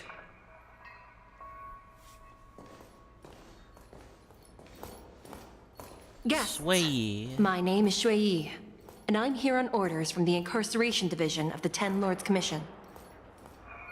We're Jiao Cho and Moza. General Fei Xiao sent us to extradite the Borisin criminal Hule to the Yaoqing. Is Hanya gonna be here too? We're here to inspect the conditions of his imprisonment and make preparations for the handover and transportation. I assume you've been briefed, Your Honor. Your visit request has been approved. I'll be your guide for this trip. Prisoner Hule, the warhead and brood lord of the Borisin Abominations of Abundance and the arch-nemesis of the Foxians, is responsible for 2,123 wars of aggression and countless associated crimes. Due to his heinous acts, he has been imprisoned in the depths of the shackling prison and subjected to the punishment of the Forest of Swords until the end of time. He shall never be pardoned. No need to repeat his crimes and sentence, Your Honor. He is the greatest enemy of us Foxians. The stories of his atrocities are used to terrify our children. I'm well aware of every crime he's committed. Let's move on to the next step. When it comes to visiting criminals, there are rules in place to ensure your safety. I know you've heard legends about Hulei since you were children, but your knowledge about him is likely very limited. Only the judges of the Ten Lords Commission truly know what kind of abomination is locked up at the bottom of the shackling prison. It has been centuries since Jing Liu, the former sword champion of the Luofu, captured Hulei. And during all those years, we never provided him with any food. Yet he somehow managed to stay alive. It defies all the documented physical characteristics of the Borison. The Forest of Swords, forged by the Punishment Division, is a device of intense torment, used to execute sinful abominations. Most Borison die within 3 days in the forest, but Hulei is different. Every time the blades pierce him, his body instantly heals. Despite the brutal punishment, he somehow manages to survive. The complex rules are there because of his abnormal characteristics. Do you understand now? Why do I get the feeling we're gonna fight him as a boss, are we? I apologize for any offense caused. Please continue, Your Honor. I've given you the instructions regarding Hulei's visitation. Please make sure you read them carefully. Read them carefully. Some your long-term enslavement of Foxians utilizing their blood. Tension method. Check for sturdiness, air filters, blah blah blah. Ah, okay. Punishment between the Xianzhou and the Foxians.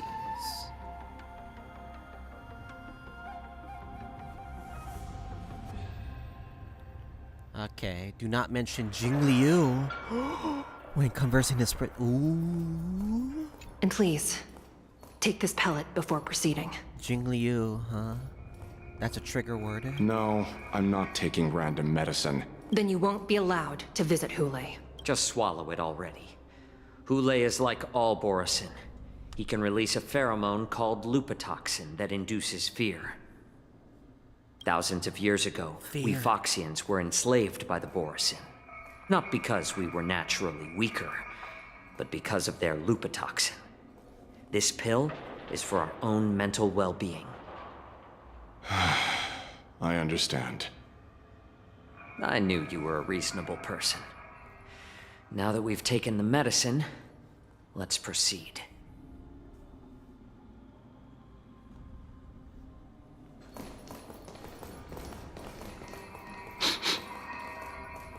Your Honor.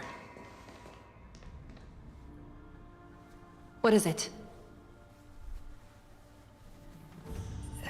No. Never mind. Maybe I'm just imagining things. Let's keep moving.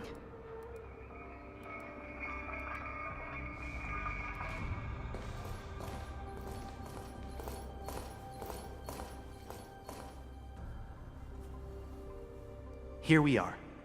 Her Honor hasn't arrived yet. Please wait a moment.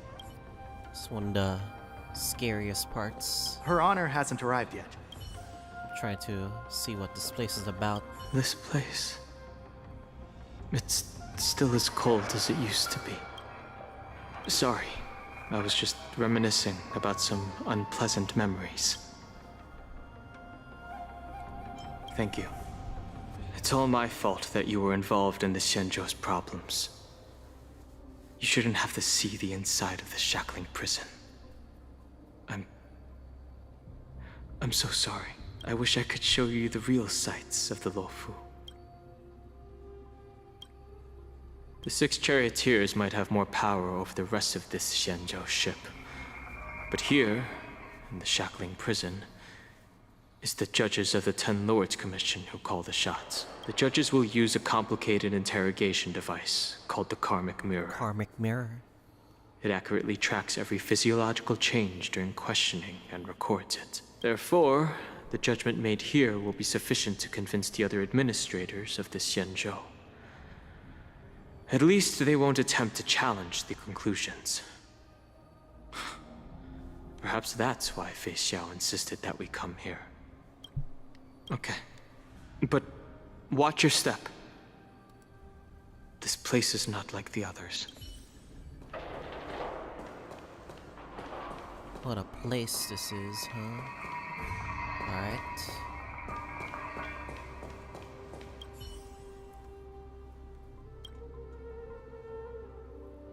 $300,000 prisoners.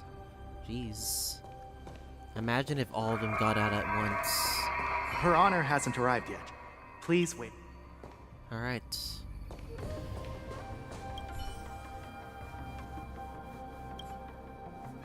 Welcome, dear guests from Hanya. the Express. Been a Judge while. Hanya of the Interrogation Division. We've met before. You don't want to see me? Well, in that case, Didn't say that. I can call in the judge who's an expert in acupuncture, or the one who's handy with axes and saws, or the one who knows all about whips and ropes. We've got plenty of options here, and we'll find one that suits your taste. Just kidding. We judges work in shifts, and it just happens to be my shift. Maybe we're destined to cross paths. Please allow me to express my gratitude to you again for subduing the demons in the Fixtral Garden. Looks like while March 7th and I were clueless, you already made many friends on the Xianzhou Luofu. 1.5 thing. Technically. Even though you and I have met before, we can't show any favoritism under the Ten Lords. So, please do as I command as we head to Scrivener Hall and beyond. Don't do anything without my permission. This is not a place for ordinary mortals. You and Mr. Danheng, please come with me. Please lead the way, Your Honor. Please let me activate the mechanism before we all move forward. And please, watch your steps.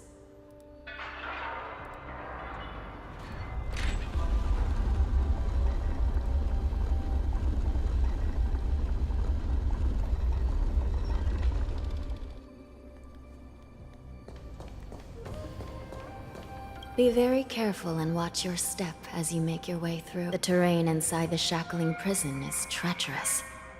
One wrong move, and you could end up plunging into the depths. And if you're really unlucky, you might be frozen solid or burned to a crisp before anyone can help you. Jeez. But with your skills, I don't think you need to worry about that. You're funny. This prison does contain many layers. We even brought in Videodora Icor line craftsmen to introduce the ingenuity of Delve enchantment.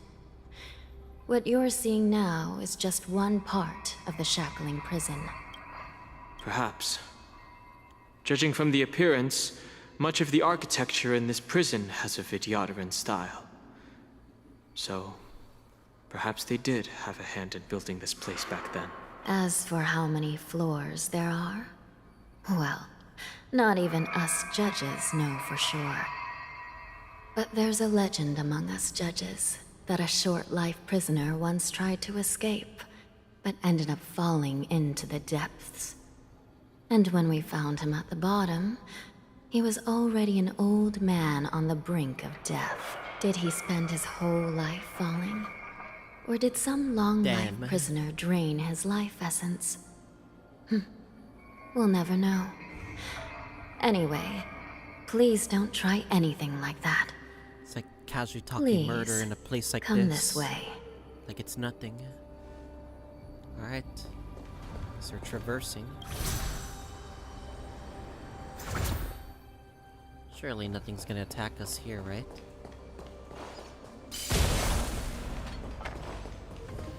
He does not look sus at all. Let's hope we don't get attacked by these things. I don't want that to happen, but I have a feeling that's gonna happen. Sound lingers. Yeah, I wanna seriously explore this place when I get the chance. Yeah.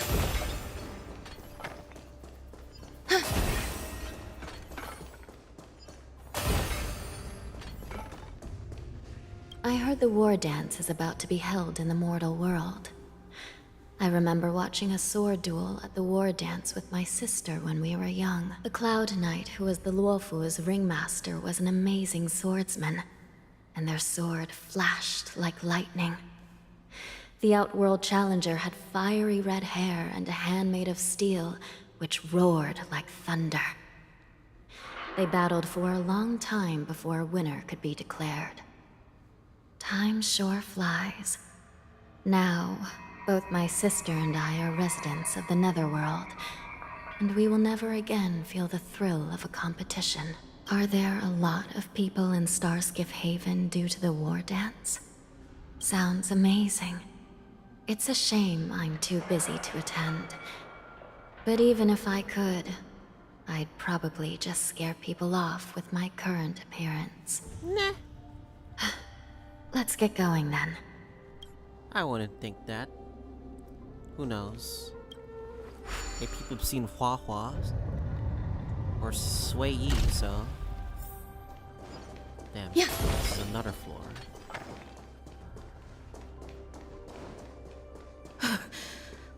It's freezing.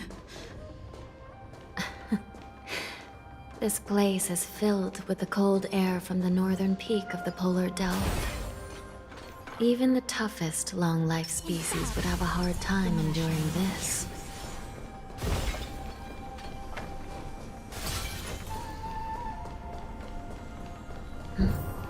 Did you hear something just now? Let me check it out. That's sus as hell. Hope nothing jump scares me. What an eyesore. This place is packed with boxes and crates.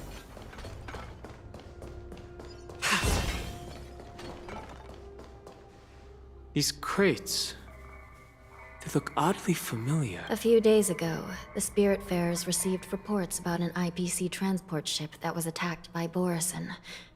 Then, a bunch of those abominations were dumped into this place. I had a feeling there would be trouble during the war dance. Is this something... But throwing both the pirates and the cargo in jail? That's a new one. I heard the Intelligentsia Guild crafted something dangerous. We have many records in the Hall of Karma about these wise ones. They love to tinker with forbidden technologies, always trying to push the limits of Ingenia. I caught a glimpse of the mechs in those crates, and they bear a striking resemblance to Borison. I wonder what they're planning this time. Well, business first. Let's keep moving.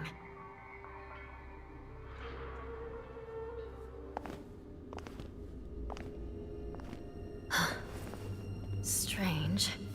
I don't remember checking the containment facilities a second time. Something came out. Oh no. Huh? Murder? Watch out!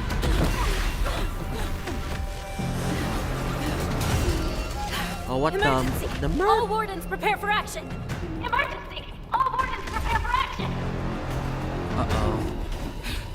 This is a setup. This is a setup! What's happening here? Why are these things moving on their own? Something is wrong. The guards aren't responding. Away by the wind. Damn it. Got the wrong weakness type for these enemies, but we're gonna do our best. Armor damage. Together as one. Human creations. Enemy targets detected. Step.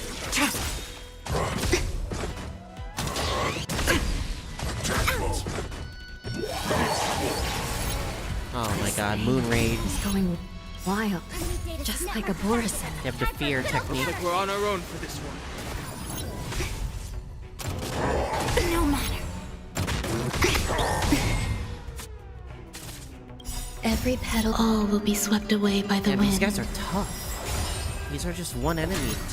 I see Two through. enemies and like, I'm already struggling. Tedious.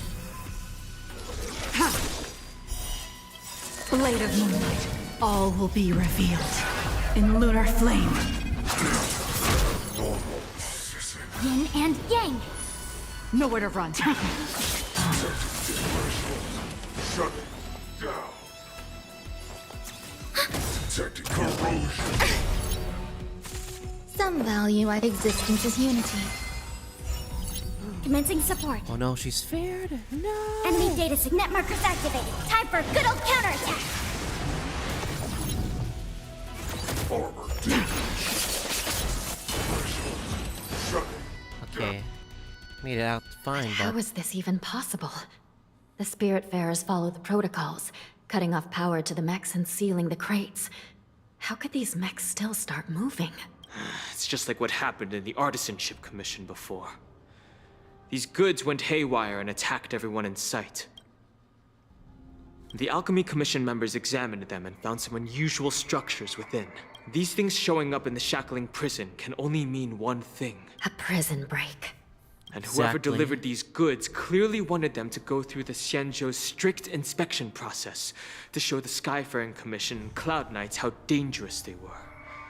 They wanted these mechs to end up right here, in the shackling prison. Borison, obviously. If these things already started taking action while nobody was paying attention, then the whole prison is in trouble, I'm afraid. And to make things worse, another group of visitors just entered the depths of the shackling prison, the messengers from the Xianzhou Yaoqing.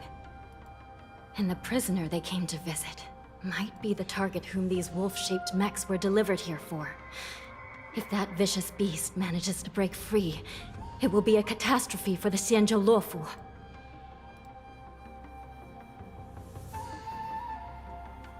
Zhao Chu's POV? We're going with his POV? Okay. Here we are. Have we arrived already, Your Honor? Shouldn't there be a cage here? The most notorious felons are locked away in the solitary delves, deep down in the prison. Those delves can't be opened without proper authorization. The blue bird paves the path, and the Stygian lanterns illuminate it. Help me light up these lanterns, and the way to the bottom of the shackling prison will reveal itself. We got Zhao Chu for the first time. Alright, I got a good comp ready for them, technically. Okay. This. And... I guess any... sustain. Yeah, Fuxuan, why not? Yeah, this will be fine. Get to test him out for the first time. A slow simmer over low heat, or a quick stir fry over high heat? I've given you the diagrams for lighting the lanterns. Please take a look. 1, 2, 3.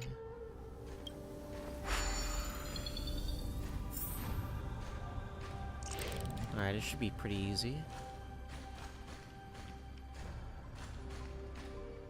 1. Oh, it's from bottom to top. Easy. 2. And 3.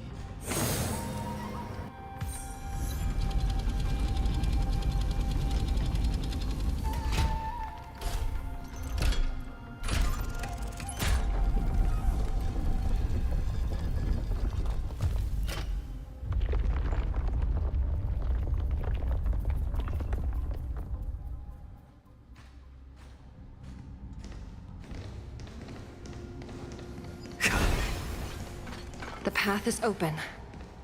Once we descend to the bottom of the prison, please do not do anything reckless. Man, I want to summon more characters, but I can only do so much with what I have, so... save that for another time. Inside the delve behind this door is the greatest enemy of the Foxians, Yunli.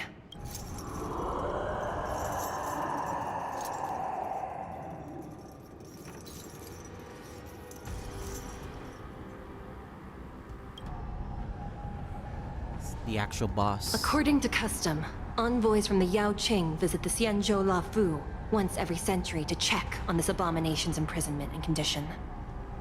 Even though the Ten Lords Commission sentenced Yunli to the Forest of Swords, suffering every day for the rest of his life, I understand that the Yaoqing messengers want to see him dead. Unfortunately, for the past 7 centuries, they've had to return disappointed. Because this beast simply can't be killed. If we can use his toxin to create medicine and save an innocent life, it might help balance out some of the sins he's committed. Huh, Xianzhou? Huh? Is he sus? Could you be the key to a cure for the General? Yunli.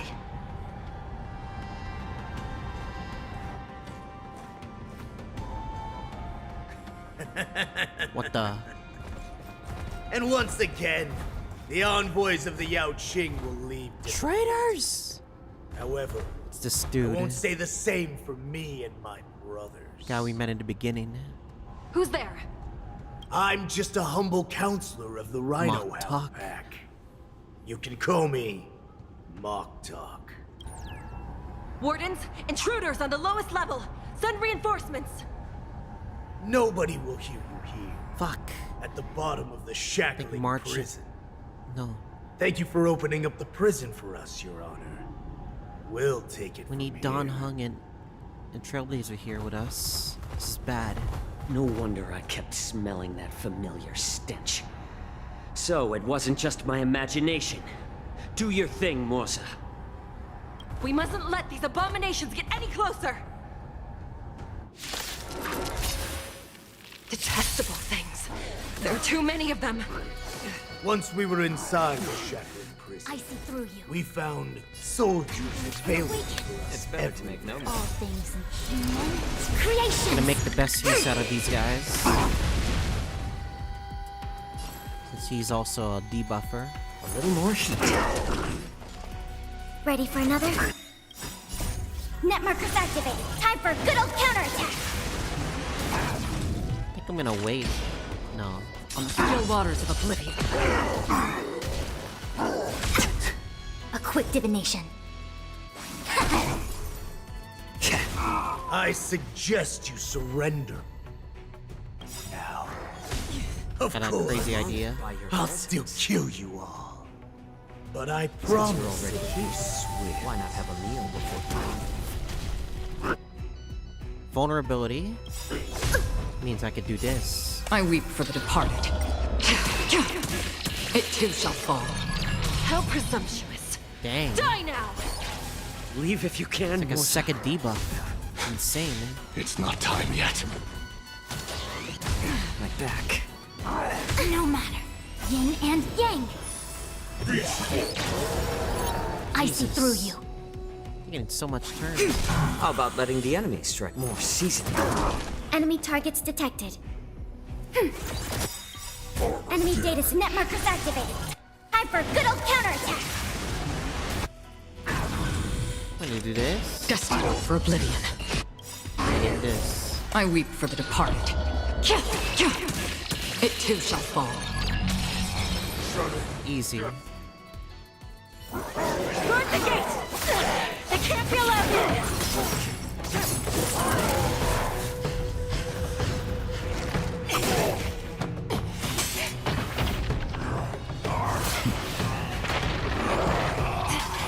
Oh no, that is not good.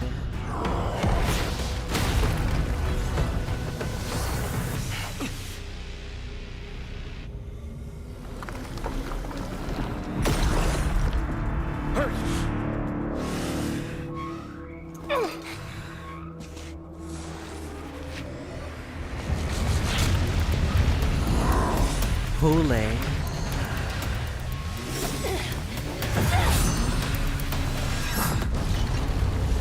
Oh. No, swaying! I've waited for too long. My first meal after regaining my freedom is the flesh and blood of my fellow kindred. A sad scene indeed. It's been a long time, boy. Welcome back. Crushed her so casually.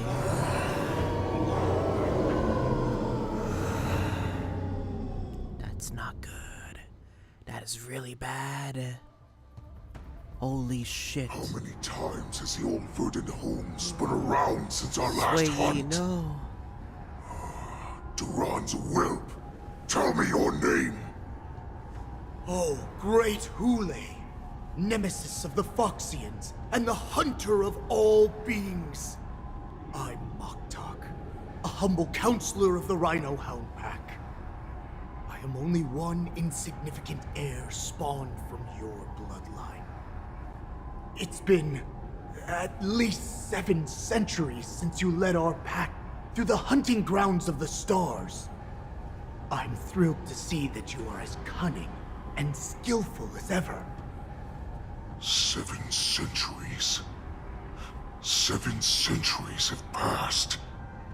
But why have Duran's whelps grown to look like this? Tell me, Moktok, why have you grown to resemble our most despicable slaves and enemies, the Foxians? I've been commanded to release you from this cursed prison. It is Senjaya's will. That's why I had to take a magic pill, don the skin of a lowly beast, and play along with their hypocrisy. Since you have an escape plan, tell me, what's our next move to get off of this ridiculously large ship? My brothers and I What will the lock hell? down this prison, trapping the prison guards inside. This will buy us some time. The rest of my crew, who are undercover like me, will secure the vessels for our escape.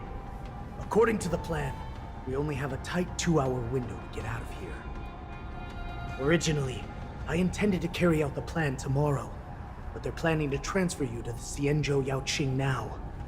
So I seized this opportunity to set you free. I think if, like, Fei Zhao or Jing Yuan comes in, I think we could win, but I doubt this is looking bad for our odds.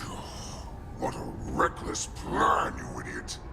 Even if we manage to get the ships, our chances of escaping are slimmer than a Foxian slipping through my claws! But we have no other choice.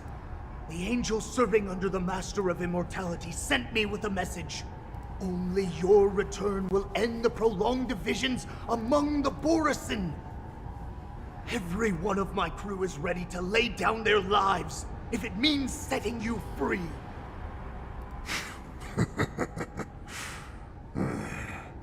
A sneaky weakling like you is actually showing some reckless bravery with this plan. Fine. You'll get what you want. And all of Duran's whelps will too. Well then, my lord, we should leave now. Before we go, give me one of those magic pills. My lord, you seriously want to Oh, don no. the skin of a lowly beast? That would be a disgrace to your greatness, my lord. You idiot.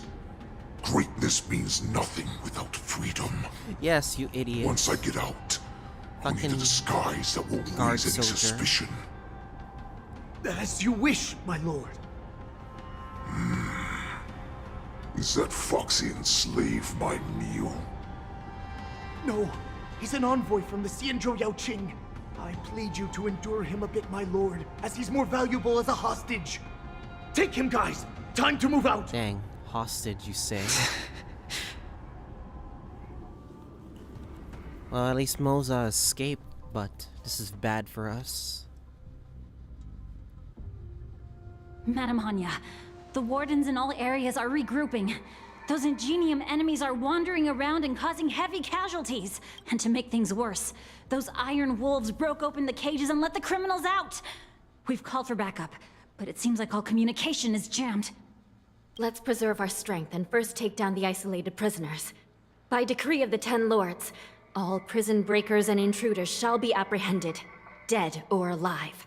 Just a short time ago, the nether key mechanism was activated. It was probably Madame Shui and the Yaoqing messengers, heading to the bottom of the prison. Given the situation, I'm afraid that area is exactly where our enemies are targeting. We mustn't let that vile beast escape from its cage. We've gathered all the prison guards who can still fight, and we'll split up and secure each floor. Go!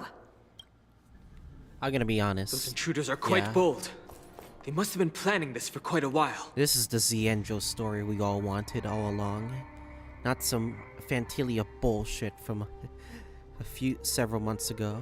Indeed, but Borisin tend to favor direct and aggressive approaches. Crafting careful and precise plans like this is simply not their style. Let's focus on the current situation right now. Please help me.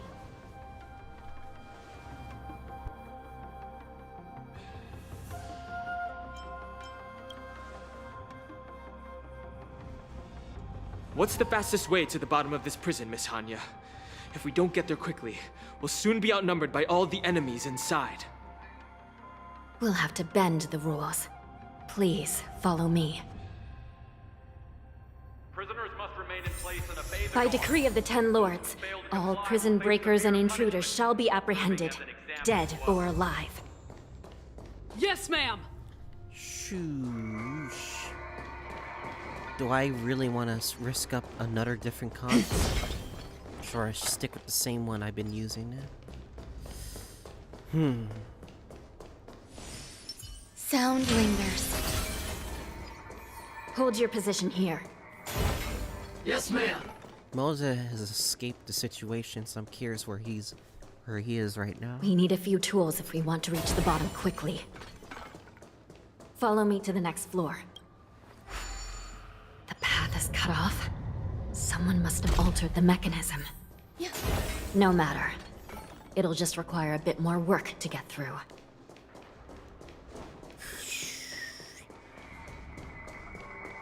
Oh no. Don't tell me.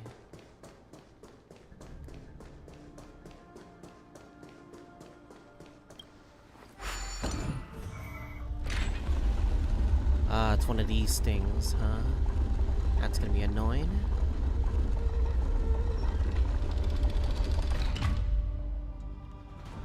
Alright, so be it then.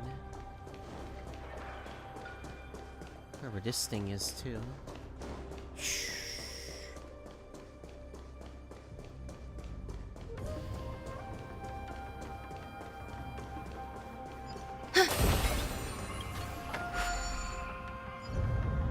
Some Spiritfarers occasionally use ingenia from the Artisanship Commission to navigate the treacherous terrain a lot here. of floors.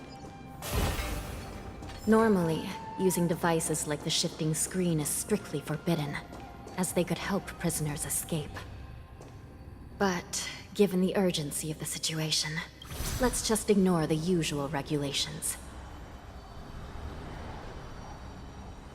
Dang, look how deep this is. Is that that's enemies. Yeah. Try to fight one of these things, can we? Infallible. The moon shines on the truth. Fuck it, let's go.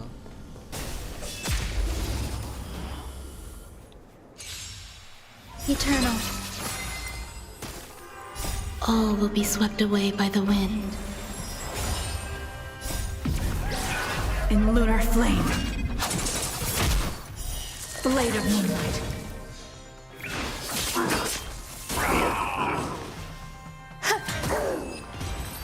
These guys aren't that strong. Do not concern yourself with the outcome. These trifles are of no use to me. You know what, I'm just gonna fucking ignore them. Try another time.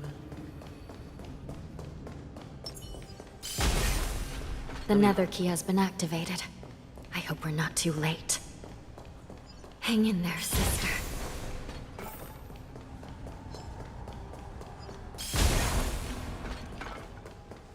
I have a bad feeling about this right now. I feel like we're gonna be already too late.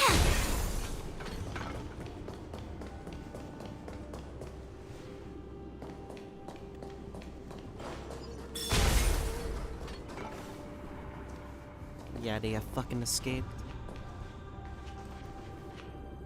Looks like there was a fierce battle here not long ago. The gate to the prison delve is wide open. Hule has managed to break free. Where are the Yaoqing messengers?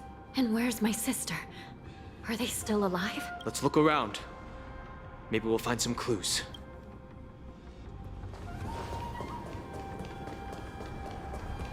There she is. No, Shui! Shui Yi is here.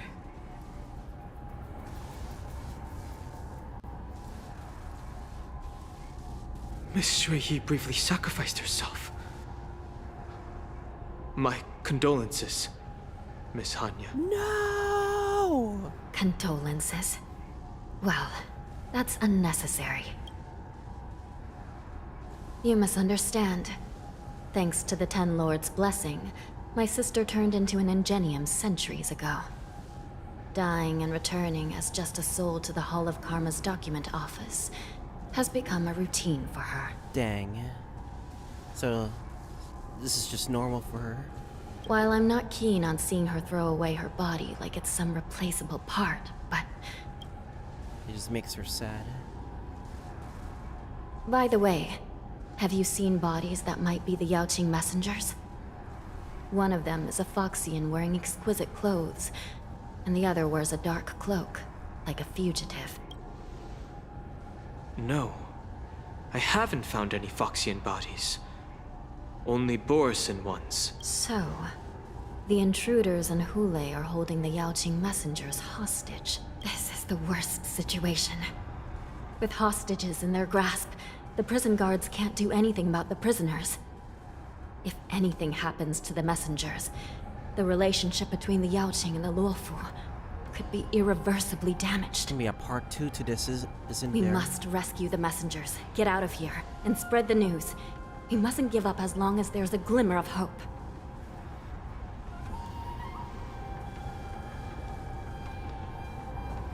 What have you found, Miss Hanya?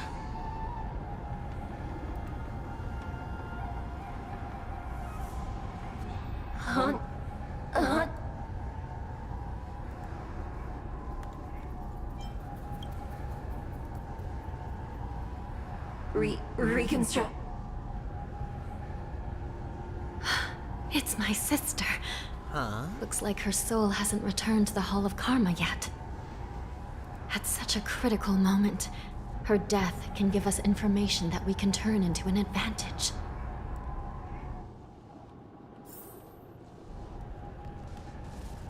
Let me see. The damage isn't too bad. If I can fix it up, my sister will have a temporary body.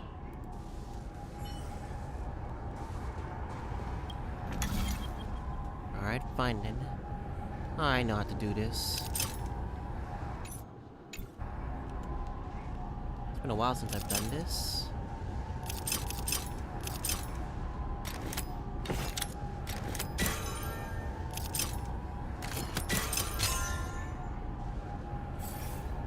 Yeah, it's been a while since I've done these puzzles. I'm back. Welcome back, sister. I don't know what kind of expression I should have at a time like this. Happy? Tears of joy? Forget it. I'm used to you coming back in all sorts of forms. Now is not the time for jokes. This side crane can't hold all of me. Sister, what did you see when you were killed? One of the Yaoqing messengers escaped, and the other one was taken hostage and brought upwards? Besides the Borisin, there were other intruders. Invisible. Invisible intruders? What does that even mean? How many conspiracies are tangled up in this mess? Do me a favor, sister. The intruders have cut off all communication between inside and outside the prison. And now you're the only person, the only bird, who can slip out undetected. Make sure you deliver the news to the outside world. I understand. Please be careful, sister. You are different from me.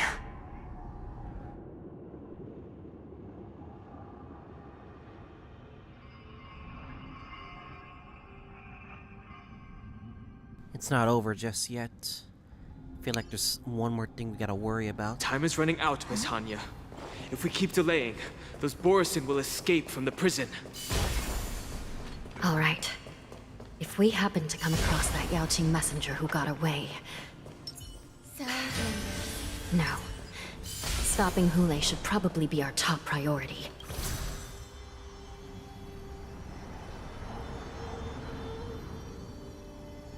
This is a problem though.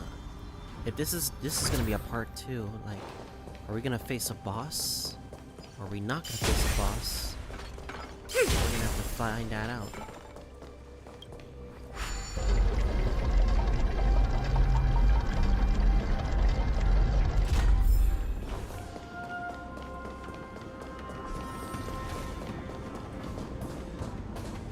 Wait! Something feels off. Something's approaching us. The invisible intruders? Watch your back! These abominations aren't prisoners from this prison. Together as one! Every petal, all will be swept away by the wind. Ready for another? Net markers activated. Time for a good old counterattack!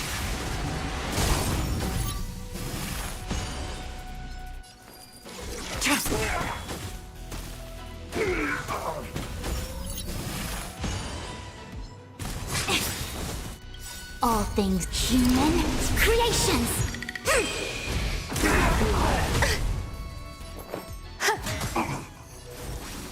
Stamp.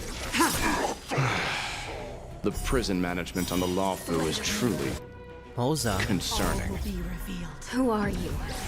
Aren't you looking for me?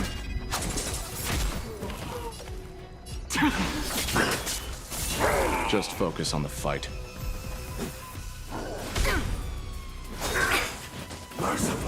Oh, this is annoying. No matter. There's more to life. But should be fine. Eternal.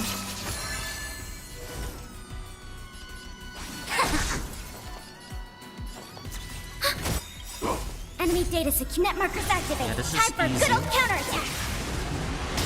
Need a few more attacks. Every petal, all will be swept away by the wind. Come on, attack Jinglu. Secret of the Saints! Yin and yang. All things human creations. Come on, we're almost there.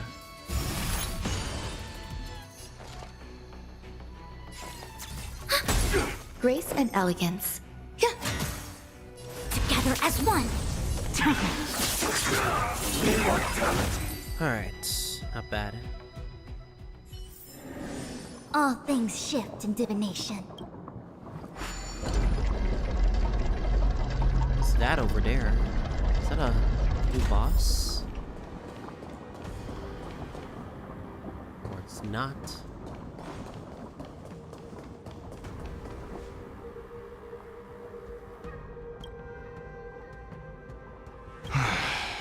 The prison management on the Luofu is truly concerning. I prefer to be called the Yaoqing messenger who strategically retreated. At least 2 different groups of intruders infiltrated here. The wolf cubs and these Mara-struck soldiers. Their hiding technique, it's pretty similar to the wind mantle technique used by the Vidyadhara serving Kailorum Venti on the Yaoqing. What do you think? Well, never mind if you don't have any clues. Now is not the time to exchange assassination techniques. I'm Waza. My friend fell into the clutches of that wolf. I was planning to escape and report back as quickly as possible. But now it seems... You know what? I don't know why, like, the VA...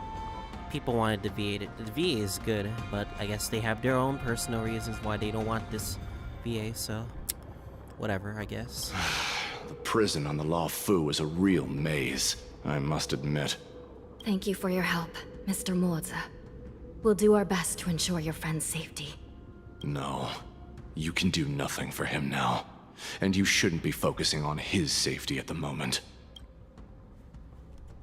Your friend is in Hulei's clutches, and you're just going to leave him behind? Look, I'm the Yaoqing General's guard, not his. I've seen how that giant wolf fights, and there's no way. Trying to save my friend will only get us killed. I don't know how you think, but I won't throw my life away for a lost cause. Listen up. I've been tracking these fugitives, and I know their next move.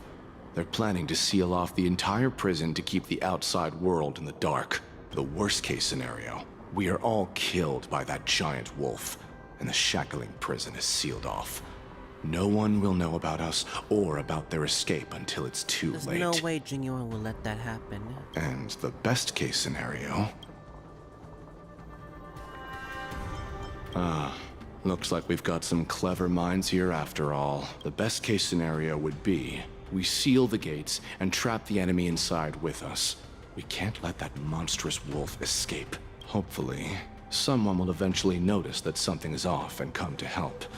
As for whether we'll still be alive by then, it's not something we should think about. You sure have a way of comforting people, Mr. Moza. As a person of the Yaoqing, I've always searched for something meaningful to give my life to. I have to make it out alive. My companions are waiting for me. As a netherworld dweller, I've already died once. Yeah. We won't give up. Not until the very last moment. None of you are part of the Ten Lords' commission, so sacrificing yourselves isn't the right move. As a judge, it's my responsibility to guard this prison, and if someone should step up to stop Hulei from escaping, it should be me, not you. Once we reach the gate, I hope you'll help me seal it. After that, I'll do everything I can to fight the Borisin, and you find a safe place to hide and wait for reinforcements. Now, let's proceed upward. As if we're gonna fucking hide. I mean, we're not gonna try to die. Sound but... lingers. Infallible. Alright. So be it then. Damn, this prison's got so much to explore. The fuck? They're invisible. Eternal. Ouch! Net markers activated. Time for a good old counterattack. In lunar flame.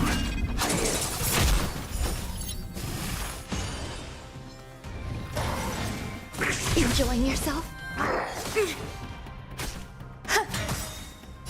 All will be swept away by the wind. Human creations!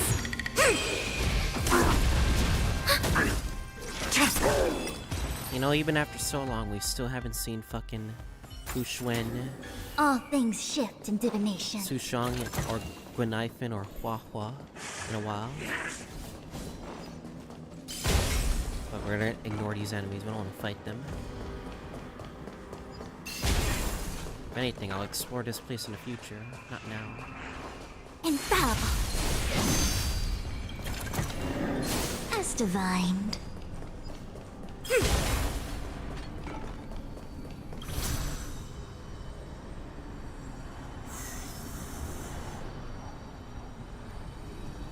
Is a boss waiting for us, or is there no boss?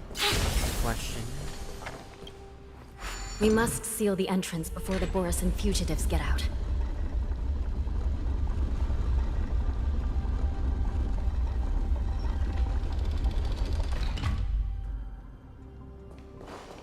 The prison wardens and mechanisms won't be able to hold them for long. Follow me.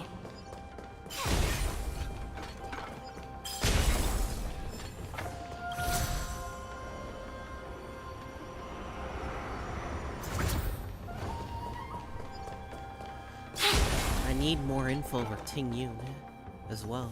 Ting Yun. The devs said we're gonna find out more info about Ting Yun, but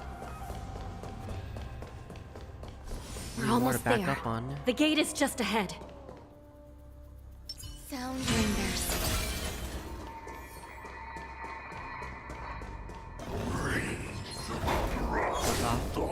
I wanna fight these enemies now.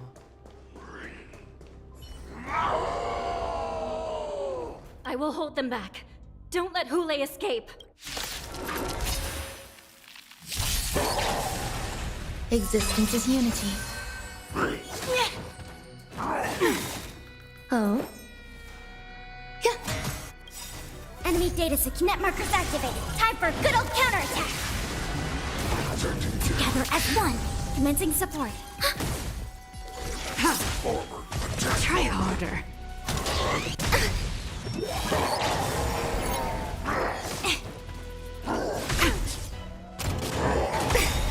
That's very There's more to annoying. life. Enemy data net markers activated. Time for a good old counterattack. Every petal. All will be swept away by the wind. A quick divination. All things human creations. I'll stand. Blade of moonlight. All will be revealed in lunar flame. No. Even without ice weakness, we still got it. Life. A true marvel.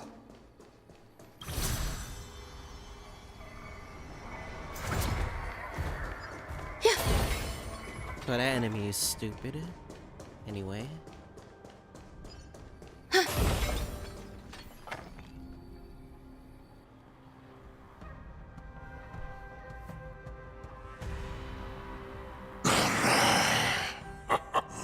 This brings back such familiar memories.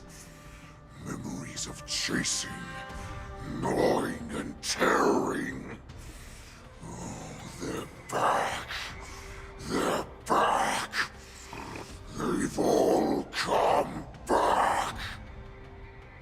My lord, we're just one step away from freedom. Once we pass through the gate, no one will be able to stop us.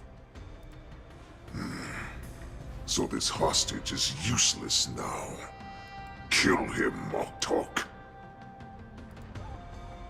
He's getting away. Do something, Xianzhou. It's just like the old days, you useless loser. Just do something! Damn. Maybe this Yaoqing messenger can strike a deal in exchange for his life. He can use his status to help us escape from the Xianzhou. What do you think, Mr. Xiaozhou?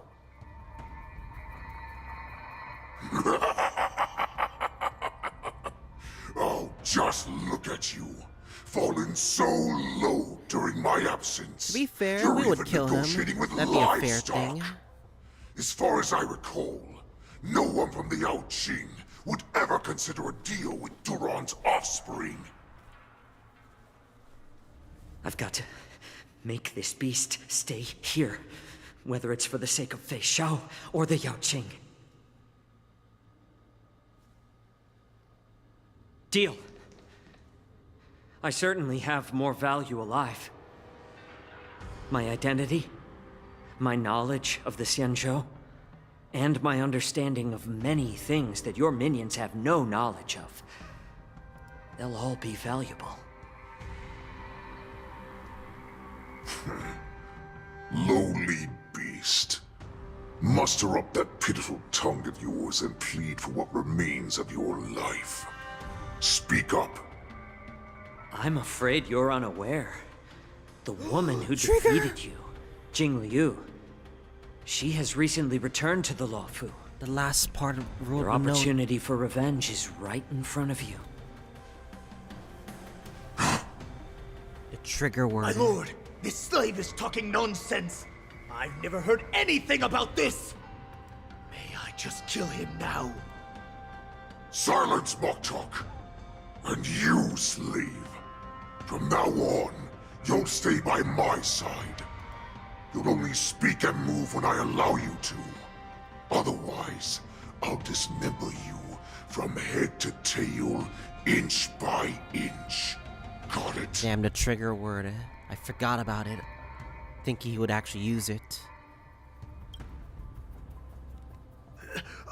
But my lord... We must stay here for some time, Moktok. Fear not. Because once I step out of the prison, it's the people of the Xianzhou who should tremble in fear. I'll show them what true calamity means. Now, Duran's whelps, follow me!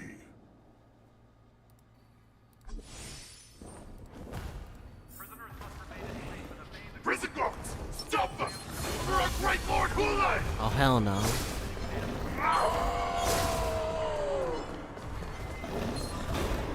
They can't attack me because I have Fu Xuan. Prisoners must remain in place.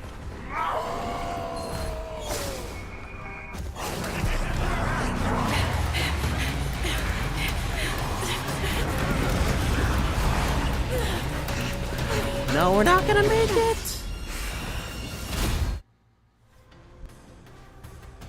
Fucking A. Report! After we lost contact with the Shackling prison, we received a message from a Psycrane. The prisoners have revolted, and the criminal Hulei is nowhere to be found! What about the Yaoqing messengers? And the Nameless? No news at the moment. We're trying to restore contact with the Shackling prison as soon as possible. I see. You're dismissed. General Jing Yuan, General Hua Yan. It's just as we suspected.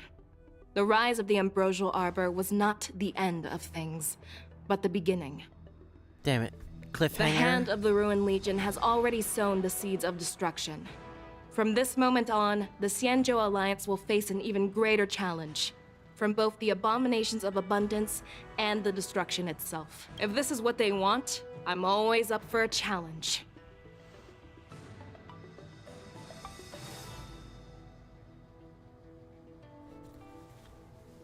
As the Marshal Special Envoy, I'll dispatch the Lawfu Cloud Knights to pursue Hulei myself. Looks like the hidden dregs have finally come to the surface. And as I said before, it's time to wash them away, once and for all. Dang. So, we could be cliffhanger for part 2 next patch, are we? Damn it.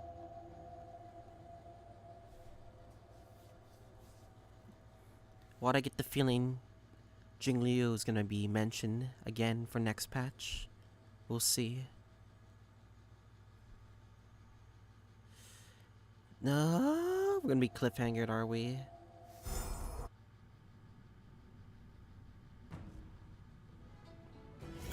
One's hexachromatic Damn. position is always in flux. Planning is paramount. Damn. Well, kinda expected it, but this is gonna suck until, like, we're gonna have to wait for next patch or something like this. Now this is opened up. This is opened up.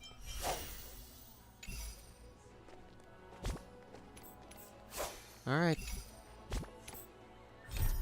That is the Trailblaze mission that we can really just do. Alright. Alright, Trailblazers. I'm gonna see you guys all next time.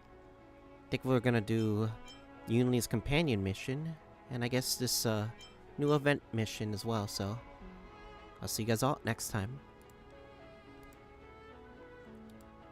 Alright, we're not fully done just yet.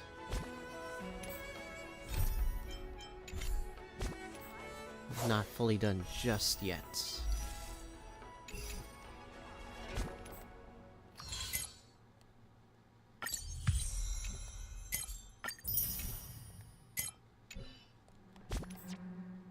I want to do some polls real quick before we continue. Alright, Yunli polls. I don't have much, but we'll see what we can get. I'm gonna skip these.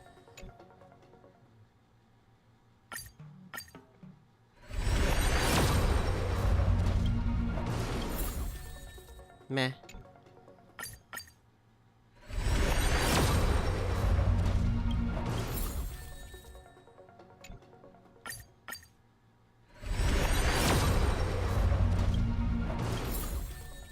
I just want to at least win my 50-50, you know?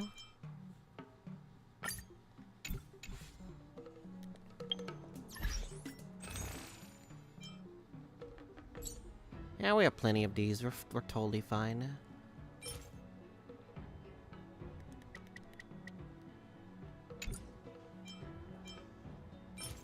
Yeah, but at least can get 40.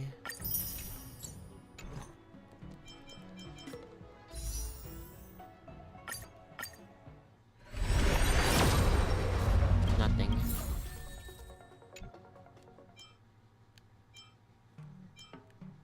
Shh. Should I just wait?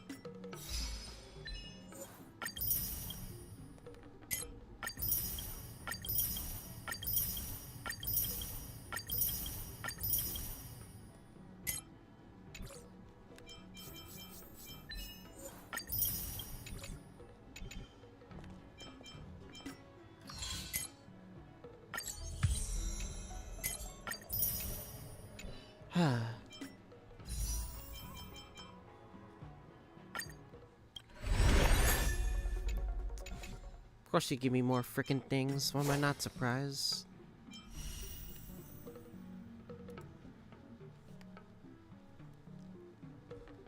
Alright, I want to do these short cases real quick. Damn it. Need more poles too. Intercepting sword technique.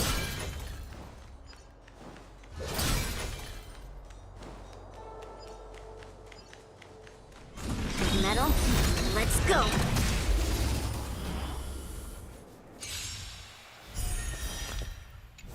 Lead through clouds. We're in trouble now. Within the self, not the sword. Strike!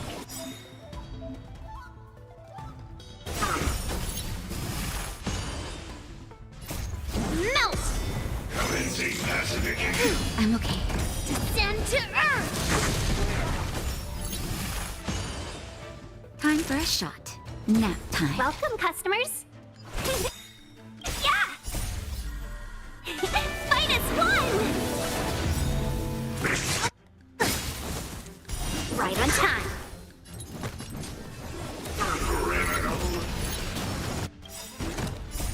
Melt! Lead through clouds!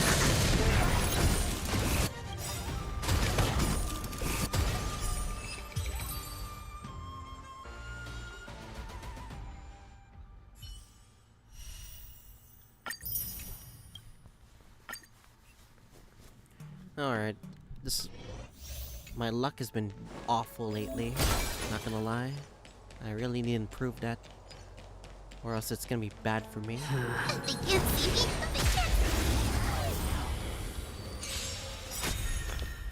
They can't. Fiends or devils, I'll crush them all! Their redemption. Prayers won't help you. That's Tails' new yeah. Forward!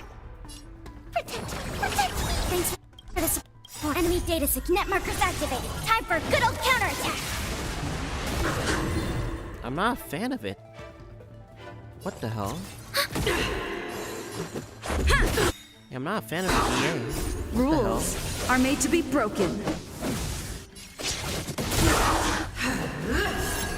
Retribution! Ouch! Get them! Just a scratch. Yeah, the old one was funnier, but this one's just like, eh. Ready for another?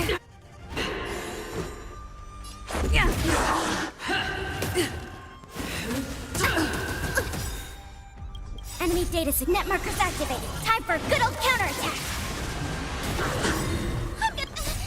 Fiends or devils, I'll crush them all! Yeah, I'm not a huge fan of it. Thanks for the support. Rules are made to be broken. We have the upper hand. Get them! The redemption. Never forgive. Yeah, Tales of VA kind of sucks. Ready for another? I'm sorry if I'm being harsh, but Get them!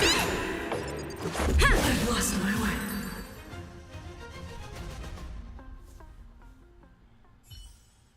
yeah, I'm kind of sad.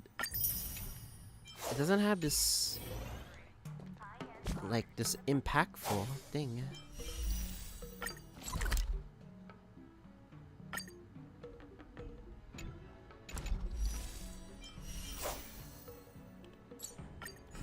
Get Islands as rewards. A lot of stellar jades.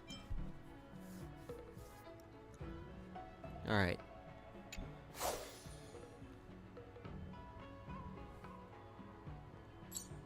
Alright, I guess we'll do the companion mission.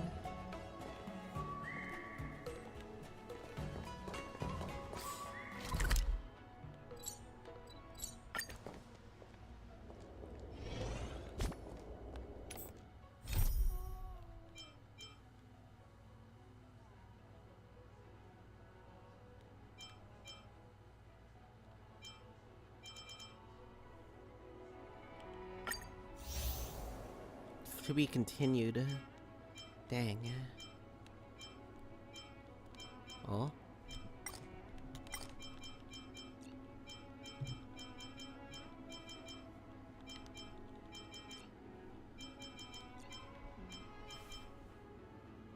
Ah. This in features here and here.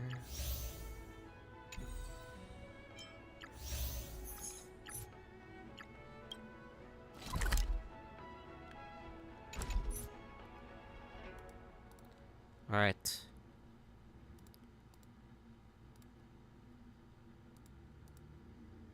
Alright, let's do more story, shall we? Says we have to go over here, I believe. This place is so warm.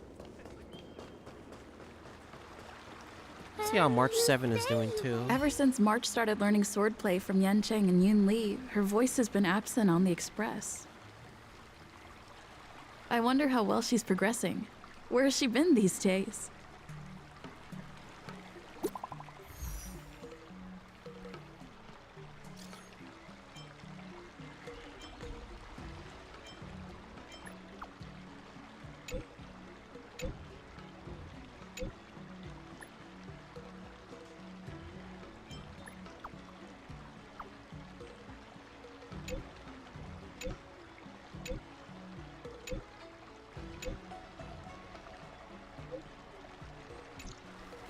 It's like Yunli has problems.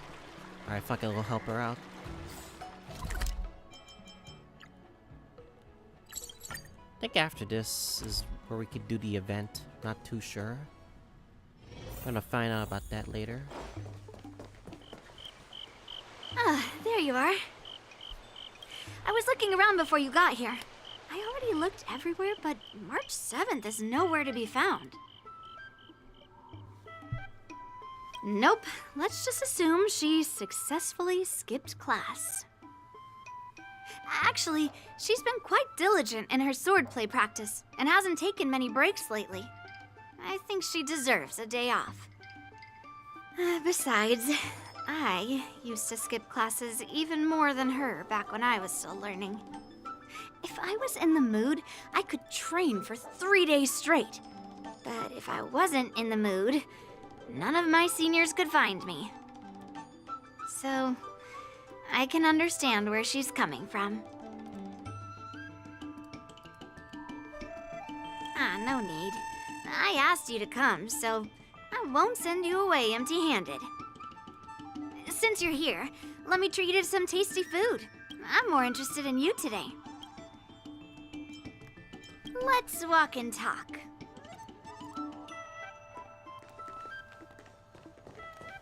Bet she just wants to eat told food. me there's tasty food in Arum Alley. Let's go there. Dumplings and steamed buns. The buns are huge. A table for two, please. Oh yeah, your guys gonna hear another All right, sound. come on in. What would you like? Well, we'll have one of everything on the menu. The entire menu? Do you think it'll be enough?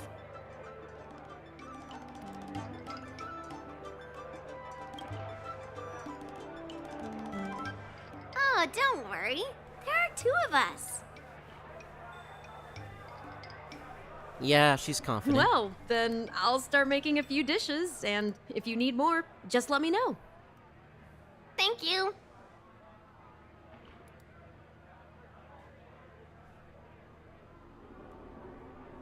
No, I've thought about it. She deserves a day off. Yeah, I mean, not too much, actually. Grandpa said to never be stingy when it comes to making friends. So, how big is your appetite? Ah, then eat to your heart's content. Hold up, guys. There's a big sound in just in 3, 2, 1. Boom. Alright, my bad, guys. Well, to be more precise, I'm interested in your sword. Yanqing mentioned you before. He said that you're not to be underestimated, and that your weapon has a unique shape. So, I've always been curious My about bad? your sword. How the weight is distributed, what material it's made of, whether it contains any special ingenia, and what kind of sword techniques you use.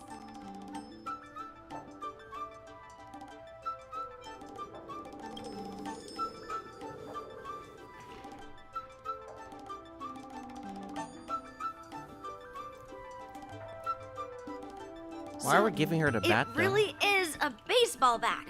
Grandpa said that a sword doesn't have to be constrained by its shape, so, in a sense, your bat is a sword too.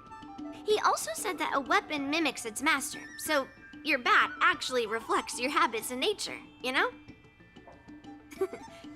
Let me guess. You're someone who doesn't follow the rules, enjoys improvising, and can handle yourself well against tough foes. Am I right? The rules are made to be broken. Amazing, right? And I bet you always say something silly like, rules are made to be broken. Okay, that's good. Okay. Brenna, that's fucking good. I've come across so many sword wielders who acted all righteous and moral, but were really just liars. Their swords always told the truth, though. They told me that their wielders were just a bunch of frauds who relied on their divine weapons for everything. I've hunted down hundreds of swords like this so far, and every single one of them has been melted down. Yes, but only for those who cross the line. Melting their swords is my way of protecting those weapons. But just looking at a sword is not enough. Grandpa always says, words and expressions can be deceiving, but in a fight to the death, a sword's movements never lie. The war dance is just around the corner. You'll be participating, right? Miss Yunli, for talented sword masters like you, the war dance is a perfect opportunity to show off your skills and make a name for yourself.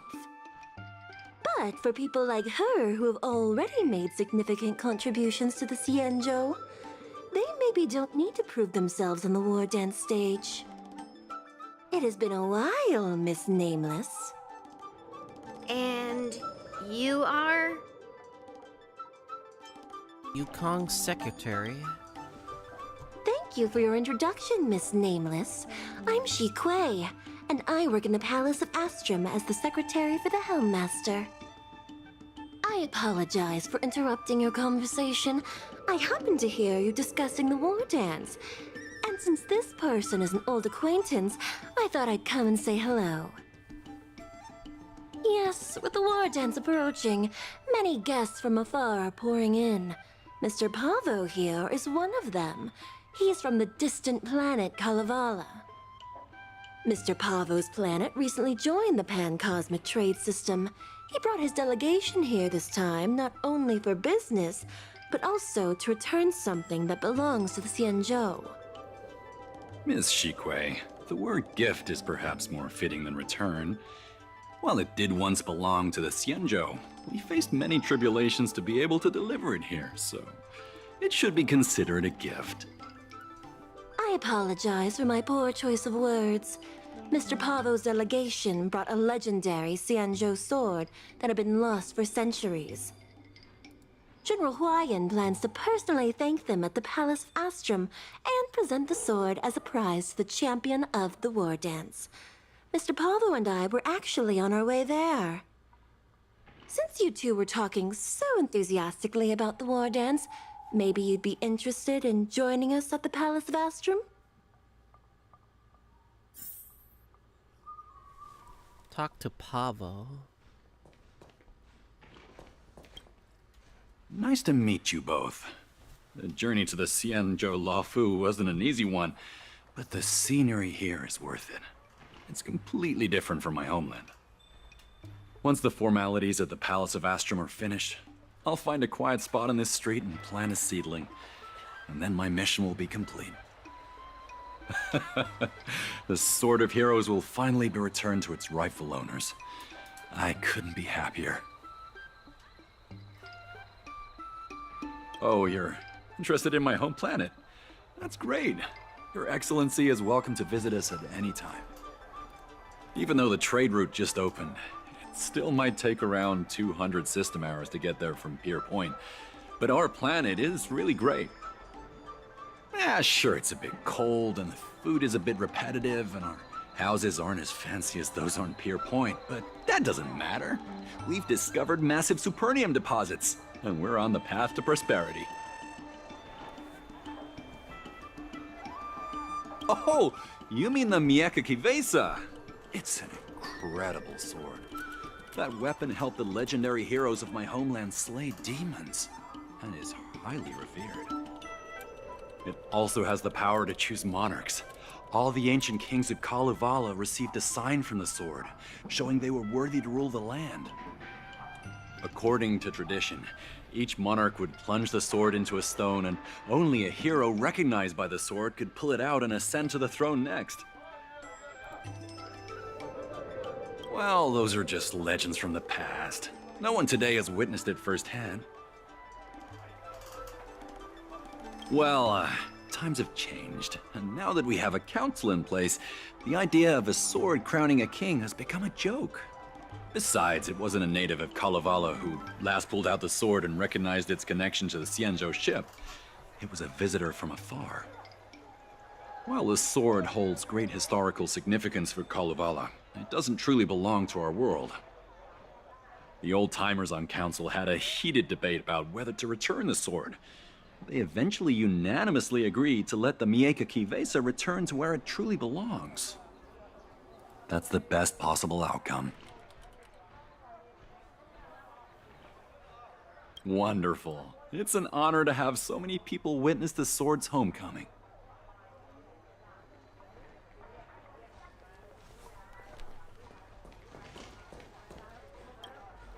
Let's head to the Palace of Astrum together. I know, right? Thanks to March 7th skipping class, we get to join in on the fun. Grandpa always asks me to go look at swords with him, but he hasn't said anything about this one. It's really weird. But now that we're invited, let's go and check it out.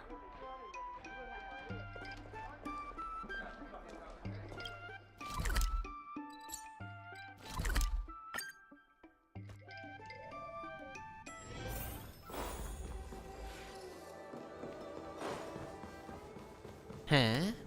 Thought we were supposed to go inside, no?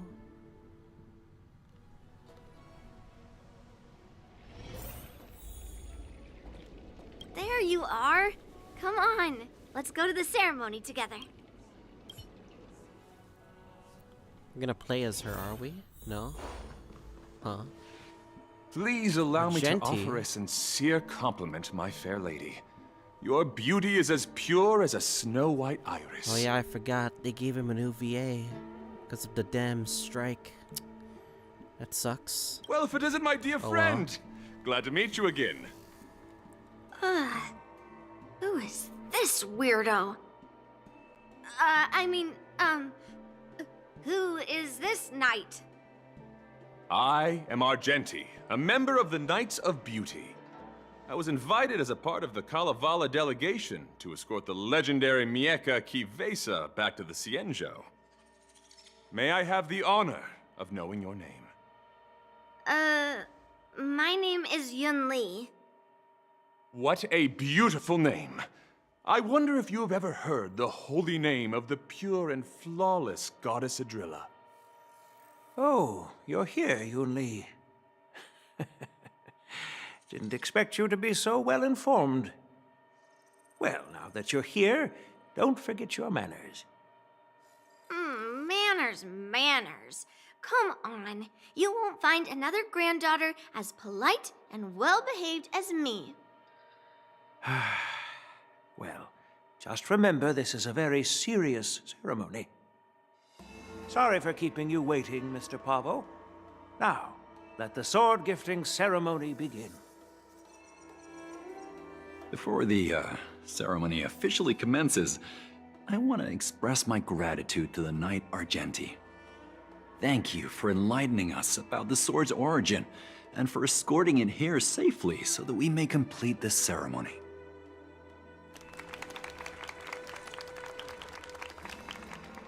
On behalf of the Kalevalan delegation, I, Pavel Kalistaya, am here to return the legendary Mieka Kivesa to the Xianzhou Alliance, its rightful homeland. I'm truly grateful for Kalevala's noble act of returning the sword and for the Knight of Beauty's chivalry. Now, as we gather here on the Xianzhou Luofu, I officially welcome the sword back to its homeland. Mieka Kivesa. It's a fitting name for a sword with such a legendary past. I still remember the name engraved on this sword the day it was forged. Guyin.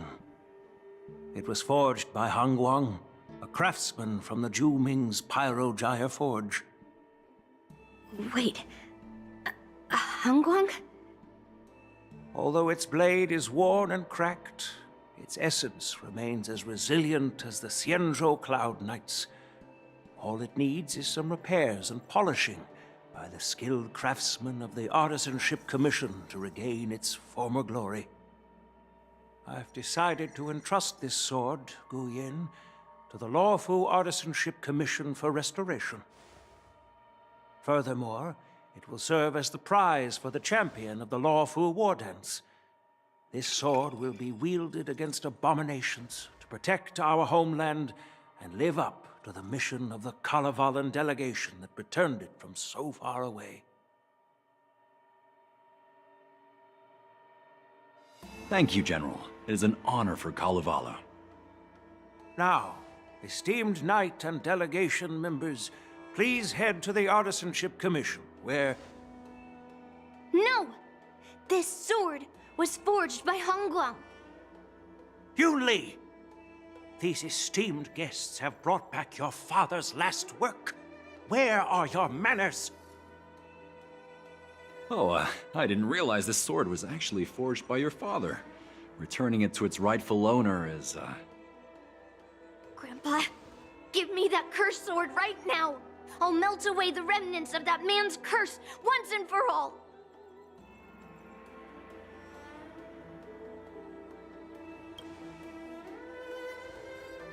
Don't be rude, Yunli.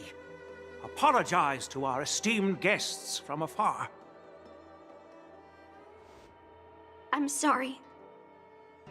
I'm sorry for making a scene. But I have to melt down this cursed sword. I won't let it fall into anyone else's hands.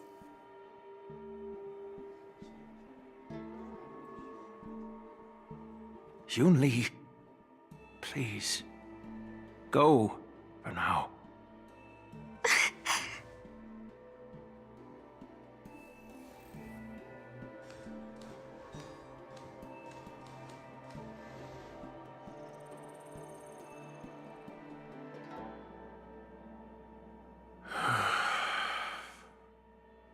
This is exactly why I didn't want Yunli to know about this. I didn't want to create trouble, but trouble found its way here anyway. Perhaps it really is divine intervention. Could you, please, keep an eye on Yunli for me?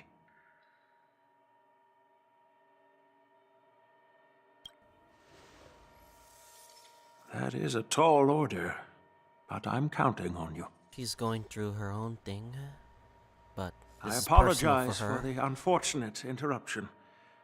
Let us move on with the ceremony.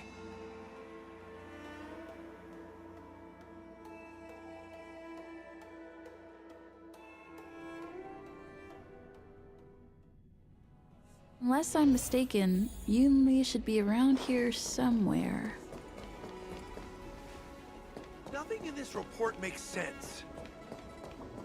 That's a hefty battleship there. Damn, she's depressed as hell. Did Grandpa send you to look for me? I bet he did. Really? Thank you. I'm not that heartless, so... Just so you know, I'm here just waiting for the perfect moment to snatch that sword.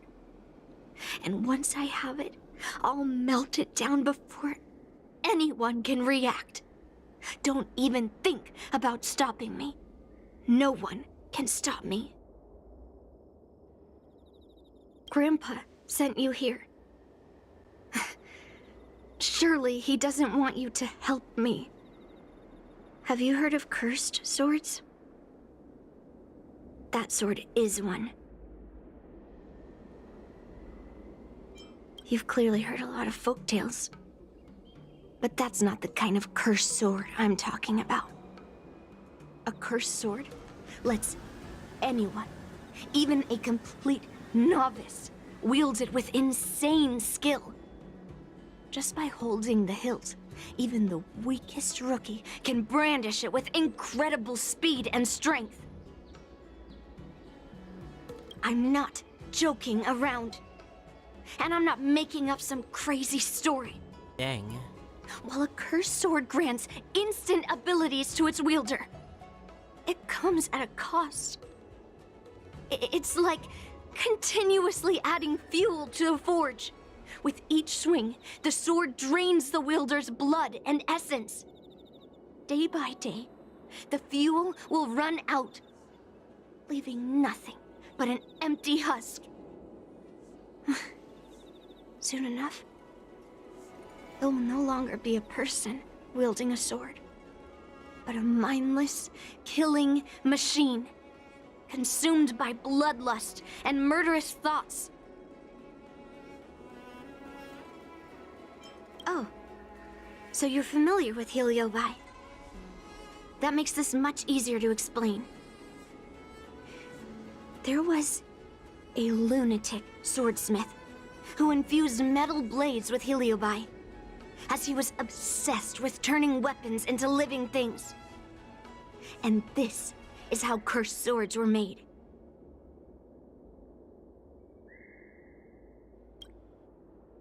I know, I shouldn't have caused a scene at the sword gifting ceremony. But I've thought this through. If I don't make a fuss now, that cursed sword will cause a whole lot more trouble. So it's better if it's me causing the trouble. By the way, aren't they supposed to be taking the sword to the Artisanship Commission for repairs? Why haven't they come out yet? Any ideas? Looks like they're not going to show up here. I'll just head straight to the Artisanship Commission. It doesn't matter why Grandpa chose that sword. I won't let it fall into anyone else's hands. I'll track down every single sword he forged and melt them down one after another. Just like I've been doing all these years. I have to go now. Is she planning to sneak into the Artisanship Commission and steal that sword? That's a Maybe I should keep an eye on her.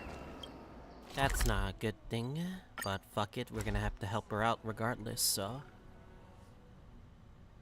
The Artisanship Commission is so big. Where could she be?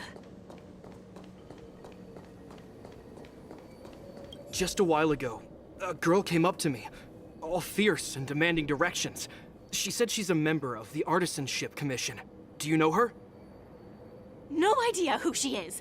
If she really works here, how can she not know her way around? Oh, I see. That explains it then. Explains what? It explains nothing at all. She said something like, I'm a member of the Artisanship Commission. Where do you keep your precious stuff? I got scared and pointed her toward Master Gongshu's warehouse, where he stores his arumatons. Wait, why did you give her directions? What if she's planning to steal something? Where else? Like I said, she was headed straight for the warehouse, where all the valuable arumatons are.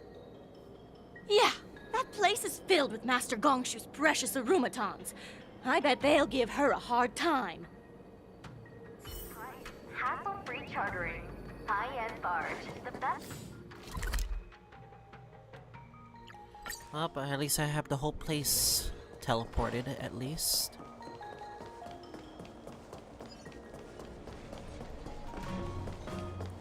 And she's fighting stuff alone. What are you doing here? Look, if I get into trouble, it's my problem. I don't want to drag you into it. Fine. Let's smash these metal cans first. Then we can talk. Oh? Existence is unity.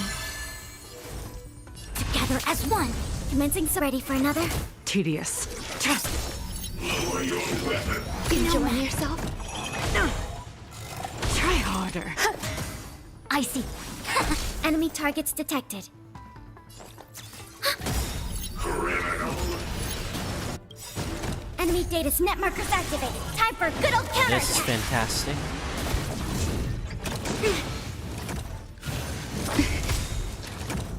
Every petal, all will be swept away by the wind.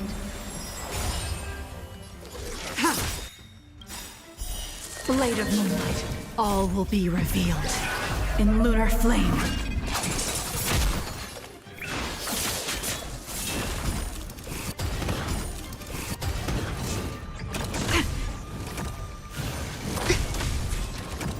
God damn it. Commencing support. Ready for Alright, not bad. That was the last of them. Thank you for helping me out. This place is heavily guarded, but there's nothing but arumatons. Where is the arsenal? Seems like not even those craftsmen know where the arsenal is. At this rate, we won't find anything. And Grandpa might take me away before I can do anything. You're not really here to help me. You're here to stop me, right?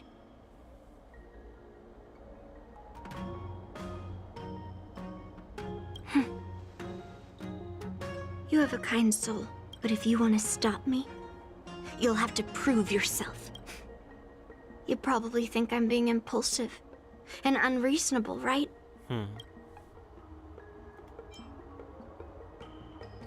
Hey, I'm not always like this. It's all because of that cursed sword. Look. I owe you an explanation. But this isn't the best place to talk. We need to find somewhere else. Let me be clear, though. I'm still pretty riled up. This is just a temporary break. I already told you about Guyun. The sword that was returned during the ceremony. It's a cursed sword, with a heliobus inside. And Hongguang, the swordsmith who forged it. is my father. I rarely mention his name to anyone other than Grandpa. Maybe, like you said, I've been avoiding having to talk about him. But as long as my mission to hunt down cursed swords continues, it's impossible to avoid the topic forever. For some reason, I feel like I can open up to you. Honestly, I don't remember much about him. Ooh. All I know is that the Pyrogyre Forge used to be a bustling place, with people from all over coming to get one of his swords. They called him the greatest master craftsman since Yingxing. Don't mind me. Another screenshot. I didn't catch all the details, but I do remember seeing him forge those amazing swords, while the visitors watched with smiles on their faces. I used to believe that craftsmen brought happiness to others. The swords crafted by the Pyrogyre Forge are famed across the stars. They possess exceptional sharpness and invincibility. With these legendary weapons, even ordinary people can become skilled warriors, capable of overcoming the most formidable opponents. But then, he became obsessed with becoming a famed swordsmith, and started crossing all sorts of lines. He forged cursed swords that should never exist. And all those people who desired those twisted swords started flooding into the palace. However, just like Grandpa said, those who excel with the sword will eventually suffer by it. The palace was overrun with visitors from afar. Oh, damn. Some left empty-handed. Others got swords that didn't fulfill their desires. And some even resorted to stealing. And in the midst of all the chaos my father created,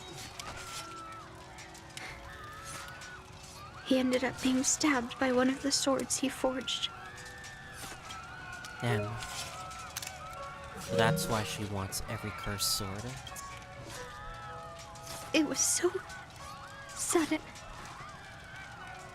and unexpected. Everything went silent for a moment. All I could hear was the sound of bones breaking and blood pouring out. I was frozen in place, unable to move.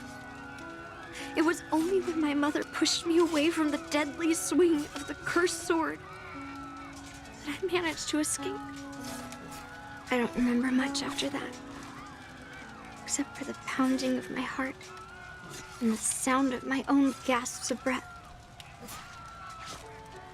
I could hear the smiths in the Pyrogyre Forge shouting, "Run away, Yunli!" And the screams of agony. Damn. My tears wouldn't stop. Such trauma, then. And I couldn't see anything. I kept gasping for air until I collapsed in a pool of blood. If General Huayan hadn't arrived in time, I probably wouldn't be here talking to you now. After that, General Huayan took me in and treated me like his own granddaughter. To me, he is 100 times better than my sinful father. He taught me forging and swordsmanship. Han Guang paid for his sins, but his troubled legacy must not go unchecked. According to the records, he forged a total of 1,382 Heliobus cursed swords, and 182 of them had unique designs. When I joined the Pyrogyre Forge for training, I made a vow to hunt down all those cursed swords. So far, I found 312 of them, and Guyun will be my 313th. Like all the other cursed swords, I'll separate it from the heliobus. Then, I'll melt it down and make it part of the Blade of Forged Remnants. I've said my piece now. Even though it'll be tough for Grandpa, I still have to melt down the sword. Those travelers who came seeking Hongguang's swords all came in the name of justice and honor. Most of those so-called great heroes were heartless killers. They are only called heroes because they won. Many of the cursed swords I've destroyed had honorable and grand names, too. A legendary sword and a butcher's knife are often just different ways of describing the same thing. Somehow, after talking to you, I feel like I've cooled off a bit. That's the Trailblazer effect in a way, so... Well, I'll have an honest conversation with Grandpa tomorrow. And I won't take any action against Guyun until he gives me his reasons. Yeah, I shouldn't have done that in a public place. Anyway, thank you. We'll catch up tomorrow. I should go back to the Palace of Astrum and tell General Huayan what happened at the Artisanship Commission.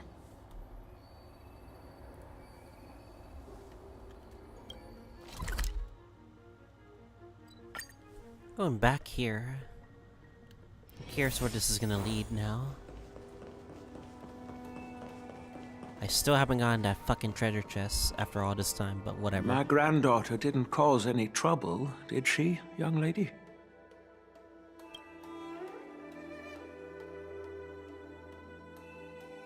Sorry for all this trouble. Yunli told you quite a bit. Now it's time for this old man to tell my side of the story. Hongguang was my beloved disciple.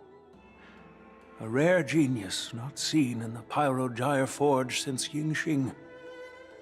However, talent can sometimes be a curse.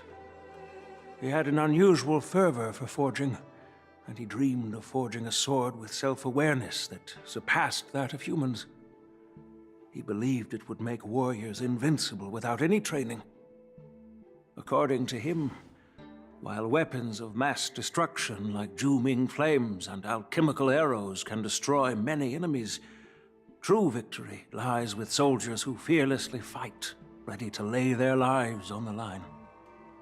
Usually, Xianzhou swordsmiths infuse a basic level of awareness into their swords to make them easier to wield. But even then, soldiers need to experience countless battles to overcome fear and sharpen their instincts. So, by infusing heliobi into swords, he managed to forge weapons that could grant their wielders strength and valor, and even make decisions for them. However, weapons are different from regular tools. They are meant to kill, plain and simple. After countless battles, all the anger, fear, and bloodlust are soaked up by the heliobi within the swords. The soldiers wielding them not only gain strength, but they also become consumed by the malice, turning them into puppets possessed by the swords. No matter how noble Hongguang's intentions were, those weapons, soaked in blood, turned into cursed swords eventually. Later, Outworlders got wind of what he was doing and encouraged him to keep forging cursed swords. They came up with all sorts of reasons, from taking back their kingdoms to slaying demons. And you know what happened next. That massacre took her parents' lives, and the lives of many craftsmen in the Pyrogyre Forge. Yunli managed to survive, but she couldn't escape the horrors of that day. Yes. I don't want her to spend her whole life trapped under her father's shadow. She doesn't deserve to carry the weight of his mistakes. Despite her vow to hunt down and wipe out all cursed swords, fulfilling that vow requires immense effort. Traversing the starry seas in search of the swords is like finding a needle in a haystack. And to reclaim those swords, she has to duel the bloodthirsty wielders, teetering on the edge of life and death. She has taken back over 300 cursed swords, and has suffered the same number of fatal wounds. I took her in to give her a chance at a normal childhood, not to send her on a sword-hunting journey. Even if she manages to melt down all the cursed swords one day, what will she do with her life after? Hu Yin is indeed one of the cursed swords forged by Han Guang. Very few swordsmiths could use Heliobai as forging material, and Han Guang was one of them. His attempt came at a terrible cost.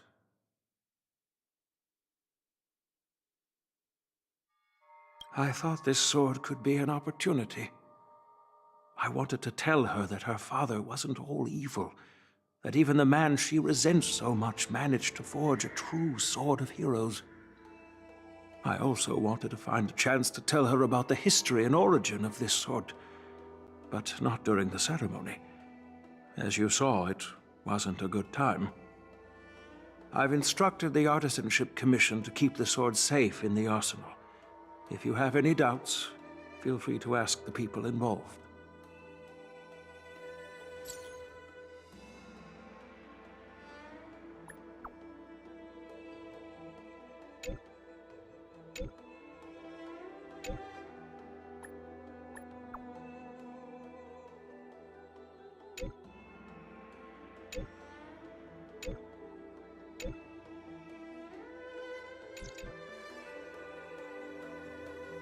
Since my granddaughter mentioned talking to me tomorrow, I'll be waiting for her. By the way, you watched over her for quite some time. You must be exhausted, aren't you?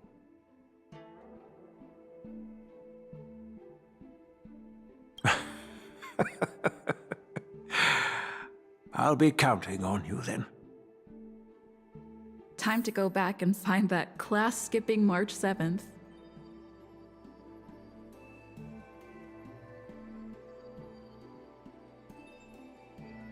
Please, take good care of Yunli. I'm curious where the next part is.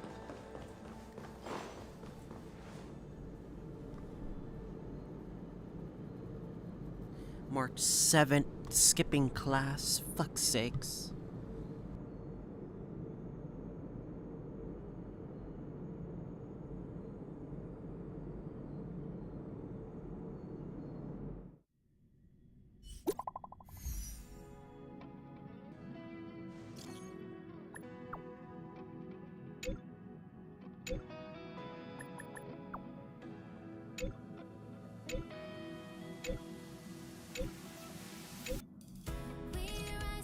Damn it.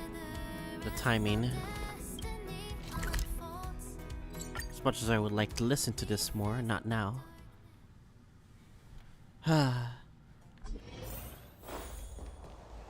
Alright, everyone is here. It's time for questioning. Yunli, I'm sure you understand why the official called you here, right? Yeah? But I didn't steal the sword. Now is not the time to use your reputation like that. If we don't recover the sword, we will be breaking our promise to the Lawfu and betraying the delegation. We're counting on you to find the truth, Official Dahao. Yes. It's my duty to thoroughly investigate the case. Even though Yunli is firm in her words, we can't just rely on her testimony. After everything, the sword still got stolen. They should have given it to me from the beginning. In this case of Gu Yun's theft, everyone involved seems suspicious to some extent. Miss Yunli is the main suspect. First, during the sword gifting ceremony, Yunli openly expressed her intention to steal the sword. She even mentioned it multiple times. After the ceremony, she broke into the Artisanship Commission and destroyed Arumatons in an attempt to get the sword. Am I right? That's true. The Realm Keeping Commission inspected the arsenal where Gu Yun was stored, and there were no signs of forced entry through the doors or windows. The only possible entrance or exit was a small window gap, just a few inches wide.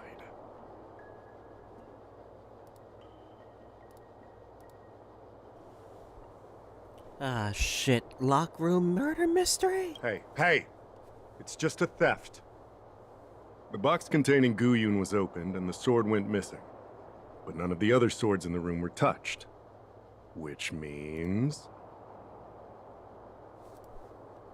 Well, I do know about the box and the cursed sword. Exactly. The suspect had a clear motive and took only Gu Yun. So, besides the ceremony participants, only the delegation members had access to the sword.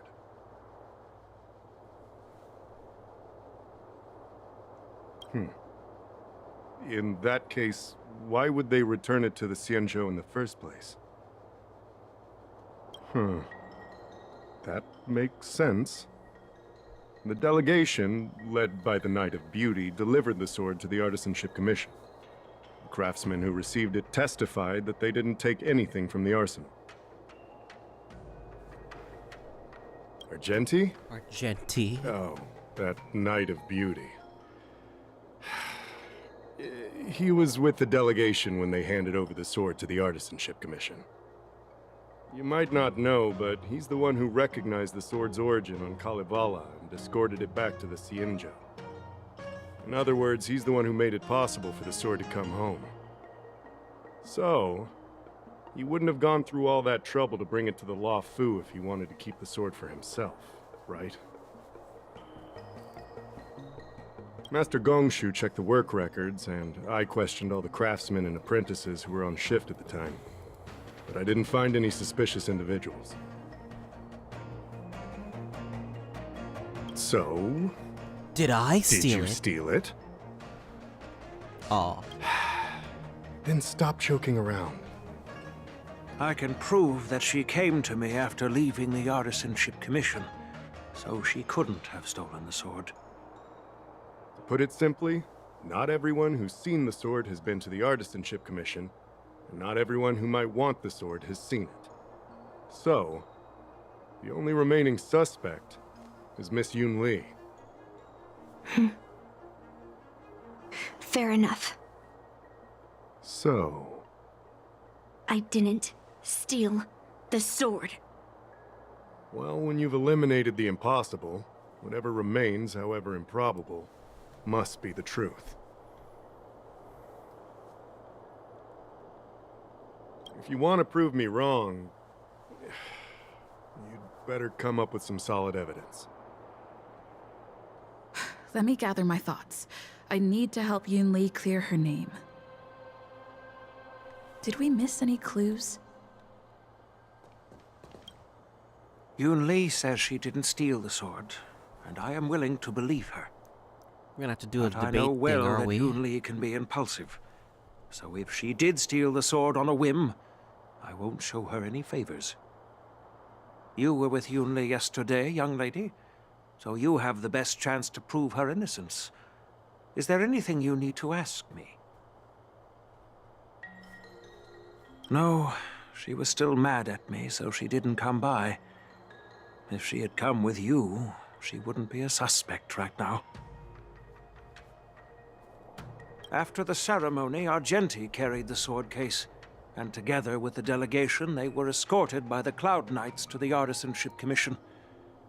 The artisan there confirmed that the sword was safely stored. I'm counting on you, then.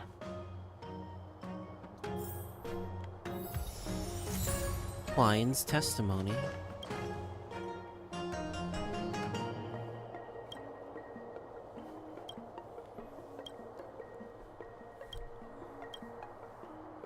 So, the thief took the sword from the case without picking the lock?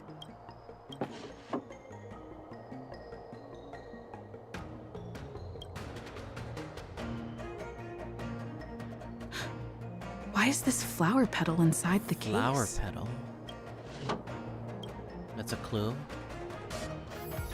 I'm gonna do my rain code. Like, super. If you found any clues, feel free to... Alright. Come back. Well, you.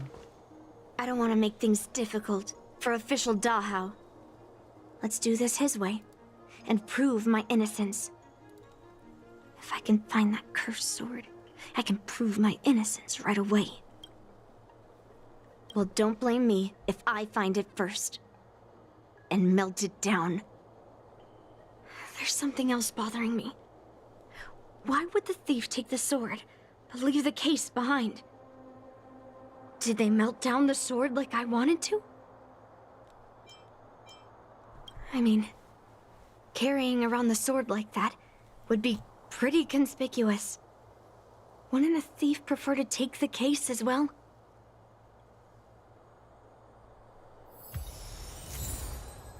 Our testimony. Talk to Pavo. Who could have thought that the Mieka Kivesa would be stolen? And that the prime suspect is General Huayan's granddaughter? You seem to be the most we've sus. accomplished our mission. And now it's the Xianzhou's problem. By the way, why did that girl call it a cursed sword? It's quite upsetting. That's enough, young lady. Let me get something straight. On Kalevala, this sword has always been highly revered. The first master of the Mieka Kivesa slew countless demons and then passed it down to a line of wise monarchs. The monarchs would heed the guidance of the hero spirits within the sword and gain insight into defeating their enemies. What is, Helio? What? Never mind. The point is that the Mieka Kivesa did help the ancestors of Kalevala build a strong foundation. It's definitely not a cursed sword.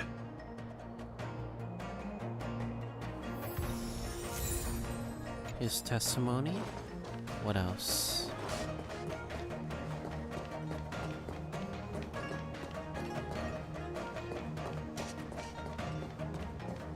Gongshu. Yes, I received your message been a yesterday while. and went to the arsenal to check on it. But when I went back this morning, all that was left was the case. I don't know anything else, so asking more questions won't help, I'm afraid. However, as the Master Artisan of the Artisanship Commission, I've got to clarify something. Even though the sword was stolen, this commission is still highly secure. Wait, no. I just remembered. My precious arumatons were smashed!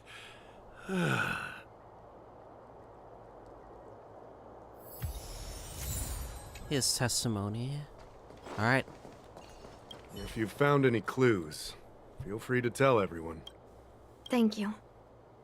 But I'm not sure if I can convince Mr. Dahao. 100% sure. Fine. Let me go through my reasoning again, and you can interrupt if anything feels off.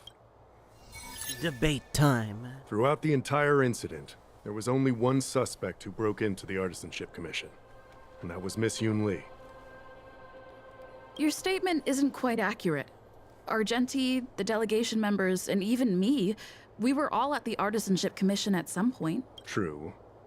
But they all left after delivering the sword. And the craftsman overseeing the handover confirmed that they couldn't have left with the sword. We looked into it as well. Before Gu Yun was handed over, the side crane at the entrance of the Artisanship Commission captured you leaving. But there's no record of Miss Yunli leaving. Why would I dare leave through the main entrance after smashing the arumatons? Throughout the entire incident, there was only one suspect who broke into the Artisanship Commission. Miss Yunli caused a ruckus at the Artisanship Commission, trying to take away Gu Yun. But you stopped her in her tracks. What Dahao said seems right. Exactly. So at least Yunli didn't steal the sword at that time, because we were at the Arumaton warehouse. If your testimony is reliable. I'm not implying anything, but we need to scrutinize every piece of evidence. Miss Yunli caused a after bidding farewell to you. Yunli pretended to leave, but snuck into the arsenal alone and stole Gunyun. After Yunli and I went our separate ways, I messaged Master Gongshu to inform him about the incident. And much later, Master Gongshu told me the sword was confirmed safe. So up until that point, Yunli couldn't have stolen it.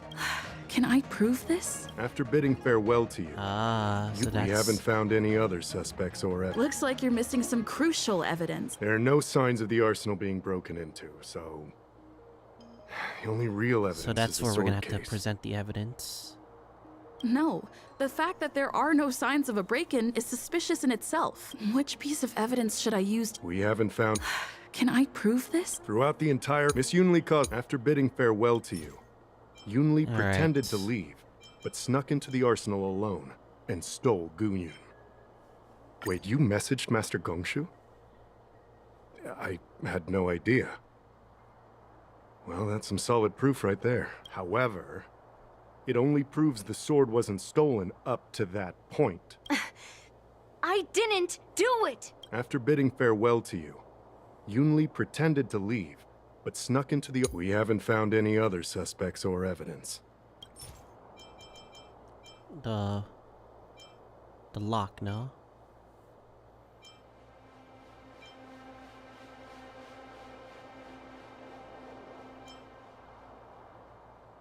The rose I petal. found this in the crevice at the bottom of the case. A rose petal? Huh. I must have missed it during the search. But why was there a petal inside the case? I don't know. But I do know that wherever that Knight of Beauty goes, he always leaves behind a trail my of God, rose is petals he the that's culprit? almost impossible to clean up.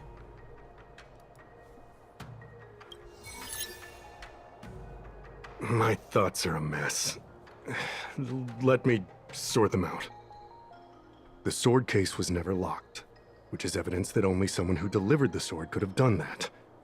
And the rose petal was probably left behind by that Knight of Beauty. But how did he manage to take the sword from the Artisanship Commission? Why did he steal it after returning it here? And why would he leave that petal in the case? I know. Guyon flew out of the case on its own. The Knight of Beauty only unlocked the box to aid its escape. Don't be ridiculous. How can a sword escape from a case on its own? You've never seen a flying sword before? I've only heard about the Mieka Kifesa being able to fly in legends. But even if it could fly, why would the Knight of Beauty do this? Like I said, the sword contains a heliobus. Argenti must have been under the control of the sword. Maybe he was under its control even before you arrived on the Lofu. Official Dahao, where can we find that knight? Let me see. The docking location of Argenti's ship. The one and only. Let's go. We've got to find Argenti before that sword completely takes over his mind. Don't tell me we have to fight him. Because he is technically a boss. Oh my god, he's so far away. Fuck it, we're gonna have to sprint our ass to him. One's hexagrammatic position is always in flux. Planning is paramount. Success. Alright. You can't change it no matter how hard you try. You there, Argenti.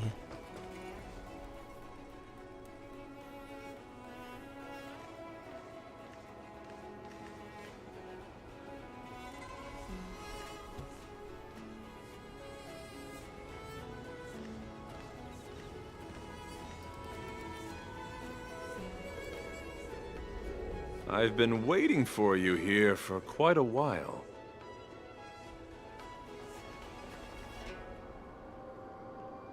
Knight of Beauty. You're the one who stole Guyon, right? Hand it over. You have no idea how dangerous that cursed sword is. Dangerous? In my humble opinion, the real danger is always the hand wielding the weapon. Please allow me to correct your statement. I never attempted to steal this weapon. As a Drilla's knight, I've sworn to live in poverty and possess only what is necessary. What? What do you mean? I agreed to assist Master Guyun in its escape from the Xianzhou. As the person who pulled it from the stone monument, captivated by its beauty, I must not let it down.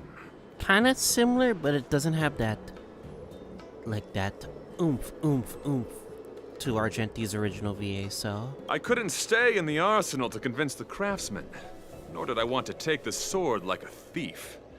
That's why I left behind a small piece of evidence that pointed to my identity, in the hope of an open and honest conversation with you. Whatever your reasons are, you're planning to take the cursed sword away from the Xianzhou. Hand it over to me! Back then, it was the beauty of Master Guyun that impressed me, so I willingly embarked on the journey to return the sword. But unfortunately, Master Guyun's homeland is no longer the ideal place for it to return to. As a Knight of Beauty, I must not abandon it halfway.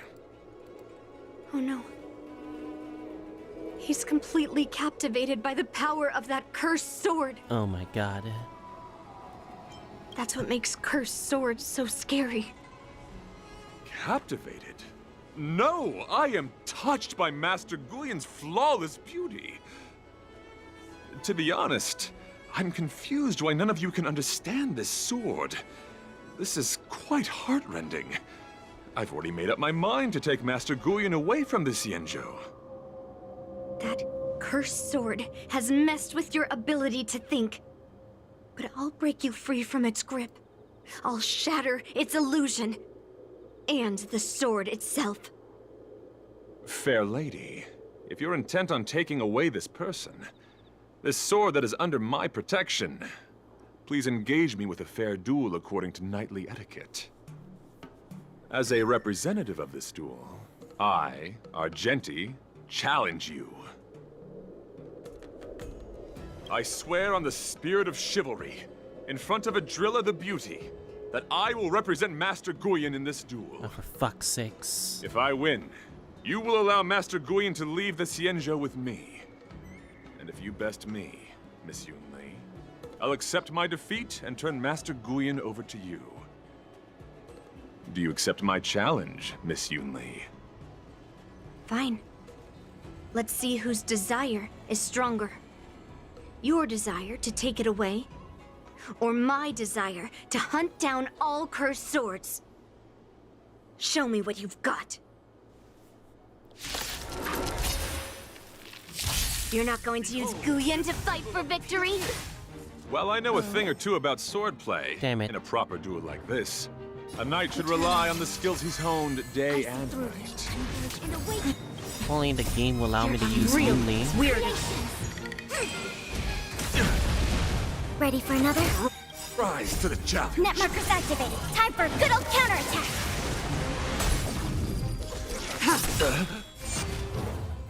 You're fighting a gentleman. Put forth all your might. Enjoying yourself? Yeah, it doesn't have that oomph. What's up with the casting directing? I swear. Every petal, all will be swept away by the wind. A quick divination. Stand. Blade of moonlight, all will be revealed in lunar flame.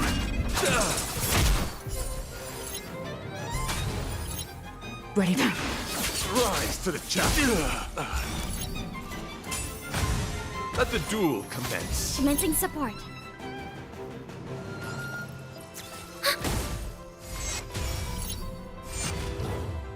Pledge thy loyalty. Put forth all your might. Enemy data net markers activated. Time for a good old counterattack. Rise to the challenge. Enemy targets detected.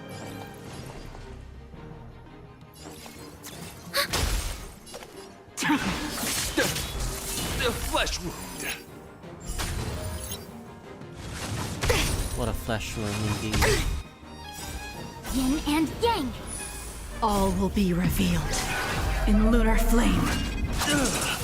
For chivalry.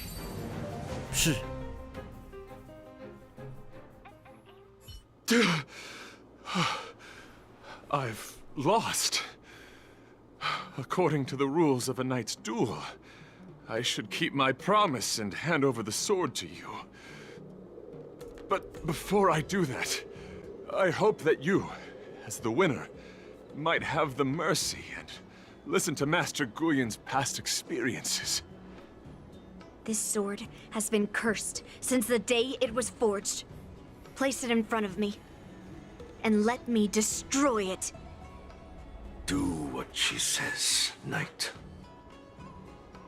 But... You've done so much for me already. It's time for me to face her alone.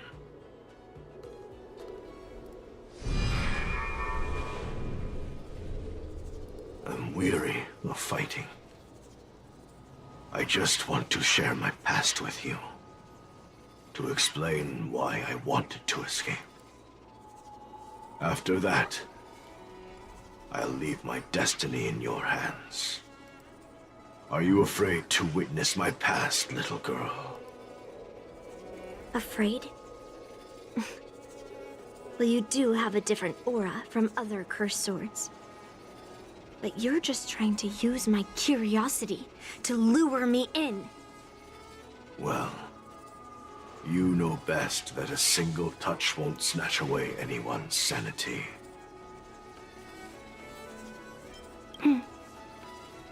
Fine. Show me your past. Oh boy.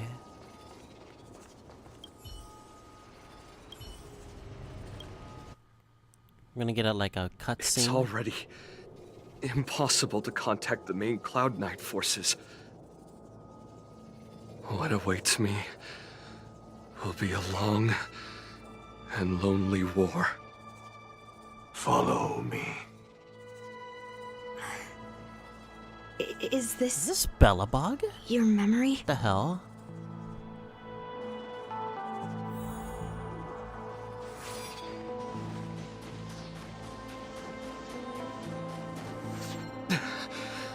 It's so cold here. I didn't feel it when I was in the thick of battle, but now it's freezing me to the bone. You're indeed a masterpiece from the Xianzhou Juming. If you hadn't taken control of my body, I probably would have been decapitated in that fight. Quiet, and stay alert. Borisin wolf troopers never give up the hunt. Hey, just relax a bit. It's been over 300 days since we were both stranded on this planet. The transmitter never rings, so I guess we can't count on that anymore. The people on this planet still use beasts to pull their carts. Obviously, there's no way they can help us fix the star skiff.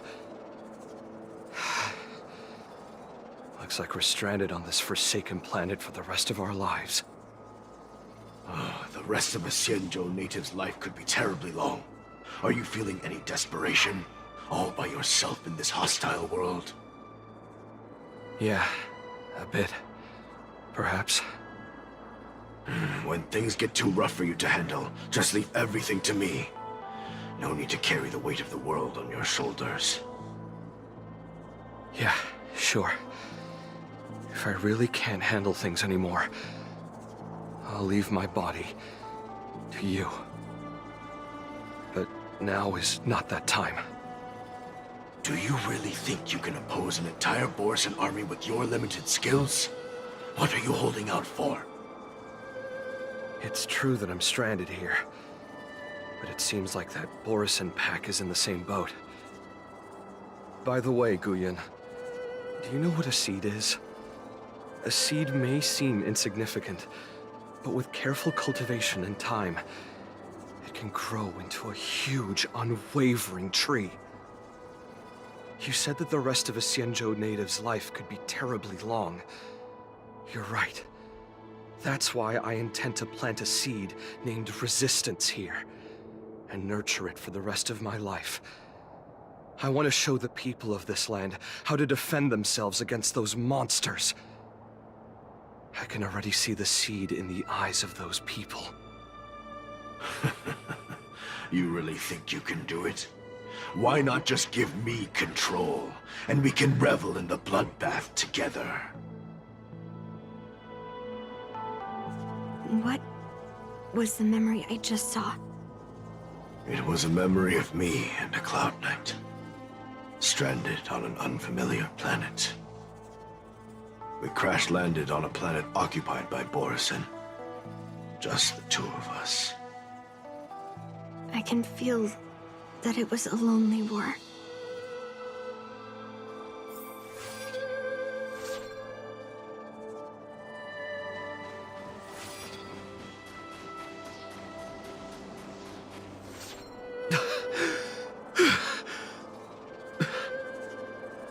I'm alive.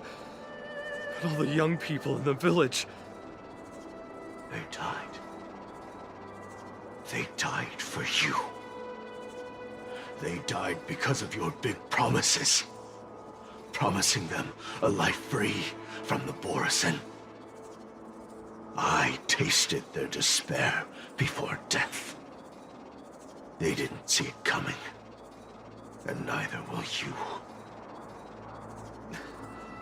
We can't stay here. Let's move on to the next village. Why? What's the point? You and your sorry excuse for an army have been fighting for over 3 decades, and you haven't won a single battle. What you're sowing is not resistance, but despair. This world is hopeless. It's completely infested with packs of Borisin. You've seen their numbers, and you know their methods. And those commoners you've put your hopes in. They just kneel down and worship the monsters devouring their children and families, calling them their Beastmasters. You beheaded one of the Beastmasters for their sake, but they turned on you because they were scared of the Borisin taking revenge. You remember all that, right? I do. I remember my first death. The Borisin cut off my head. But I also remember that if it weren't for a brave youngster who risked his neck to reattach my head and give me a proper burial, I would have disappeared completely. I remember everything the people did for me. They left food at the entrance of my cave, fixed my fur coat, and some even joined my resistance. The rest of the Xianzhou native's life is still terribly long. And there will be new youngsters who will stand beside me in battle. Time is on our side.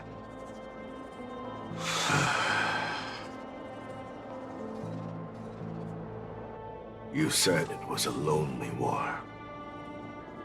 No. It wasn't a war filled with loneliness, but with despair.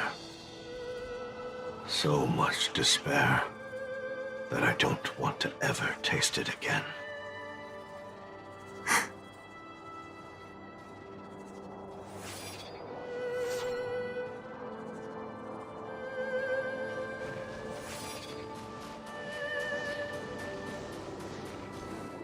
I'm leaving.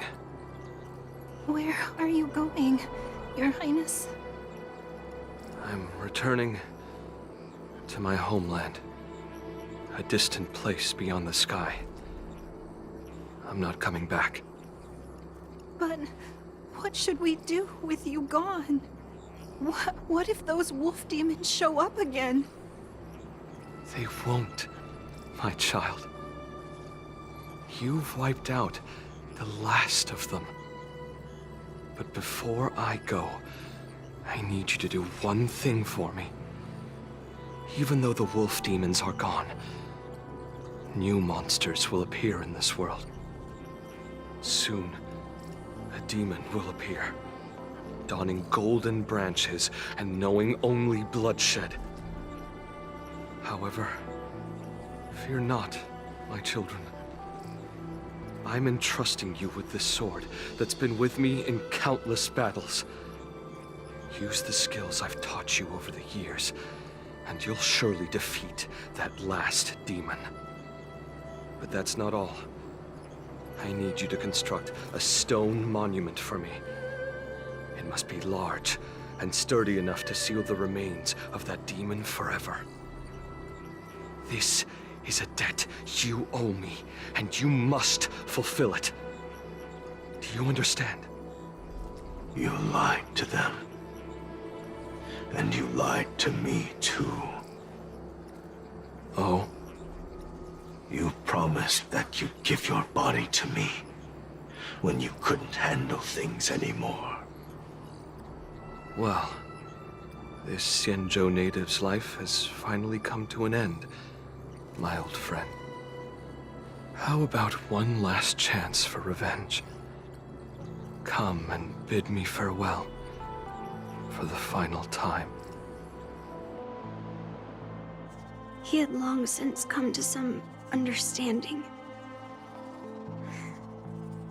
I could sense a mix of intricate emotions flowing out. It wasn't bloodlust, or anger, or fear.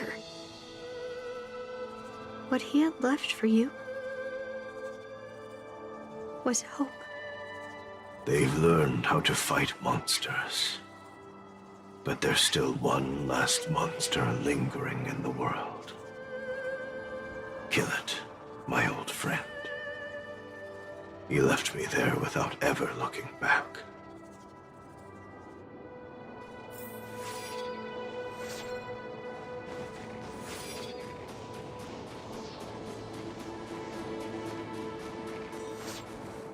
Thank you, my old friend. Heliobi can taste human emotions. How do my emotions taste, my old friend?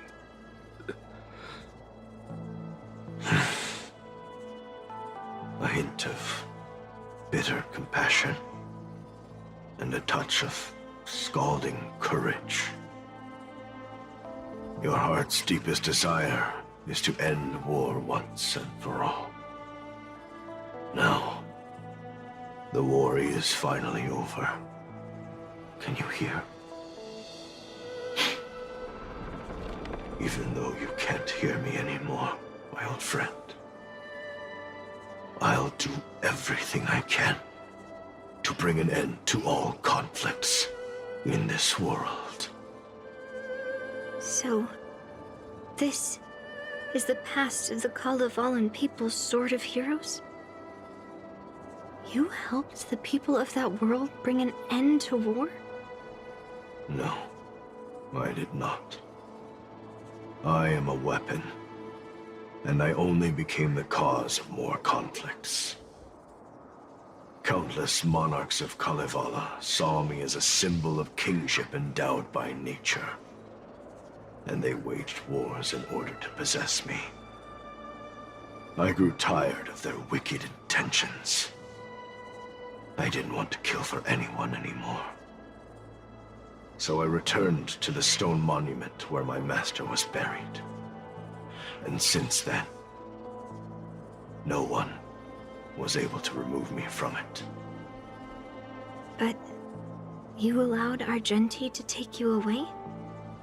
Because even after all this time, I still wanted my master to come home.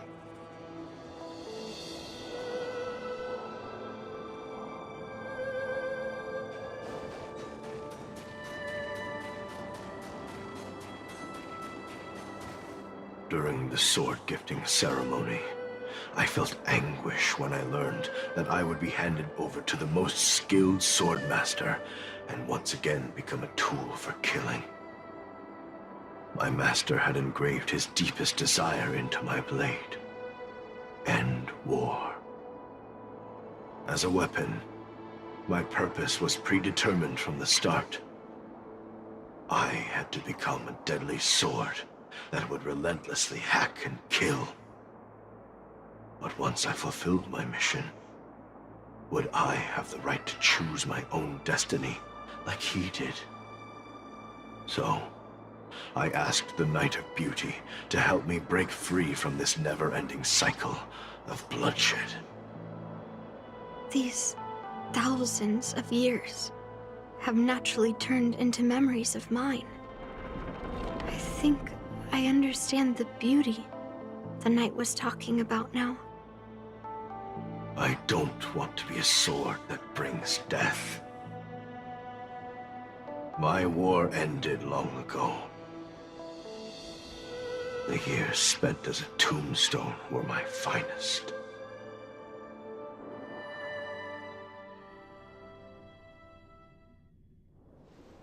I've told you everything about my experience with Master Guyan on Kalevala. And now, I'm sure that Miss Yunli is as moved by the sword's flawless beauty as I was back then. Even though I had heard the legends of this sword from the delegation, delving into its memories was still fascinating.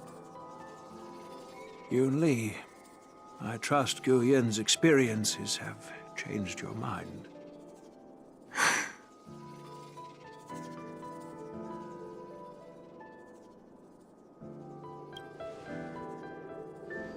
It wasn't until I held Guyan in my hands that I could sense its thoughts and unspoken words. I always thought a cursed sword infused with a heliobus would only bring rage and slaughter. I never thought someone could leave behind the desire to end war, and even change the nature of the cursed sword. My position was too extreme. Guyan is truly a sword of heroes. I apologize to all of you for my behavior. I'm sorry.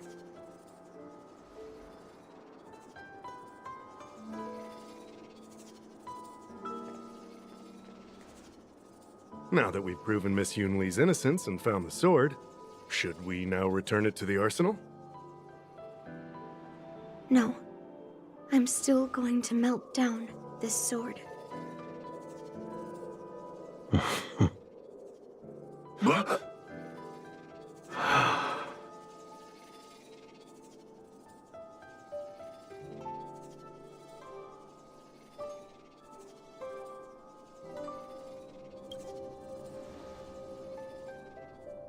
I've heard your true desires, Guyan.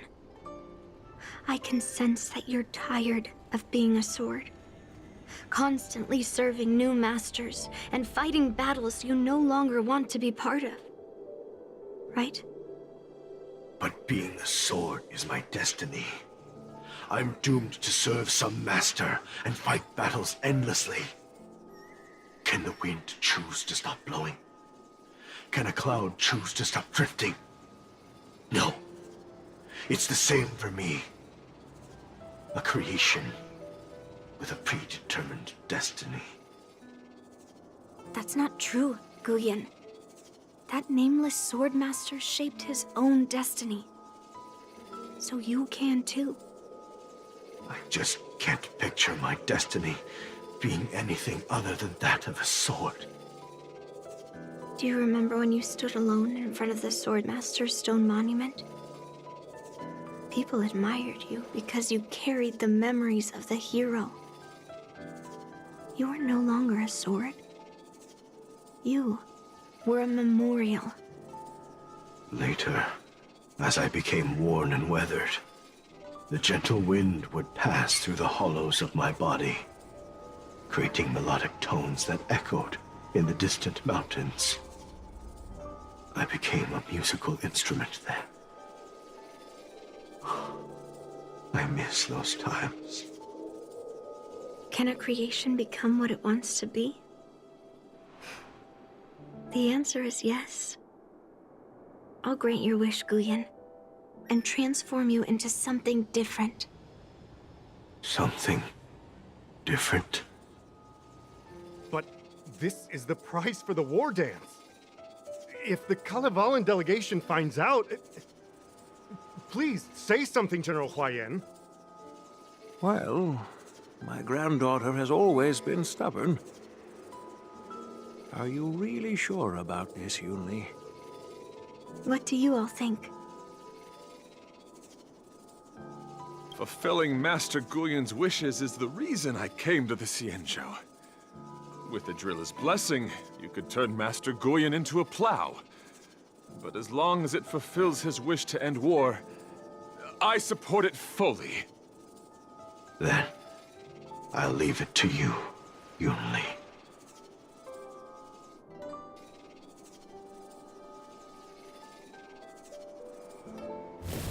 It's been an honor getting to know you like this. The honor is mine. Thank you, Yunli.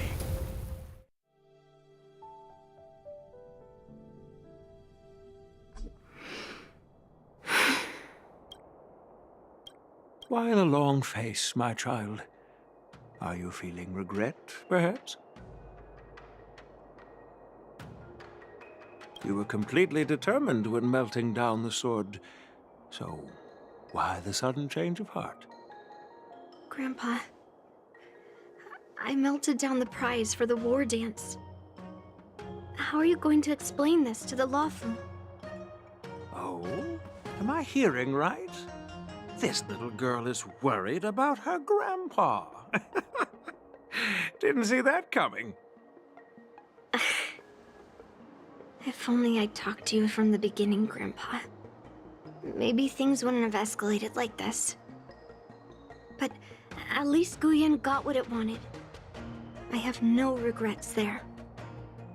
When it comes to swords, you and your father are cut from the same cloth.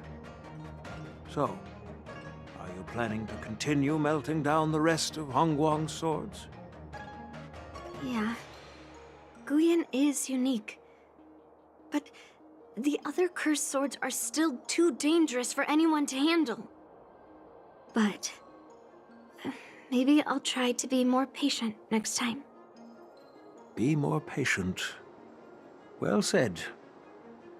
Remember what you learned today, because there will be many more situations in the future that will require you to be more patient.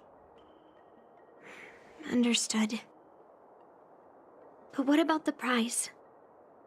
Well, ever since you showed up at the ceremony, I had a hunch. So I prepared another sword as a backup plan. And don't worry, this one has nothing to do with Heliobi. That's perfect.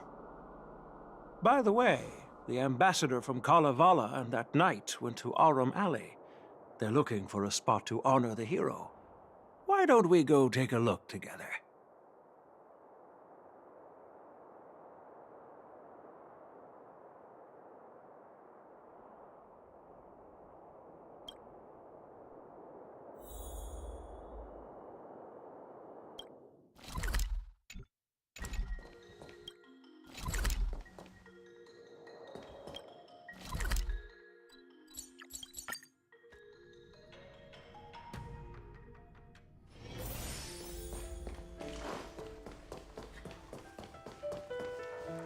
Oh, General Huayan. What brings you here? Well, my granddaughter was inspired by the heroic legends told by the Mieka Kivesa, so she dragged me here to take a look. I come from a long line of Kalevalan monument keepers. For generations, my family has guarded the stone monument left behind by the nameless hero. Over the centuries, a golden tree sprouted from under the monument, and its branches have never withered. We Kalevalans see it as proof of the hero's existence. Golden tree, hoping to plant it here to represent the hero returning to his homeland. That sounds good. We Xianzhou people don't make coffins or set up memorials. so I'm sure he would be happy to rest here where life is bustling. The hero had asked our ancestors to carve something into the monument, so I made a copy of it too. While the inscription is pretty worn with age, perhaps you can still make out some of it. I have drifted far from my homeland and am on the brink of death. Yet, I take solace in having honorably fulfilled my duties. Should you feel compassion for me, kind traveler, please take a handful of soil hence and bring it back to the Lawfu.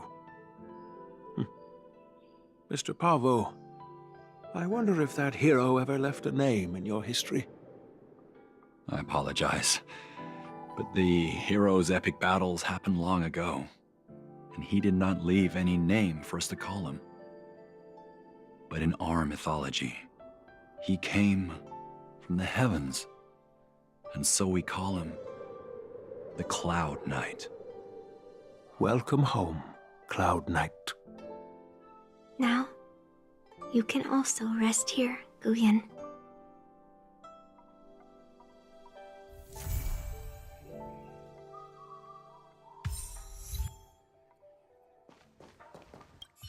As a punishment for being an accomplice in this theft, General Huayan assigned me to guard this golden sapling and recite the story of the hero and this legendary sword to passers-by. This is not a punishment at all, and I gladly accepted it. Spreading the message of beauty to the Xianzhou residents is exactly what I desire. However, I plan to leave the Xianzhou soon and continue my travels. May our paths cross again in the vast cosmos, my dear friend.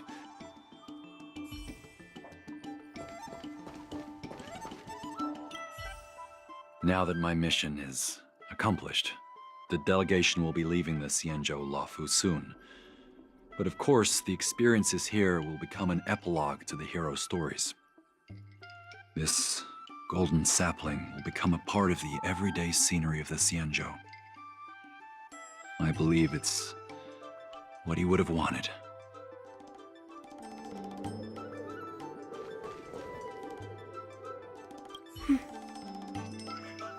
I'm feeling a bit emotional. I'd like to stay here for a while. Thank you for your guidance. I'm truly grateful.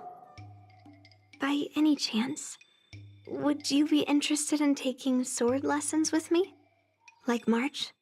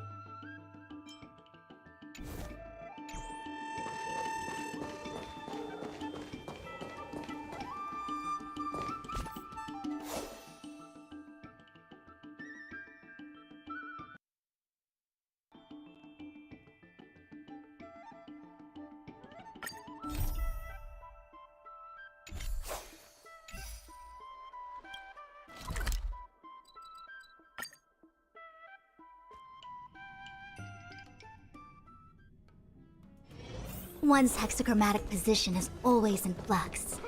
Planning is paramount.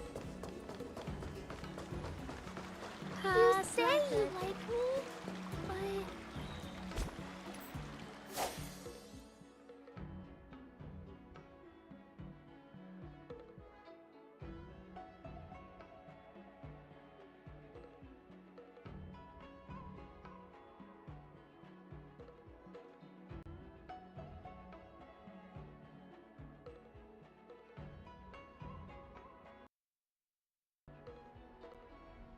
Alright, finally. I could finally just start this new March event. Hope there's some story for it.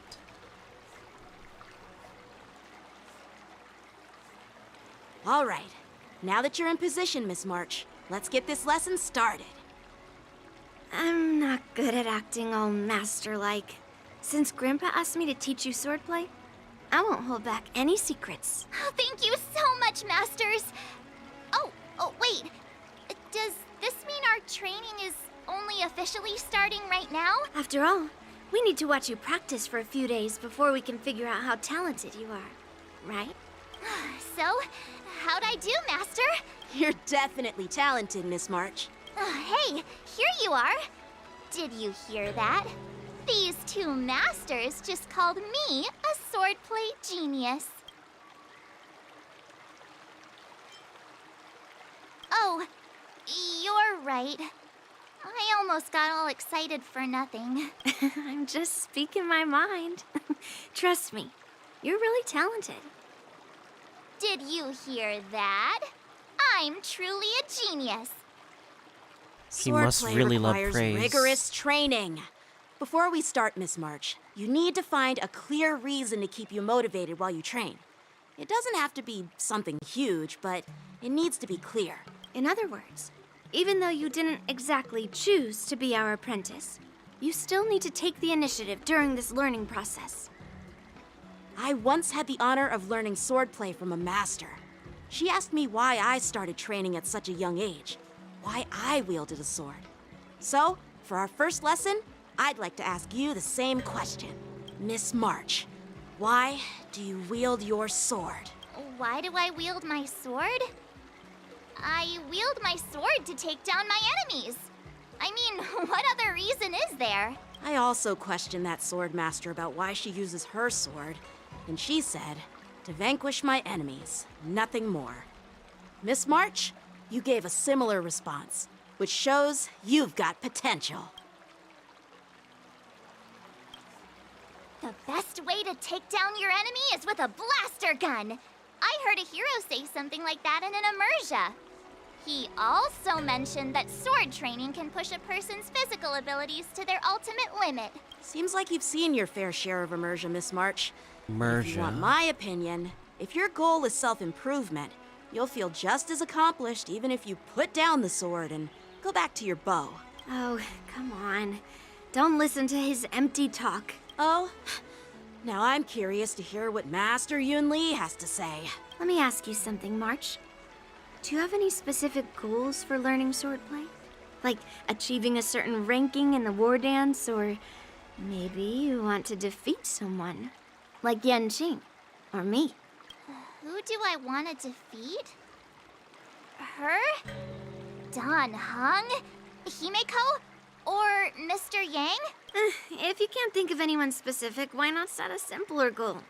Like, how many opponents do you want to defeat at once with a sword? I'll fight 10! 10? Oops! 10? That just slipped out. It's actually another line from an immersia.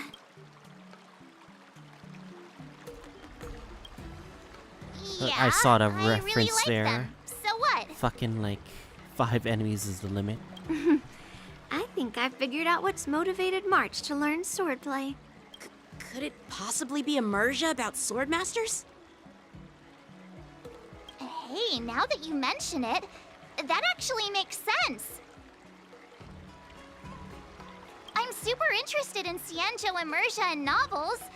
Even though I use a bow, almost all the great heroes in those immersia use swords. So I want to be a sword master too. See? doesn't matter. Everyone has their own preferences. Becoming a sword master who fights for justice and battles evil? Well, that's definitely a good reason to keep you motivated in swordplay training. Now that you've both given your approval, I have another small request. I want to perform a tea ceremony to honor you as my masters. Remember, you'll need to tap the table a few times with your fingers. Tea ceremony? Tap the table? Do we have to be so serious about accepting an apprentice for the first time? Please? That's how those heroes in the Immersia show their respect.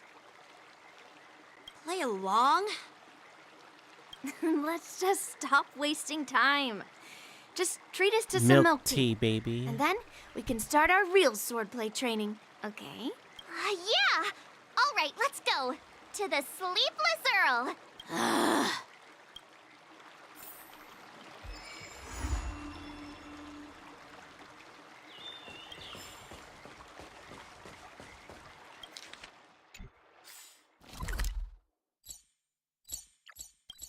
I'm be surprised. This is how we're gonna learn the bubble tea. Hey, this is not how it's supposed to be, right? The Xianzhou is known for its tea culture and hospitality, God, but Scott you're not again. treating me like a guest at all. Seriously, am I not a guest?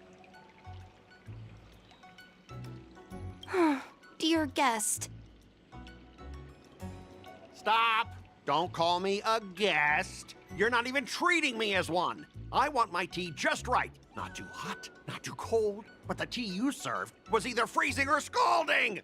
Is this how you treat your guest on the Xianzhou? How fantastic! Your tea tastes like slop, and you even have the nerve to charge me for it! Are you trying to scam honest folks? And that name, the Sleepless Earl, it's so hard to remember. How about we give you a new plaque that says, Xianzhou Slop? It suits this place better, don't you think? Stop! You've gone too far. Oh, who's that trying to be a hero? It's me, March 7th.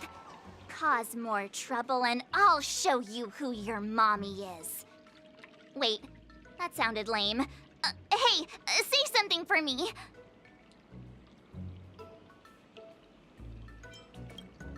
That's right! I'm the sword champion! Never heard of you.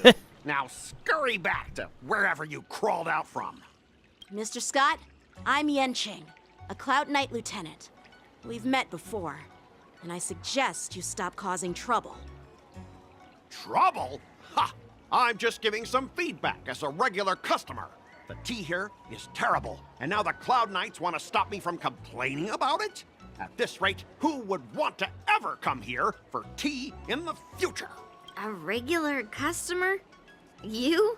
Yeah, what else would I be? The Xianzhou's prisoner? You would fit as a prisoner. Anyway, if you're trying to bully this young lady, you'd better watch out for the weapon in my hand. Huh?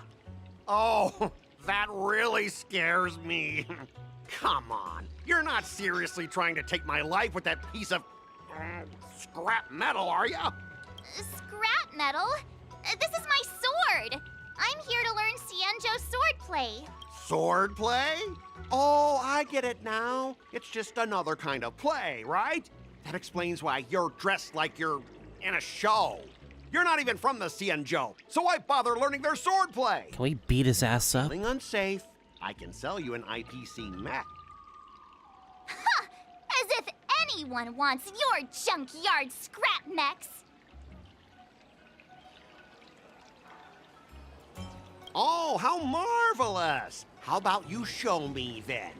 Well, guess it's time to show these bumpkins something serious.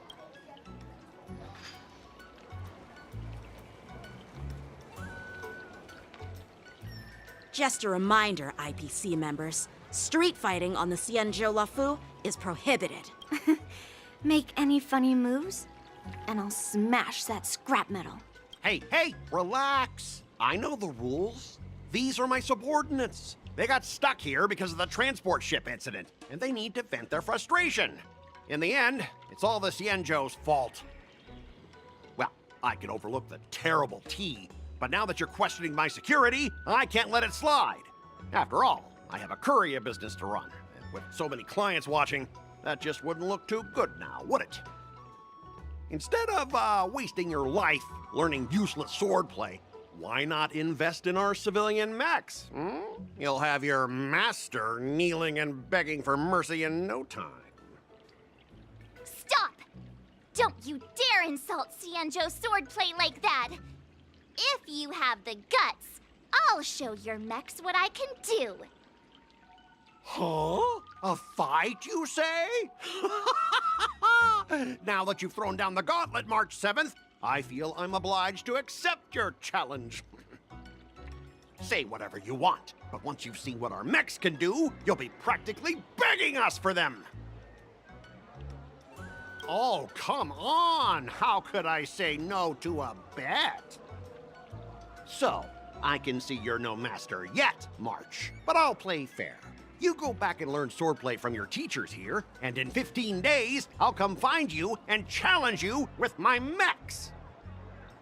Only 15 days? 15 days? All right. Fine. And if you lose, you'll have to bark like a dog in public and shout, "Xianzhou swordplay is a total joke!" You'll stand at the entrance of our room alley and say it to everyone passing by. Oh, hell no. Oh, and if that's the case, just forget about your master and become my apprentice instead. I'll teach you how to pilot a mech. And if I win? He has to fucking bark. I'll become your apprentice? Hell no. Nah, I don't think so. I don't like you. Okay, how about this? If I lose, I'll squeal like a pig in public and say, IPC mechs are a total joke! And I'll even print that on every mech on the transport ship. Deal?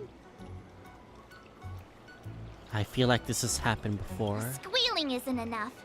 You also Sushang need to had to witness apologize it herself, to the owner too. of the Sleepless Earl and take back what you said about Xianzhou swordplay. Fine, fine, I get it. But you've got to actually beat me with that little scrap of metal first. You all heard it, right? We'll meet again in 15 days. Let's go.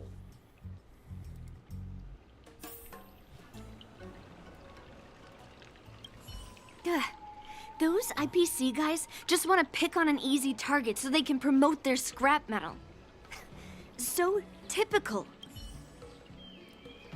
The Xianzhou and IPC signed a trade agreement, so those IPC people won't dare to cause any trouble. But, I mean, a bet like this is quite unexpected. I'm still worried about the owner. Let's go check on her. The Xianzhou... Are you okay? Yes. Thank you all What for your has timely help. happened? The shop facing a bit of flack from visitors is a minor issue, but Miss March's decisions to challenge him is serious.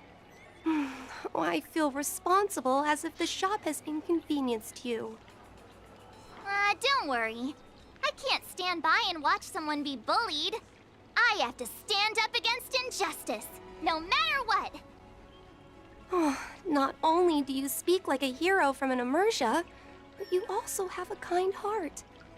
Your charisma has completely won me over, Miss March. I'm not quite a hero. Yet.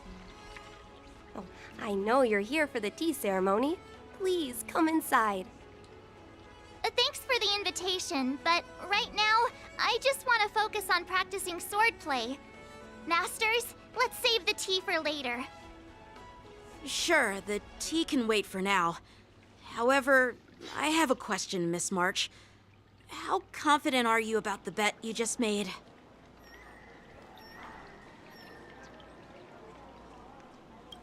Come on, how could I possibly lose? You're right. It seems she really hasn't considered anything. I don't see any issue with it. let March give it a shot. As long as she trains diligently, I believe she can easily deal with that hunk of IPC scrap metal. As long as she trains diligently. I'm now filled with determination, Masters. I'll learn Well, she has a swordplay motive well and now. teach that guy a lesson. You're my most trusted friend. You'll be my assistant teacher and make sure I learn swordplay properly. If I can't learn swordplay well, I'll have no one to blame but myself. Masters, Miss Teaching Assistant, let's go back and start the training now.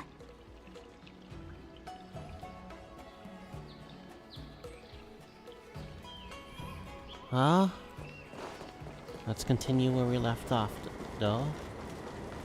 Though I imagine, like, I'm planning on quitting. this is gonna be a long way till we get Eidolon, so... And this is only part 1 of the event, so... Alright. That IPC guy will show up in 15 days. I've gotta become a sword master by then. Becoming a sword master in a mere 15 days is quite challenging. But we can't lose our momentum, Master Yunli. Momentum alone will only keep you going for about 3 days. If you really want to stick with it, you need a solid plan. No worries. I've found my professional teaching assistant to help me organize the lessons, so there won't be any problems. Rest assured, Masters, if not in me, at least place your faith in her, my trusty sidekick. Miss March is really passionate about learning swordplay, and now she has a clear goal in mind. That's a good thing for her. There are many ways to defeat villains, but if you want to become a true hero, you have to focus on self-improvement. I hope you will always remember this, Miss March. Got it. It's all etched into my memory. Since you've got that in mind, it's time for me to set some targets for you. Please, go ahead, Master Yunli. I'll be honest, for a filler patch, this has a lot of story content. We'll have 3 Not gonna exams lie. during these 15 days. If you pass our tests, those pieces of IPC scrap won't stand a chance. But if you fail... That would mean Yunli is a terrible teacher. And if that's the case, I hope you won't force yourself to take on the challenge, Miss March. Hey! You are the terrible teacher here. I understand. In the Immersia, the disciple and the master share both honor and disgrace. If the apprentice fails, the master loses face too. Well, there aren't that many customs on the Xianzhou. I'm just worried about you getting hurt. But as long as you practice diligently and pass the tests, we'll feel confident about your duel. Now, let's go back to the first question I asked you. I'm sure you found a reason to wield your sword, right, Miss March? Absolutely! I wield my sword to become a hero. I want to fight for justice, punish the wicked, and make them quiver in fear and run away when they see me. I feel like I've heard this answer Then before. keep that fire burning and learn with all your heart. You haven't said much, Miss Teaching Assistant. Any suggestions before we officially start training? What, twists? Like the ones in those Swordmaster novels? But I wonder what kind of unexpected twists I'll encounter.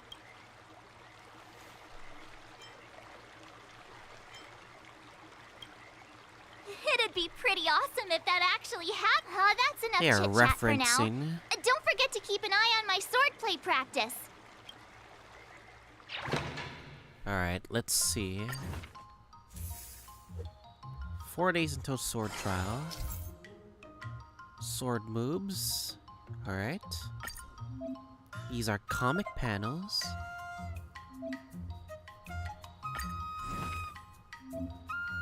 Oh.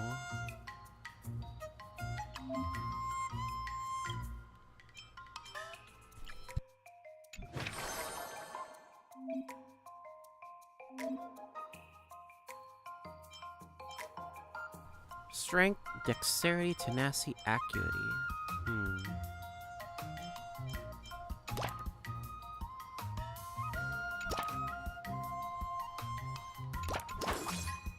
Okay.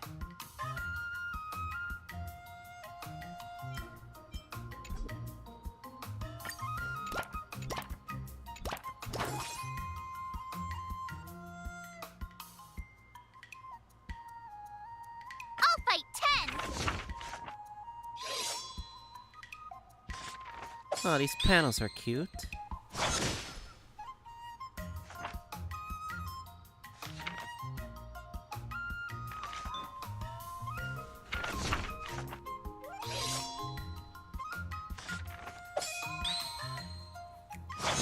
Is there like a new panel for each one?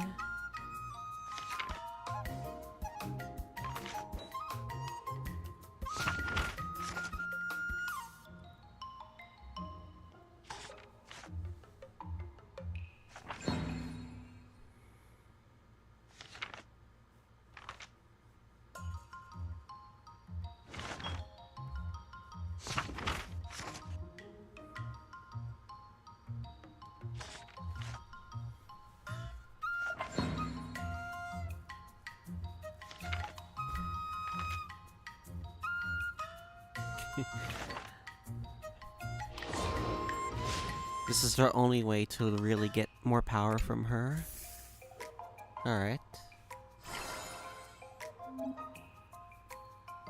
Mood. Efficiency decrease.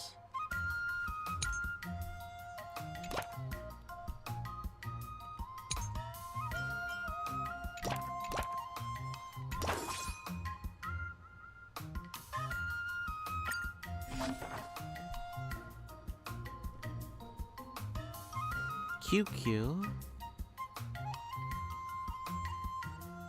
I'm seeing these panels. They're cute though.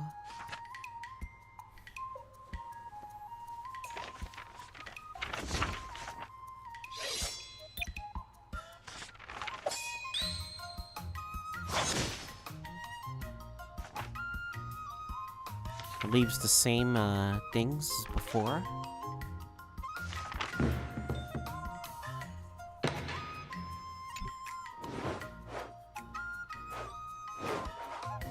How should I go about this?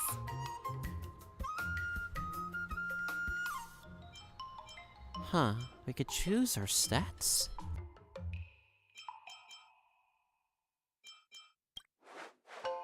Good. That's enough training for today.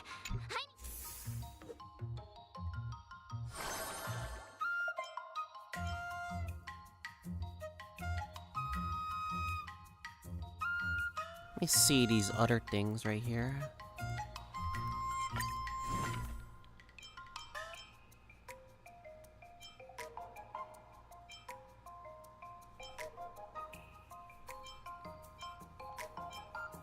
Another new move under my belt.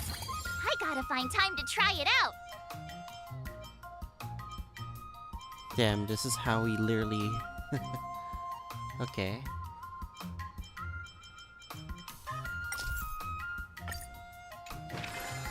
Alright then.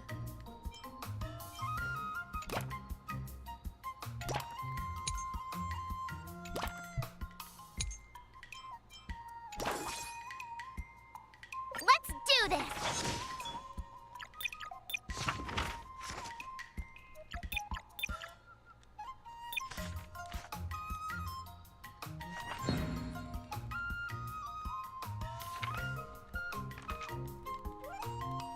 How do you skip this?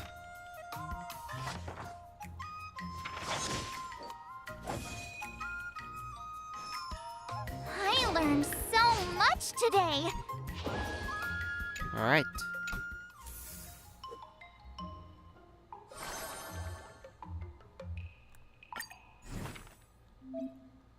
Alright. Another step closer to star-crazing glass greatsword.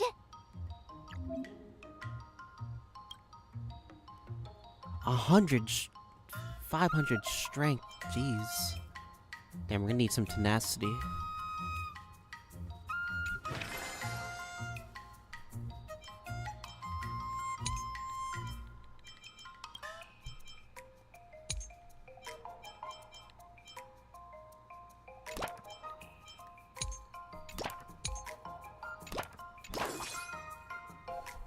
Let's do this!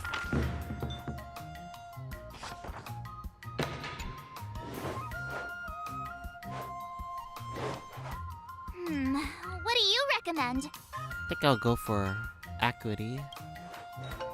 Great!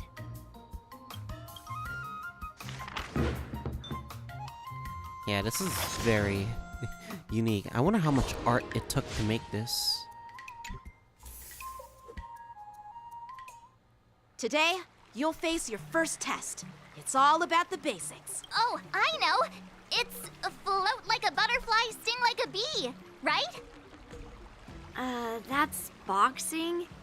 But close enough, I guess. Grasping the basics is crucial to mastering swordplay, Miss March. Focus on wielding your sword properly, making your thrusts swift and strikes brisk. And parries should be fluid and nimble. Got it! See? Even March is getting bored of your rambling. But I'm actually not bored at all. Miss March is still a novice, so I'm giving her some tips on the basics to help her better understand them. Neglecting the basics will only make you vulnerable in a fight. Even for an extraordinary sword master like you, Yunli. Just focus on your teaching. Why bring me into this? What? Didn't General Huayan offer you any guidance? Looks like your general hasn't told you to stop hopping around like a sparrow in a fight. The banter again. Miss March has been learning the basics of swordplay, and now it's time to put her knowledge to the test. Unsheath your swords and show me what you've got, March. According to the schedule, there's a test today, right? Play by March I'm 7 ready. alone. Enter automatically, no teammates is allowed. Higher the sword ascension ranks, the easier it is to pass the trial. Okay.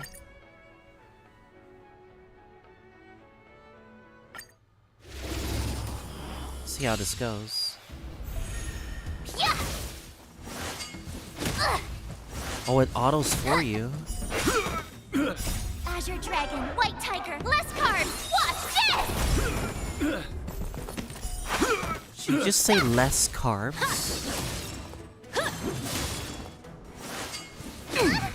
Yeah. Azure Dragon, White Tiger, less carbs. Watch this!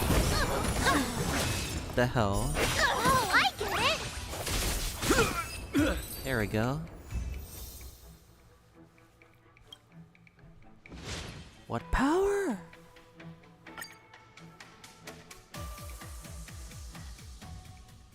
Looks like I passed the test, right? Yeah. Well done. You passed with flying colors. Great! Hey, hurry up and congratulate me. You'll get your... I couldn't have done it without my masters and you, Miss Teaching Assistant. You deserve your praise, alright. So if I were to take on that IPC guy now, what would you say are my chances? You already have a martial arts background and plenty of real combat experience. With swordplay guidance from me and Yunli, if you were to challenge the IPC's security mechs now, I believe... You wouldn't stand a chance. Yunli's... right. Too early. No chance? Hey, are you trying to crush my confidence? I'm the kind of girl who performs better when I'm showered with praise, just so you know.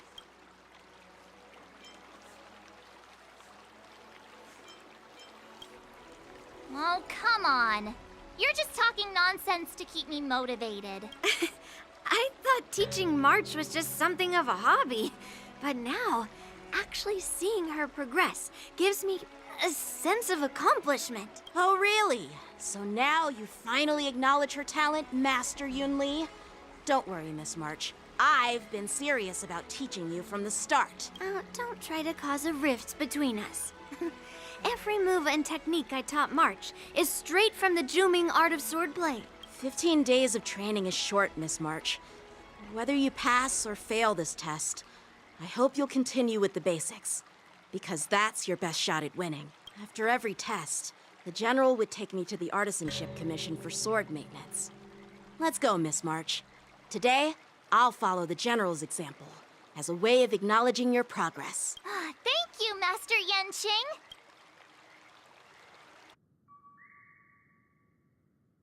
So, have Oh, you found no. any information about her? Bad guys. Yeah, that girl is one of the nameless on the Astral Express. Oh, she's no pushover. Don't you think this bet's a bit too risky? Yeah, it is. So what? Have you seen those big shots in the Strategic Investment Department? Do they ever make safe bets? She thinks she could fool me by flying under the radar? You there!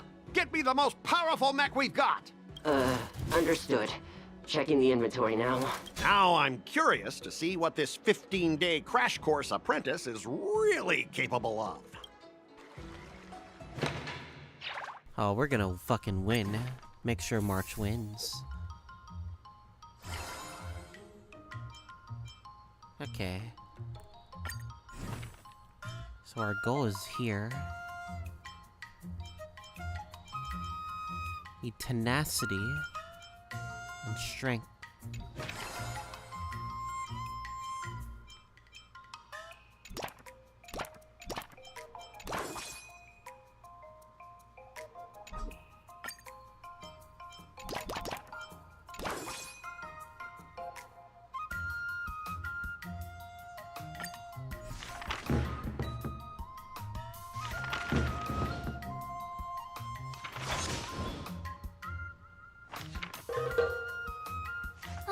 That's enough training for today. I need... Wonder what I'll run into today. Huh? What's this? Hua Hua?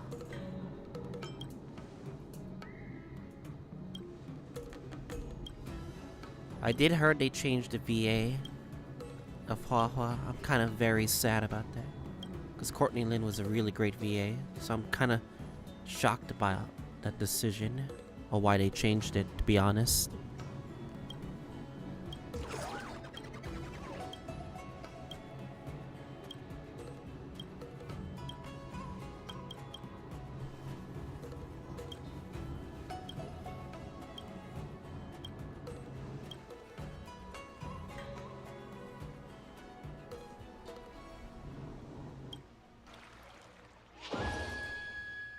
Two assist effects every day. What does that mean?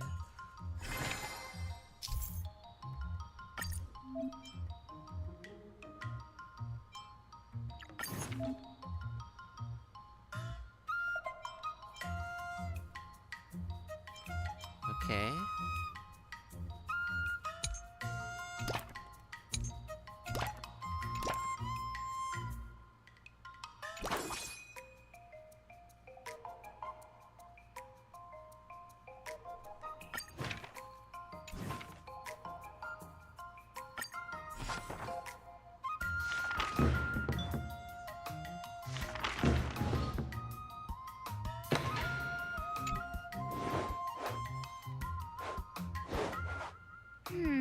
What do you recommend? Tenacity. I learned so much today.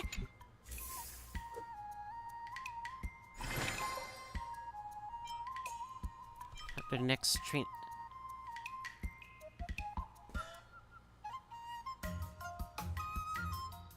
Increases the next train's efficiency after performing an excursion by 100%.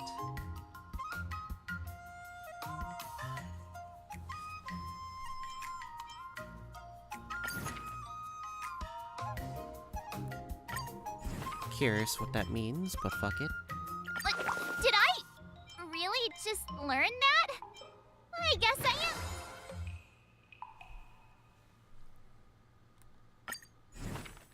Oh.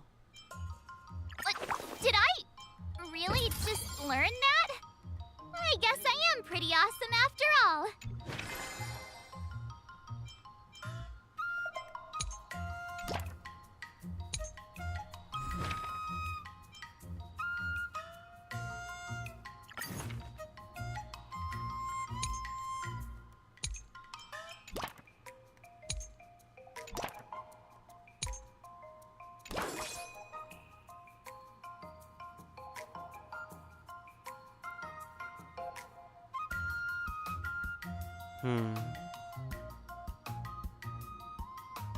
Dang, we're gonna need more, do we?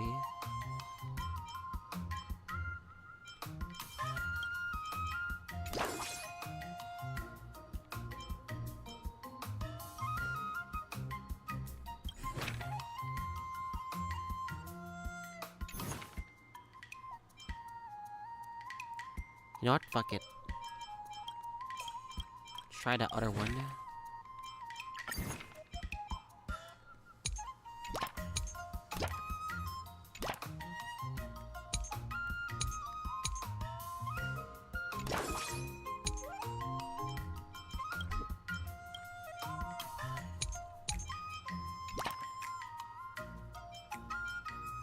All swords and no play makes March a dull girl, you know.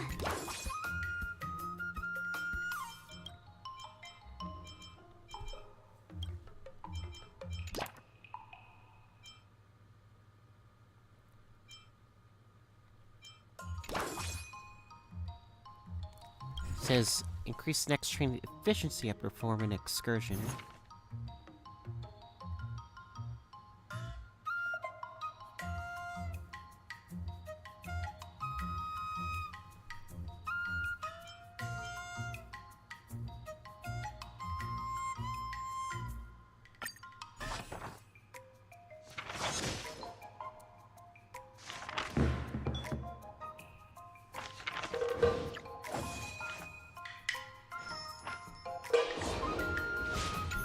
Wonder what I'll run into today.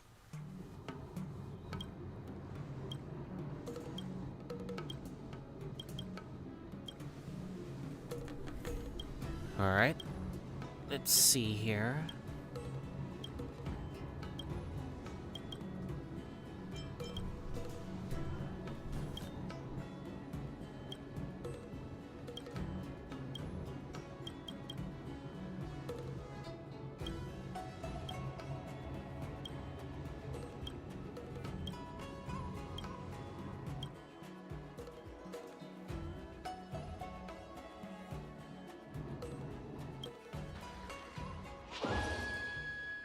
Midnight Paranormal Hunt.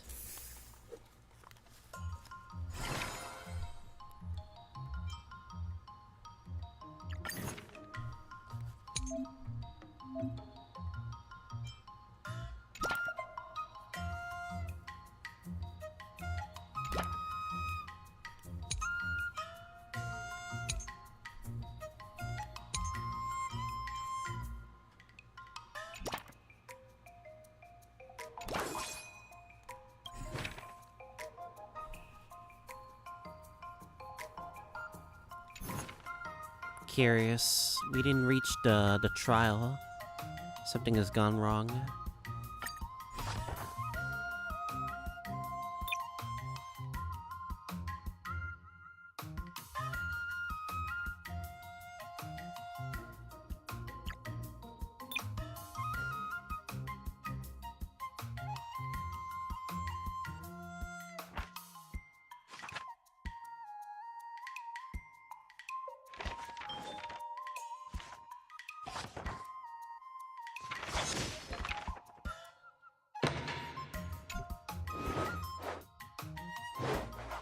How should I go about this?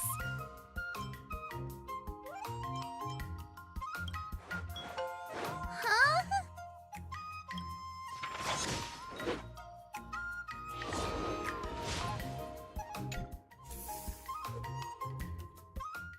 Time for your second test. I'll be your examiner this time, and I'll be testing your ability to defeat enemies with unconventional.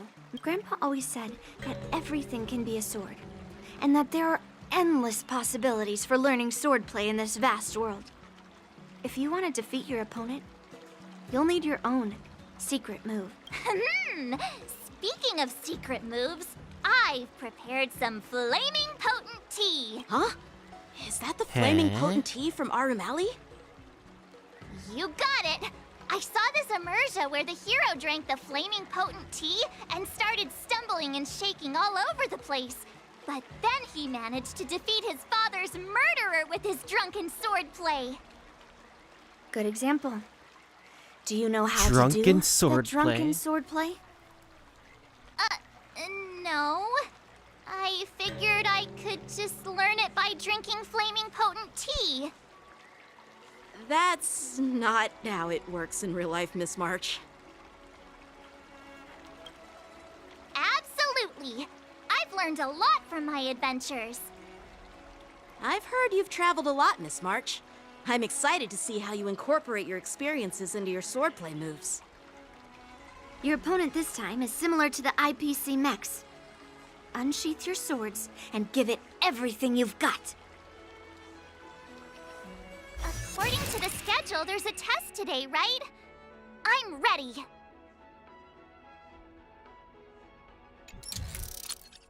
How convenient. The reset is already started. Another step closer to star-crazing glass greatsword. Huh. Need more, honestly. If we fail this, then it's my fault.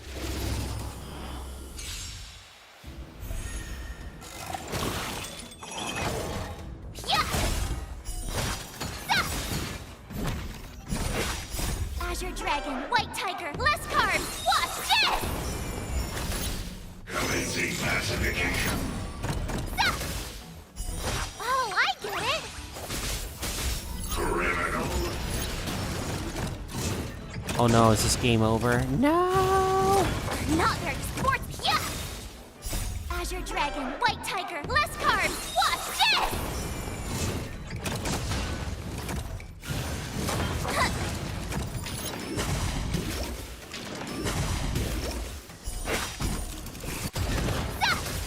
Lower your weapon.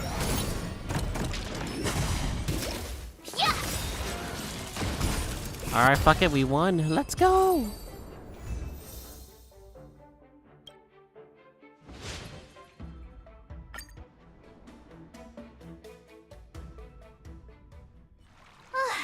Phew, that was tough. Those moves were pretty unconventional, but the way you've blended them into your swordplay was impressive. It's like you've developed your own unique style, Miss March. So, I thought you were just wasting your time traveling around with Yunli's encouragement. But it seems like it's paid off. Well, well. Looks like someone's finally seeing sense. Thank you both for your guidance. So, did I pass the test? Without a doubt. You aced it. Awesome! Hey, Miss Teaching Assistant. Isn't it about time you showered me with praise? Yay, congratulations. I won't be modest this time. My skills have improved by leaps and bounds. General Jing Yuan once told me that everyone has the potential to be my master. Not just Cloud Knight instructors, but also artists and outsiders. Actually, I was once convinced by Guinaifen into swallowing a sword. That's definitely not something you learn from regular practice. It's Guinaifen too, so. So, what do you think your odds are, March? Maybe around 30 or 40%? Well, I've gained a deeper understanding of swordplay, and I'm more aware of my own strengths now. By the way, in those Immersia stories, the sword masters always hide their true strength before a decisive battle. Yeah, that's usually how it goes. From the test, I can tell that you still need some time to master your swordplay. But you did pretty well. Milk tea is on me today. Yeah! Meanwhile, while the villains do their own The talking. progress report on the nameless girl's sword training is complete. What should I do now, Specialist Scott? Huh? Are you being sarcastic or something? I mean, don't I have other important tasks to do? It feels like a bit of a waste of time to keep tabs on some random girl's swordplay training. A waste of time? No! This is about safeguarding the reputation of the IPC and the honor of the Amber Lord. Are you saying that March 7th can actually take down an Arumaton from the Artisanship Commission with a sword? Come on, an Arumaton is no match for our state-of-the-art mechs. Go and strengthen our mechs even further. I refuse to believe that little sliver of metal can actually challenge our cutting-edge technology. But the armor's already pretty thick. No, it's not enough. Reinforce it more. Reinforce if it I more. lose face, it's like losing It's face not for enough. the IPC and the Ember Lord. Can we afford to let that happen? Understood.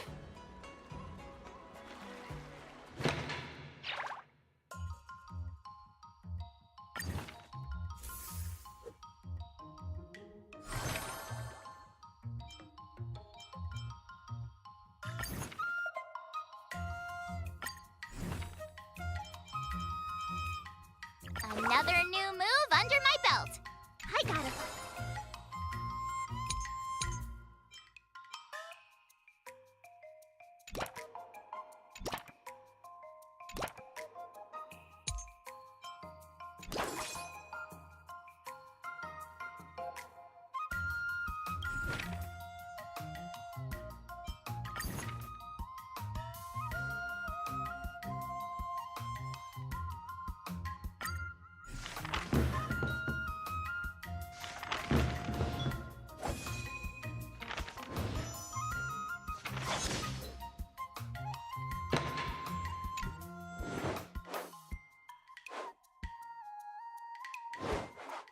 How should I go about this?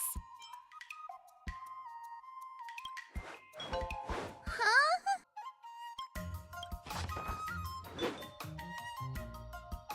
Damn. That's enough training for today. It's cool. I need time to absorb everything. Wonder what I'll run into today.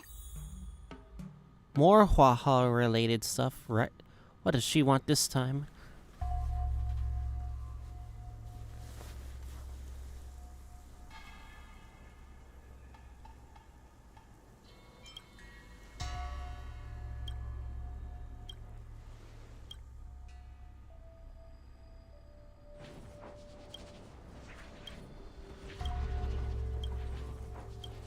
You know, I have not seen Su Shang or frickin' Gwynaifin in this Trailblaze, in the fucking new update. Except for a panel, but like, the only thing we were seeing was from the character trailer for Yunli, but that's pretty much it.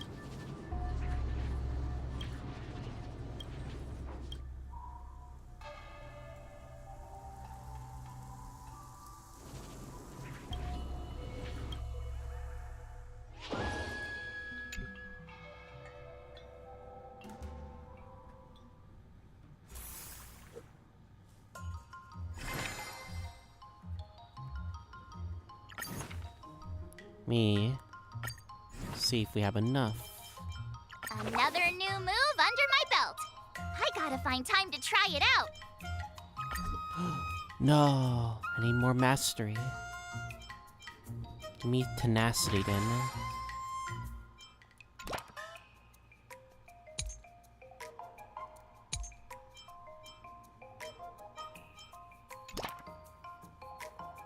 If you keep upping the training, I'm gonna start skipping class. Fucking A. It's like, you son of a bitch, March. Don't do this to me.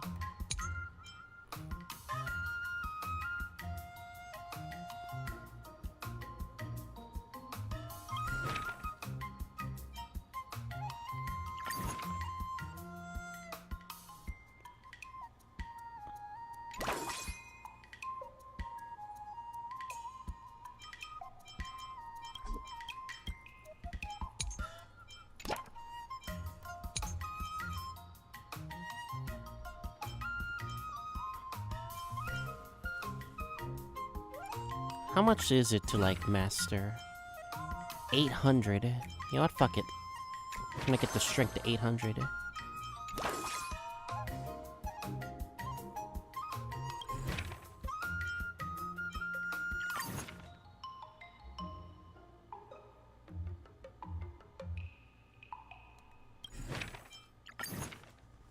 I'll fight 10. Strong as a bear, sting like a bee.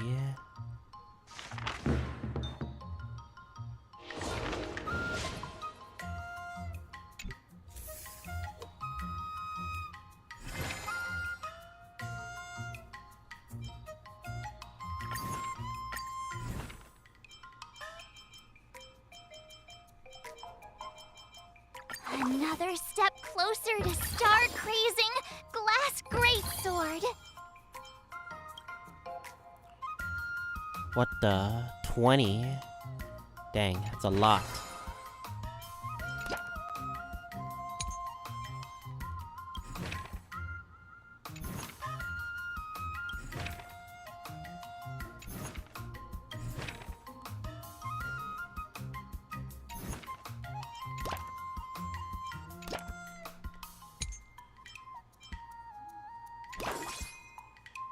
Okay, that should be enough. Let's do this!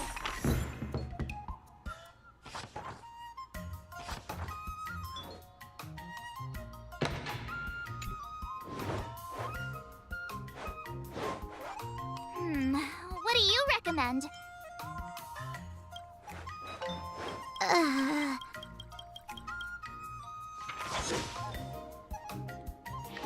Make the strongest person ever. Wonder what I'll run into today.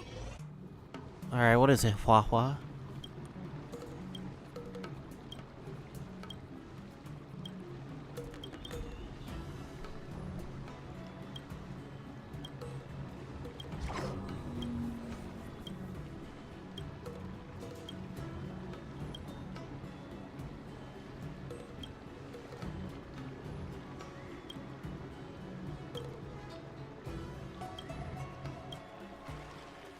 Oh, more raresis. Uh-oh. Be the last time. Each action additionally increases strength and tenacity by 9 for the first time.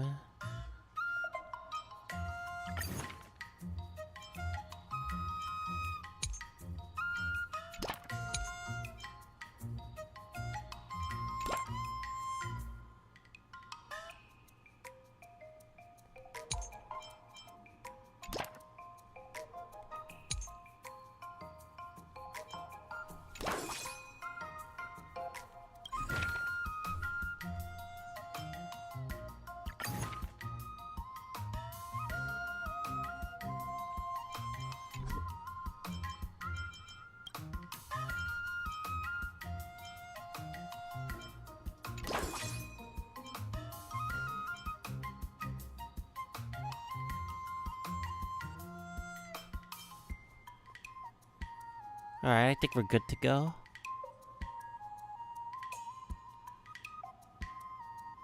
Yeah, we're getting close though. I'll fight 10!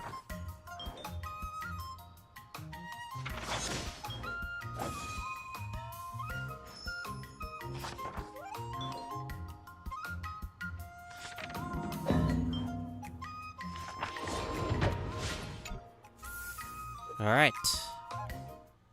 Before we start the test, there's something I need to tell you, Miss March.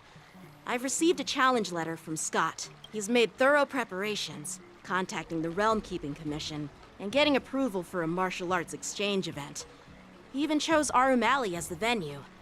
Seems like he has some connections there. However, according to the rules, the person receiving the challenge letter has the right to decline the challenge. Declining would be like admitting defeat.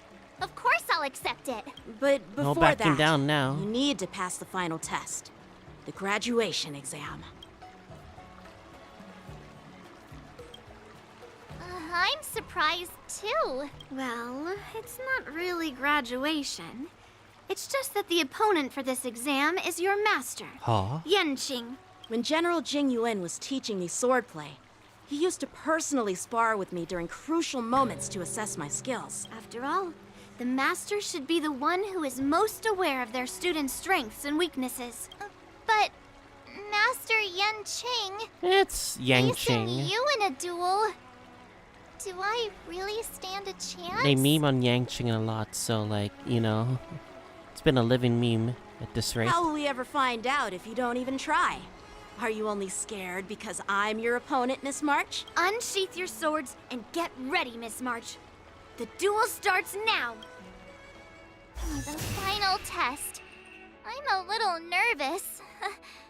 Oh, come on, March 7th. You got this.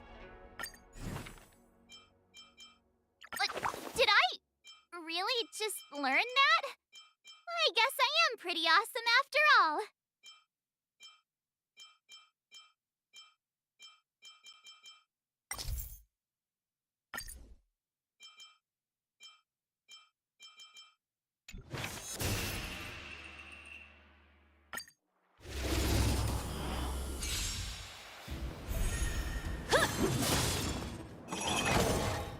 Man, what power?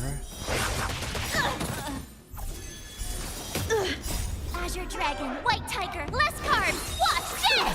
What? Come get me. Uh-oh. Damn swords. Awesome! Now watch this! Azure Dragon, White Tiger, less carbs. Watch this! Punish evil.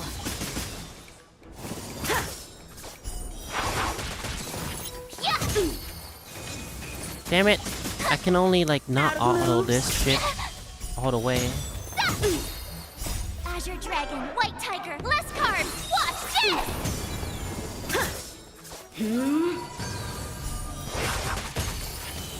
Oh, I get it! Here we go. Uh-oh. Cut through the ranks. Meh. Sword, heed me.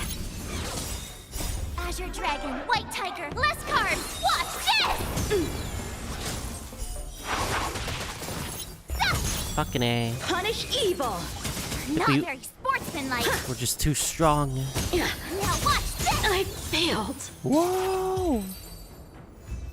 She's too powerful.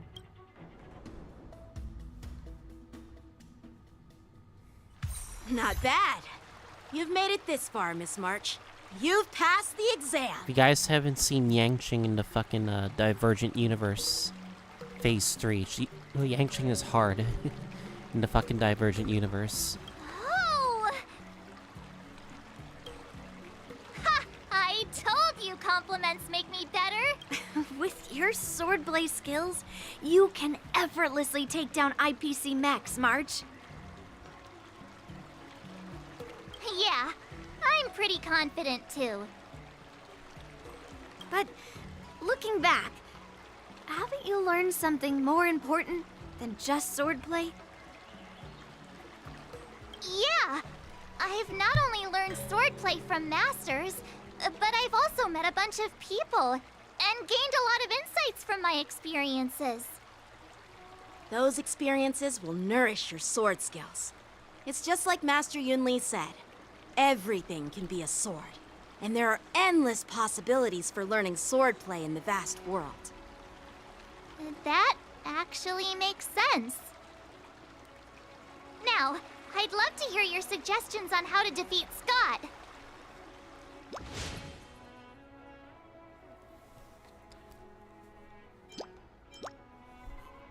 Defeat him fair and square with your sword. Maybe there's another method we could use. What the hell?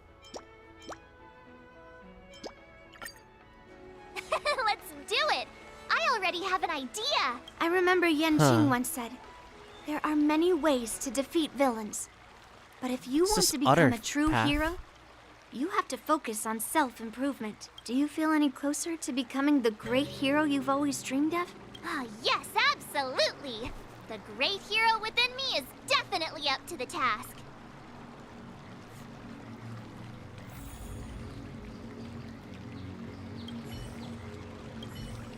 Talk to Hua Hua. You two, we heard that Scott sent you a challenge, so we were wondering if there's anything we can do to help you defeat him. Oh no. I sensed the voice change. Pepe hands. Thanks, Wawa. You've already been a huge help by teaching me how to use the exercising tools. Even though I've only been learning swordplay for a short time, I'm confident I can take down the IPC mechs. Don't mention it. It's actually me who should be thanking you, March. But seriously, didn't she kick Scott's butt already? So why is she back again? Don't humans ever learn from their mistakes? No, Mr. Tail. There's a saying, revenge is a dish best served cold. But Scott hardly has any patience. He couldn't resist the temptation to get back at us. Still, if that's how I beat him, it'd be a little less satisfying.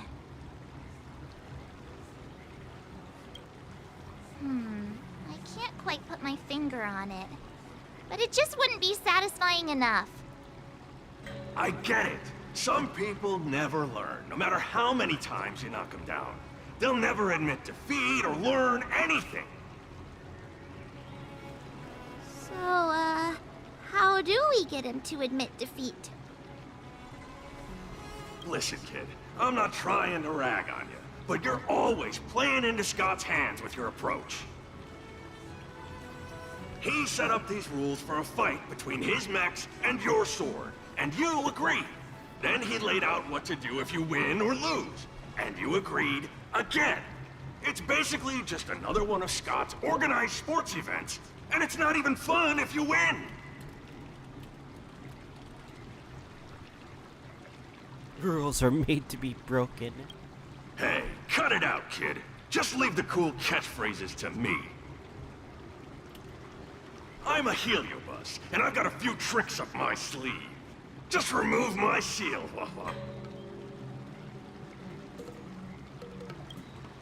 What's the harm?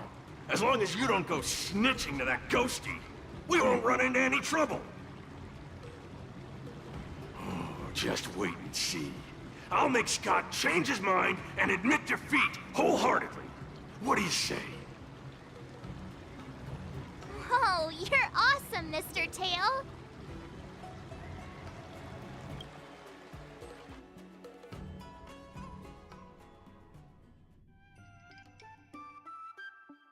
What is Mr. Tail gonna do? Well, well, if it isn't our hero, March 7th. I'm not hiding or backing down.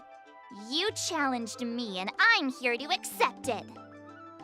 We're here to fight. What's wrong with you people? Sending me a threatening letter? Who are you trying to scare? A threatening letter? What are you even talking about? Oh, stop playing dumb. Didn't you slip this into my pocket? Mr. Scott, a great sinner of arrogance and Calling insolence. card? You have inflicted your twisted lust for power upon that innocent shop owner and insulted the extraordinary art of Xianzhou swordplay. Fucking Persona 5 calling We card. have decided to make you confess all It your is a crimes Persona in 5 person. calling card. The time for change is now. Your twisted desires will be stripped away by us. The writing is terrible. I wouldn't have understood it if you hadn't just read it to me. What the heck did you just say? Hey, who said that? The writing is terrible. No one said anything. You must have imagined it. Well, enough for chit-chat. March 7th, I'm going to make you bark. Fuck this guy. I didn't even see her draw her sword. Time seemed to freeze, and all I saw was a flash of green fire. In an instant, I remembered staring out at the sea as a child, glimpsing a faint green light through the thick fog, which turned out to be the home of that girl, Rakshmi. Seriously, who lights a green lantern in their house? Those guys must be nuts. Why am I suddenly remembering these things? Is my life flashing before my eyes? Am I dead?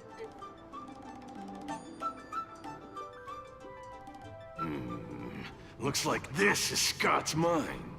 I'd better find where his most twisted desires are lurking.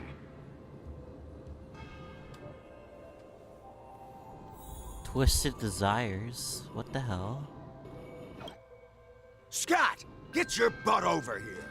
Oh, this guy looks just like his old man. Humans spend decades trying to heal their childhood traumas, and Scott might be no different. What's with all the yelling on the weekend, Dad? We're sleeping. Sleeping? I cannot How tell if many this is the times do old I or have new to tell VA. you? Do credits sleep? Does the free market sleep? Does the invisible hand sleep? Forget it, we'll discuss this later. Pafana's parents came by earlier. They heard about Pafana breaking his leg while playing Skydart, and they found out that you carried him to the hospital. So they decided to visit the father of their son's best friend. So, Scott was kind-hearted as a kid. You idiot! Aren't you and Pafana competing for the captain position on the Skydart team? Why are you befriending your own rival? And you even carried him to the hospital? You're such a caring guy, aren't you? Lyndon Scott, how many times have I told you that our Scott family crest is the Lone Wolf, and our family motto is no enemies, no friends, only prey. Would you carry your prey to the hospital? Well, this senior sucks at being, you know, a fucking senior. Well, little Scott was pretty unfortunate to be born into such a family. But, Dad, I broke his leg on purpose. If I hadn't taken him to the hospital, others would have suspected me. Wait, what? Oh, so that's how it is. Oh, gee. I'm so sorry, Scott. I shouldn't have scolded you. I apologize. It's okay, Dad, because you're the best. I guess the apple doesn't fall far from the tree. It seems his most twisted desires aren't here.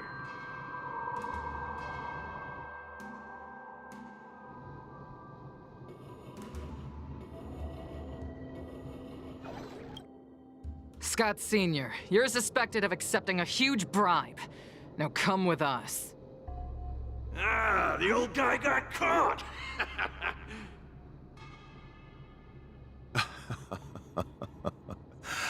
I knew this day would eventually come. Wow. I only have one question, Captain. Who sold me out? An internal tip-off. We're not allowed to disclose any details. An internal tip-off. Most of those involved have neither the motive nor the evidence. Who could it be? It was me, Dad. I turned you in. You? Scott? You're the one who turned me in? Oh, man! This guy is heartless!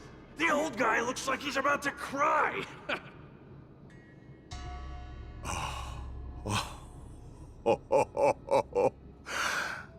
I'm so proud of you. Proud? Dad. Use me as a stepping stone to reach greater heights. Lyndon Scott, you are the pride of the Scott family. A true lone wolf. And your dad is so proud of you. I'll do as you've taught me, Father. Jeez, this guy is simply hopeless. His most twisted desires aren't here at all.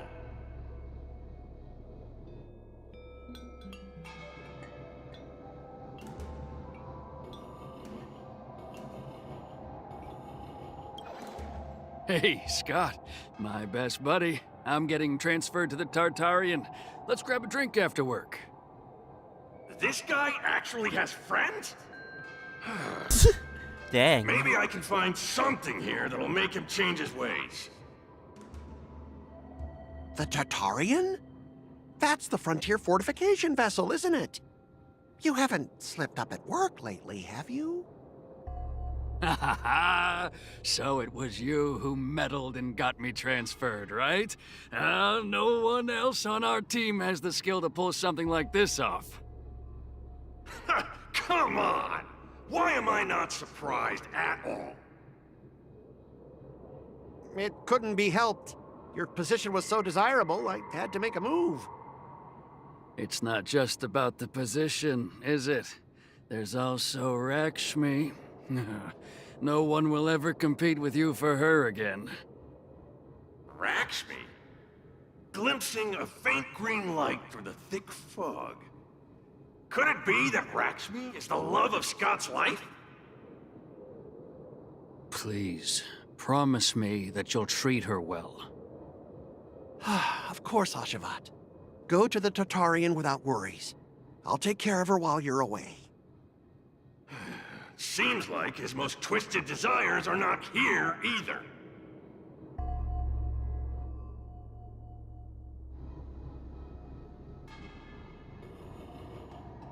So what would happen if we chose the other route? How long Good have we ending known each other, happen? Scott? Around 7 or 8 years? Why? We've been working together for so long, and I just realized our hometowns are so close to each other. Talk about a coincidence. Yeah, we never get a chance to talk about this stuff at the office. Oh, I didn't realize Scott was actually a scumbag with a pure heart. All these years, there's something I've been keeping to myself. Too afraid to tell you. You like me, don't you? Why are you being so blunt? Oh, well done, Scott. I like your straightforward style. Yeah. I want to be your girlfriend, Scott. Gotcha, Scott. Ooh, I found your weakness. Gotcha! Gotcha off guard! Wait, what? I recorded everything! You know office romances are strictly forbidden in our department. Once I make this recording public, you'll never be able to compete with me for the specialist position. What the? Well, all right. That's exactly what I love about you, Scott. What the heck? What the fuck? I'll step aside for you. But when the day comes that I surpass you in the same manner, I hope you'll acknowledge my intentions. Even I'm confused. What the fuck? Thanks, but no thanks. I'm a lone wolf, remember? Oh, he's such a jerk!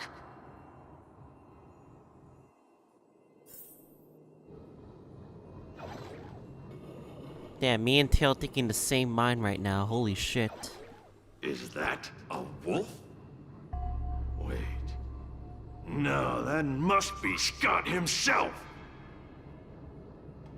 The crown behind him must be his most twisted desire. Oh, finally, I found the depths of your hopeless soul.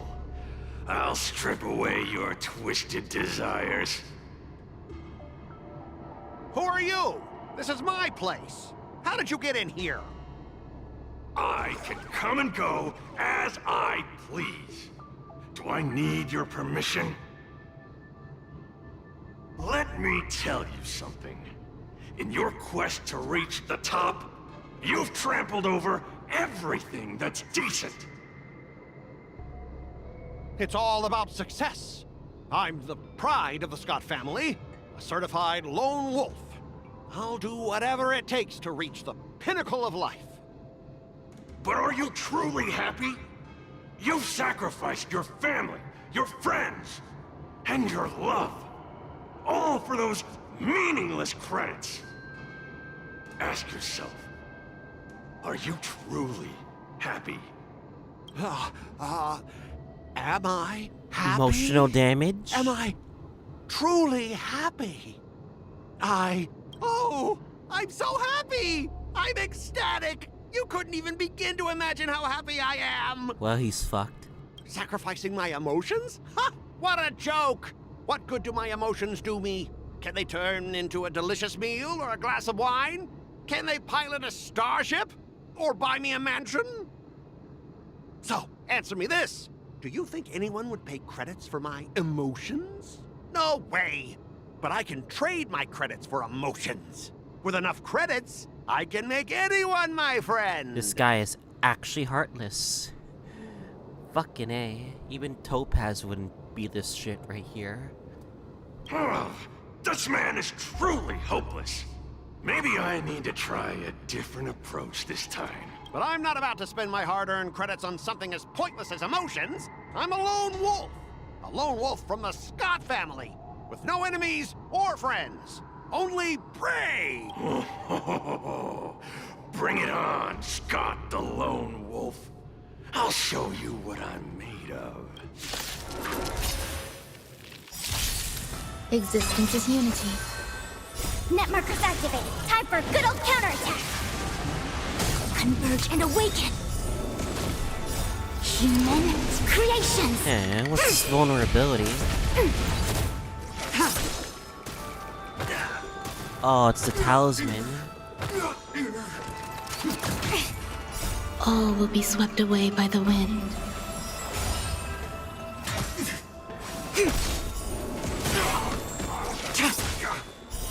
Blade of moonlight.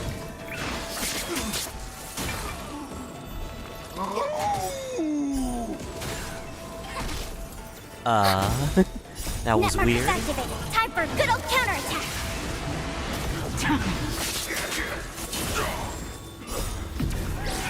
In lunar flame.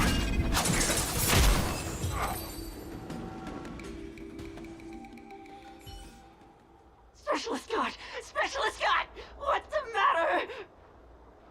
Oh. Specialist Scott, March 7th swung her sword, and something green entered your body. Then you froze and started muttering something. Are you okay? Hey! March 7th! What did you do to Specialist Scott?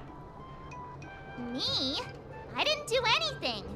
Seriously. I didn't do anything too. Mr. Tail, what did you do to Scott?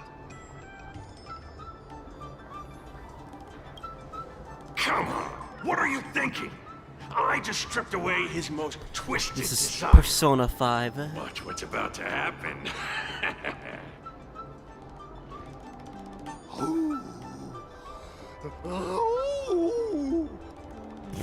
Oh, Scott seems weird. Did you really make him change his ways, Mr. Tail? Well, this is my first time doing something like this, so I'm not sure how things will turn out. You've managed to make a guy like him turn over a new leaf. You're amazing, Mr. Tail.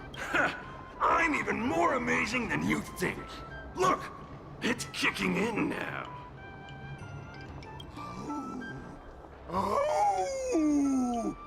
Specialist Scott, what's wrong with you? Oh my god.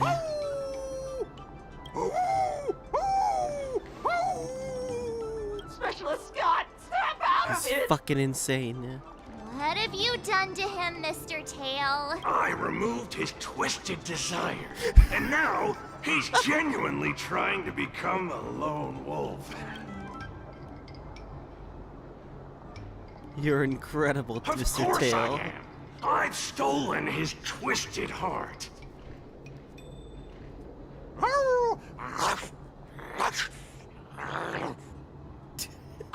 Don't bite me, Specialist Scott!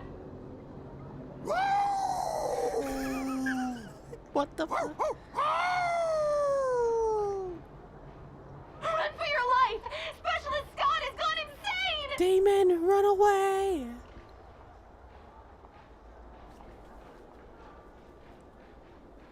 Aw, I thought Mr. Tail would possess me and teach me some super cool heliobus swordplay. Nah, I told you, I'm not really one for violence.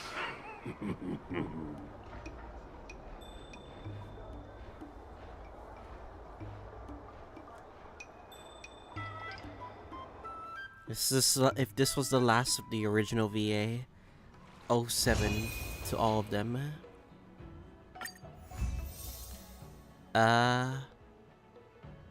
That's an ending.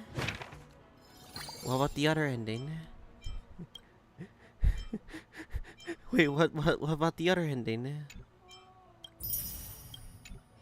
Do I have to, like, continue? Someone stopped me on the road earlier. They said I was a 1 in a million super talented martial arts genius.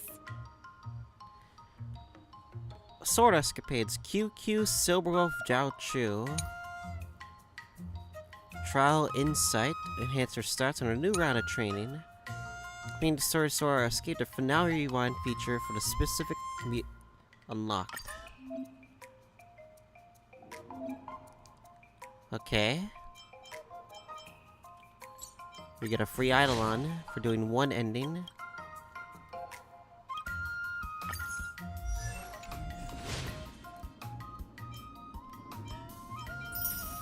Alright, we got one Eidolon.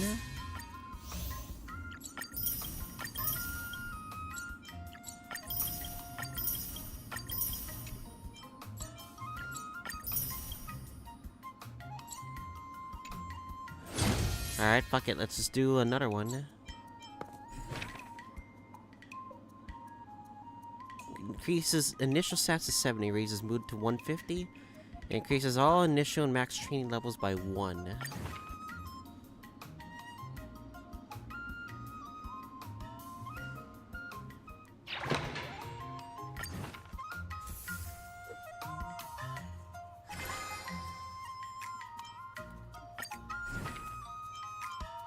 Oh, rewinds?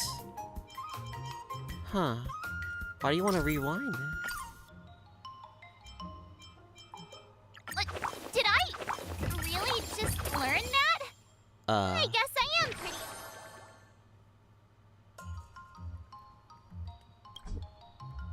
I mean... Damn, it just resets everything. Surprised though.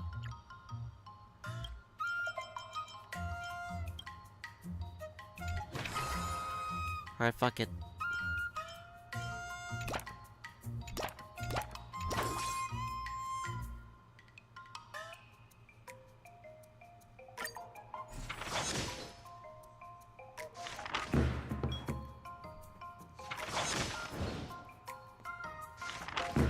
I'd like to know if this is a waste of time or I not. learned so much today.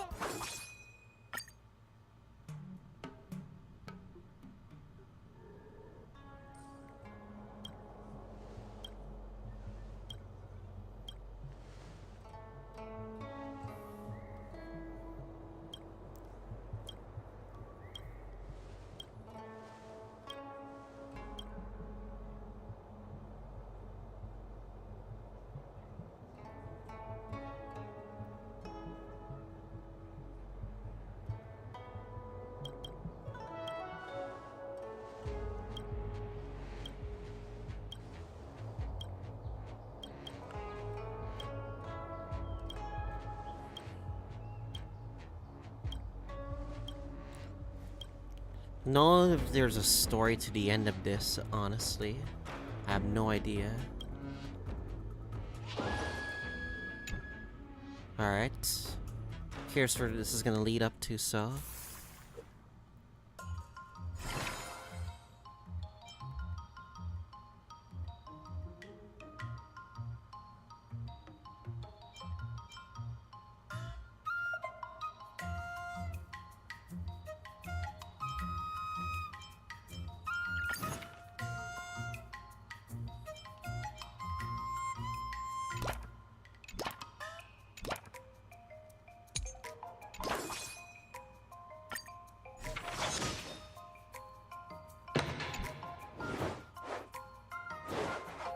How should I go about this?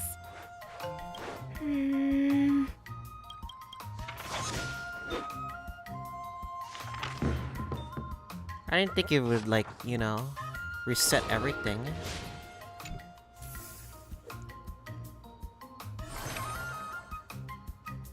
Every 5 moon remaining.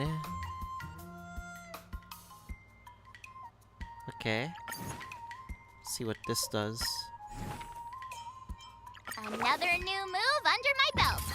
I gotta find time to try it out. You need 150 and everything.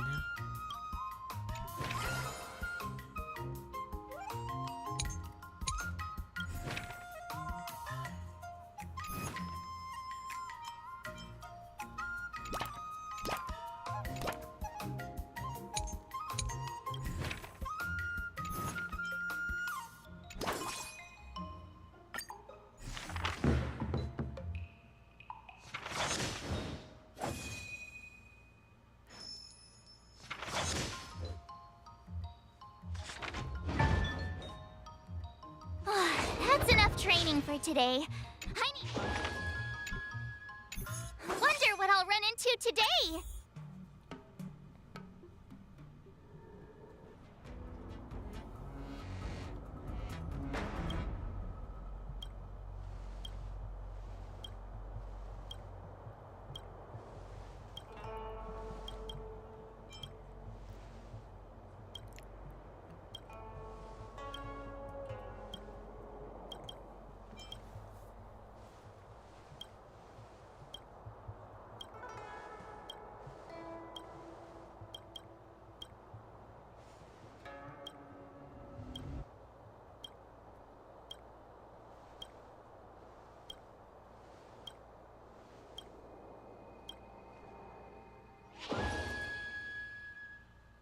March 7th mood was over 80. Stats obtained from training are increased by 30%. By 80 though?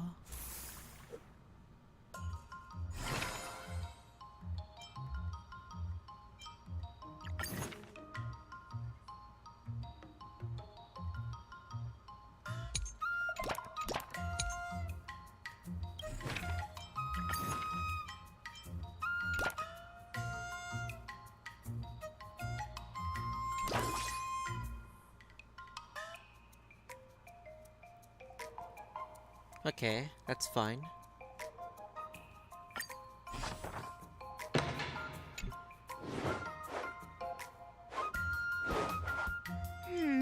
What do you recommend? Give me a minute.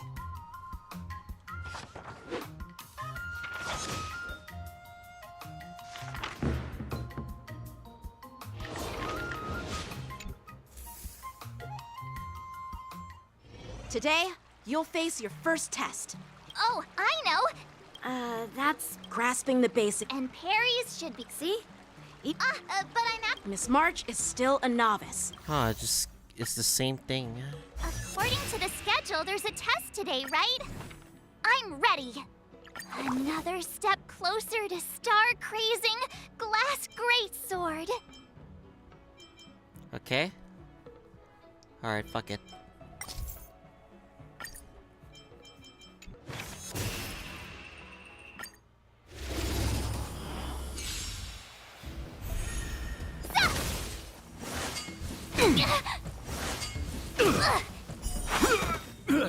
Azure Dragon, White Tiger, less carbs! Watch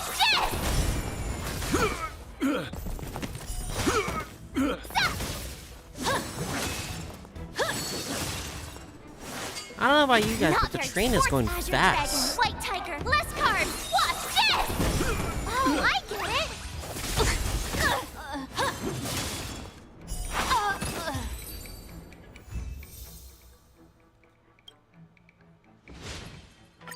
Yeah, we're going a lot faster than our first run, which is interesting.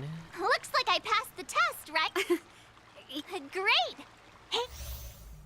Hey! Ah, jeez, you sound just like those parents on the Xianzhou. Can't I get some praise now? I couldn't have done it, so if I were to...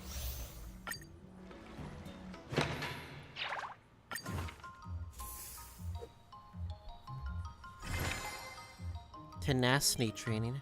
Each type of training performing does not consume mood and efficiency increased by 80%.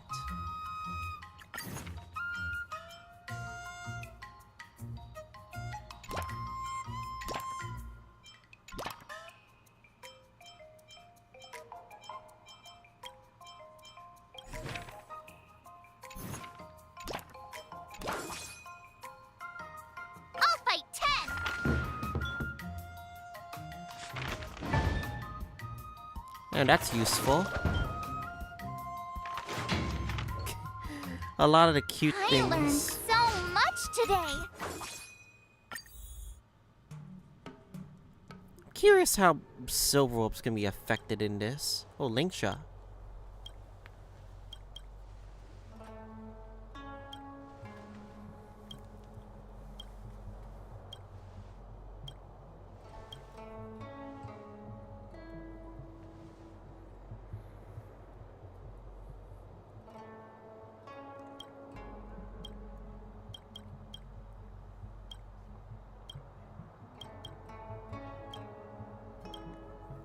Oh my god, she really is possessed or something.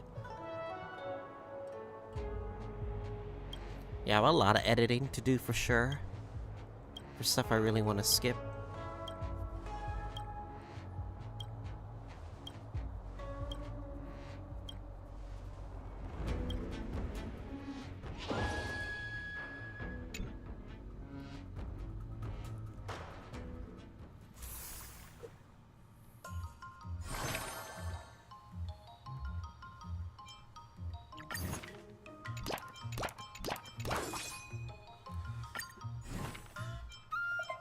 Another new move under my belt. I gotta find time to try it out.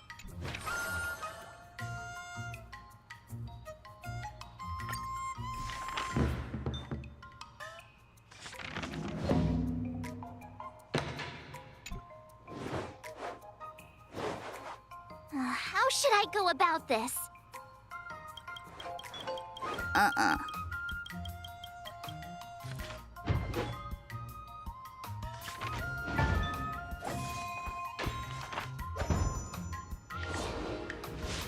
Yeah, we're just getting better stats than usual, which is insane.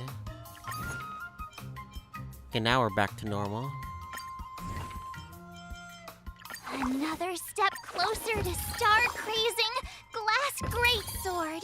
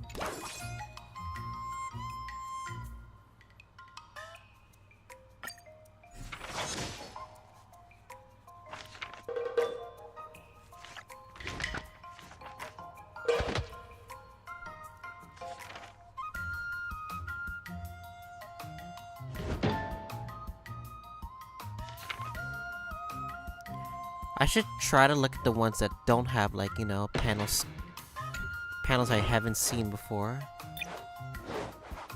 What do you recommend? Ay.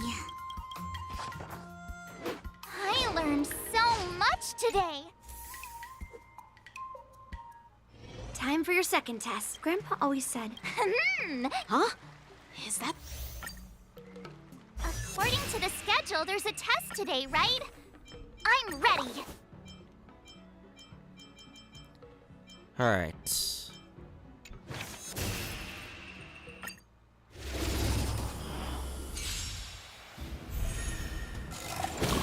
I think this is just the same thing as usual. Azure Dragon, White Tiger, less Yeah, everything's the same as usual.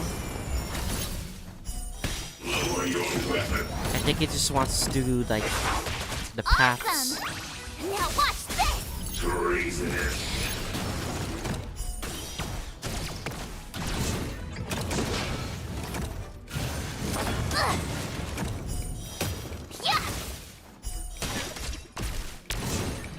I'm curious what that other ending is, if we didn't do the tail thing. I have no idea. Maybe we should search it up online.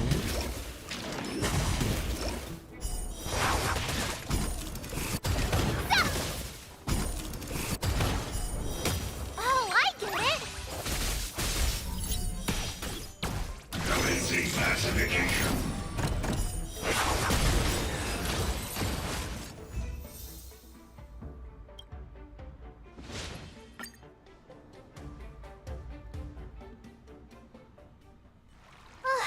Phew.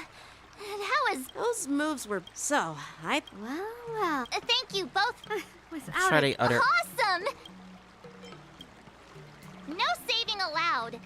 Let's keep it relevant. This time's for now, next time's for later. No IOUs on praise. Okay. Now let's final part of this thing, whatever.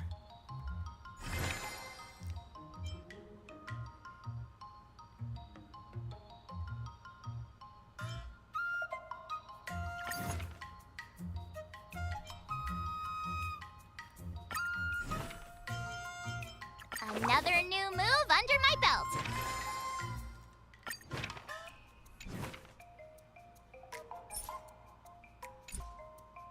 Hold on, I want to be very Master sure. Yanqing, Master Yunli, you're teaching rocks. Shame my body can't keep up with my brain. Innate artistry and sword art ascension.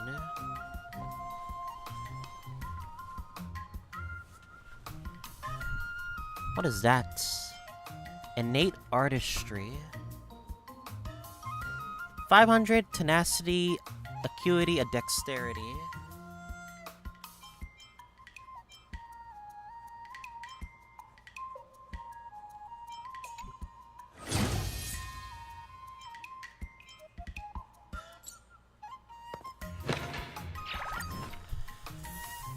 Alright, let's continue.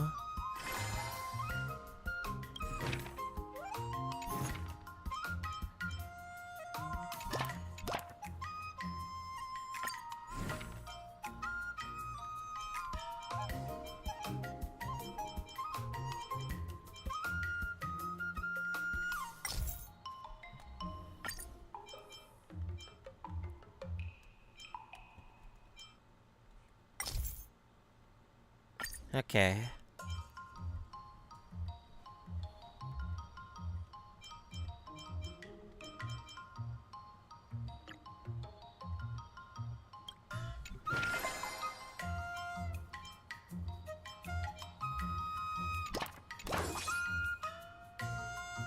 Let's do this.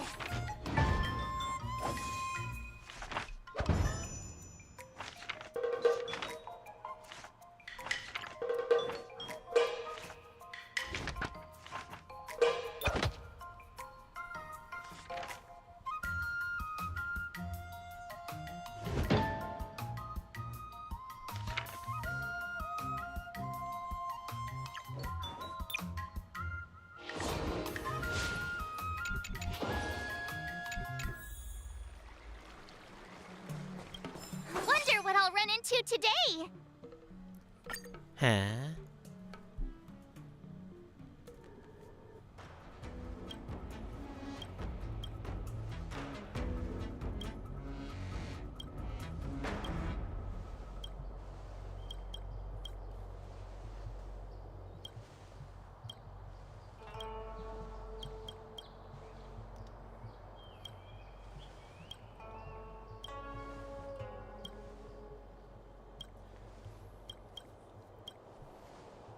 I'm curious what QQ's like path will affect this damn story at the end.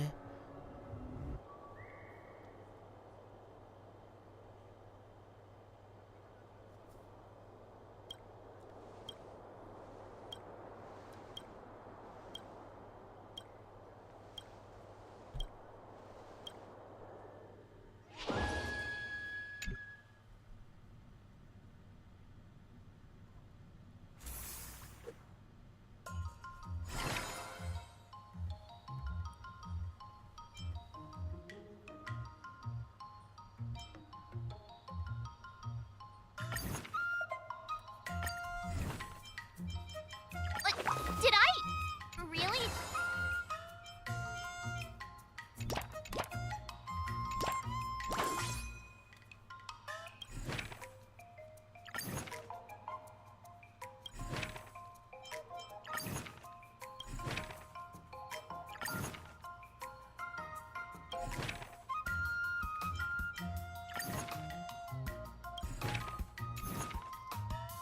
Yeah, I think that's fine.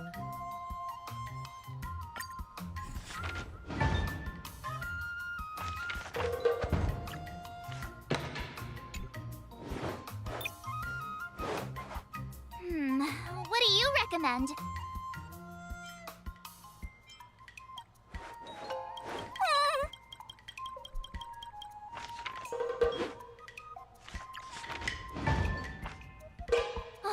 That's enough training for today.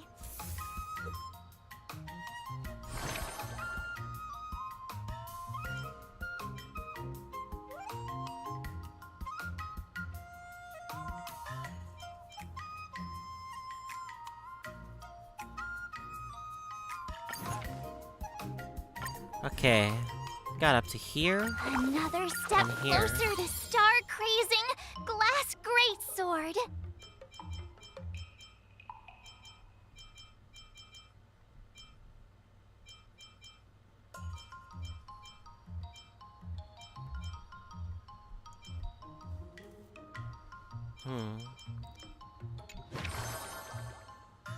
How many days left? Got plenty.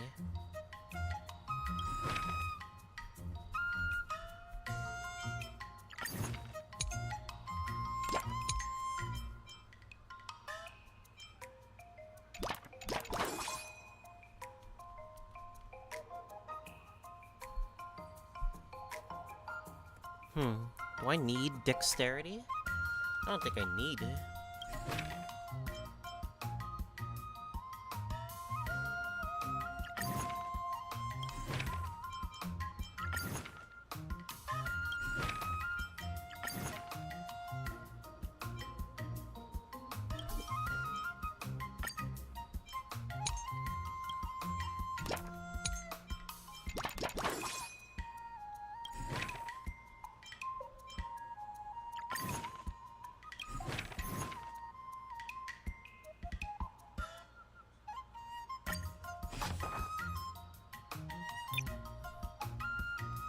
No, speed up!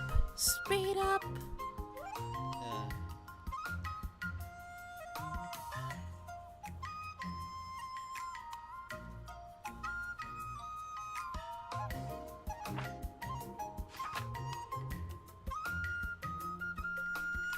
Damn it, these panels don't scroll fast enough. God damn it.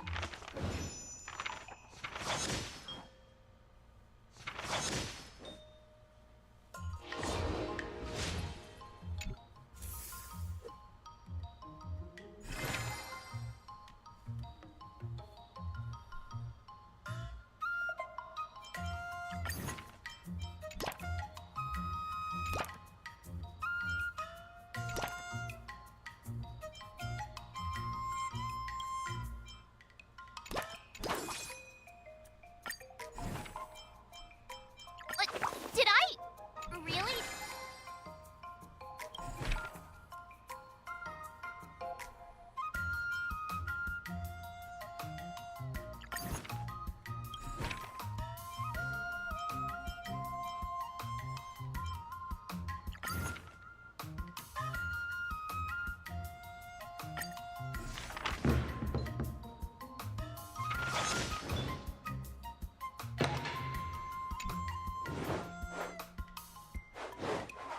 How should I go about this?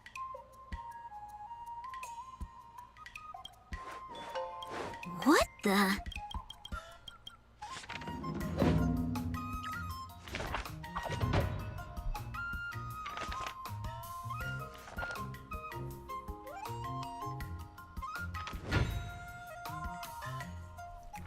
Whew. Getting tired is like interesting.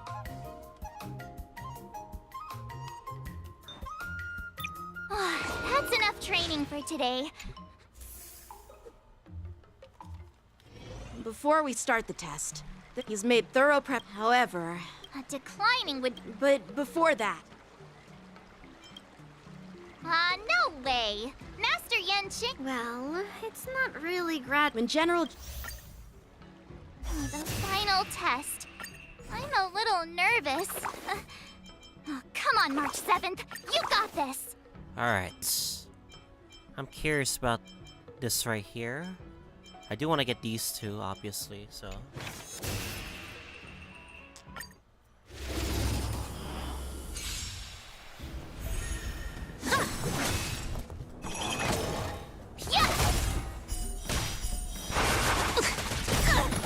What the? 1 million? Azure Dragon, White Tiger, less cards! Watch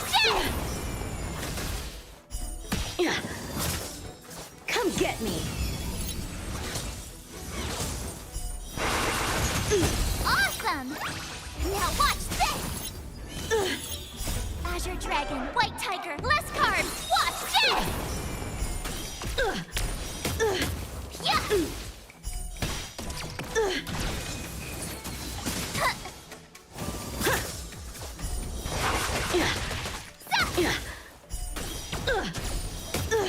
Oh, I get it! I don't know what the hell is going. It reminds me of the galactic baseball thing. I failed. Where the damage is doing it for us.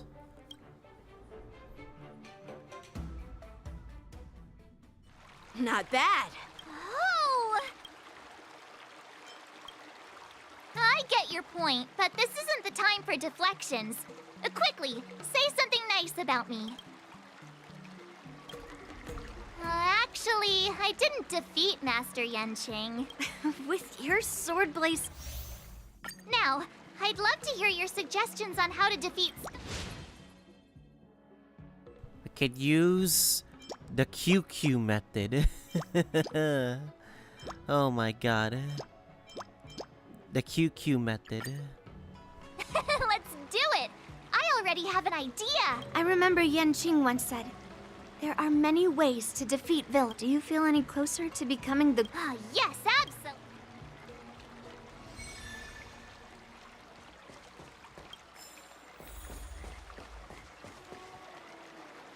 Alright, QQ, what do you have? I'm going up against Scott soon.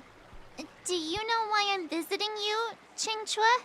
Yeah, with you, me, and her here, the answer is pretty obvious.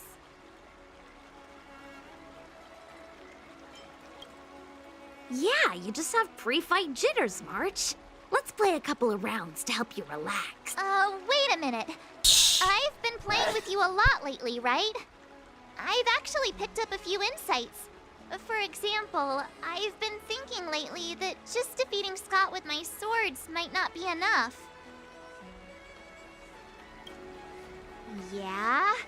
You don't really think I'm dumb, do you? Well, here's the thing. Even if Scott apologizes, do you think he'd actually feel sorry for what he did? Nah, it's more he's just honoring a bet.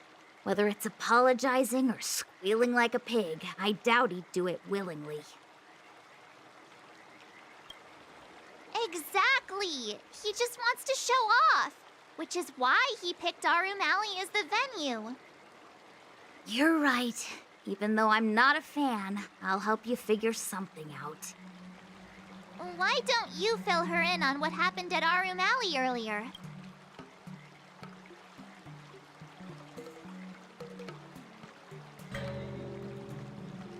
If being a workaholic were a disease, Scott would be in the ICU. It's okay to enjoy your work, but causing trouble in society is another story. I don't have suggestions, only an opinion. And that is, he's a hopeless workaholic. Come on, March, let's go find it. Huh? What is QQ gonna do? I have a bad feeling about this.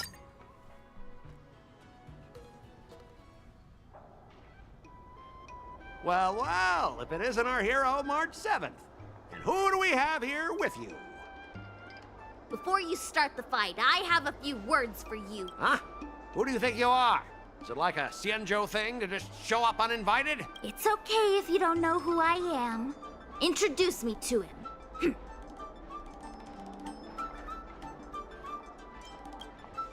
Yep, you're welcome to check out my credentials in the Divination Commission. Heh, what's so special about being a diviner from the Divination Commission? I'm a specialist at the Interastral Peace Corporation. Tell me, what makes you think you're so great? Do you have more minions than me? Or do you earn more credits? You may not be young, but your mindset is still that of a fresh-faced newbie who spends all their time on work while proudly proclaiming to love their job. You Shut up, you! In my opinion, you enjoy playing the role of a joker, spouting off outrageous opinions just to seem objective and indifferent whenever you feel like it. Enough! Shut up! What do you know about me? Don't act like you know everything! Is she giving him emotional damage? Wow. You really got under Scott's skin with just a few words. Well, you almost got me. I'm here to have a duel, not to debate with you. Yeah, Scott couldn't come up with a comeback. That's the spirit. Strike while the iron is hot.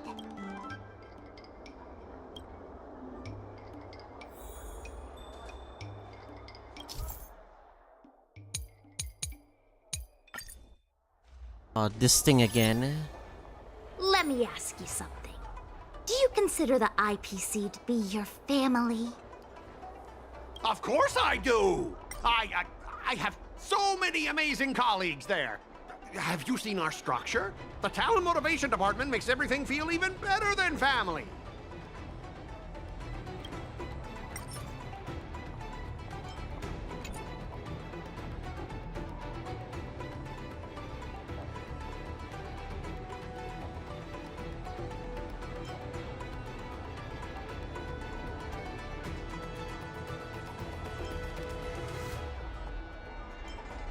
You mentioned the perks provided by the Pie in the Sky department.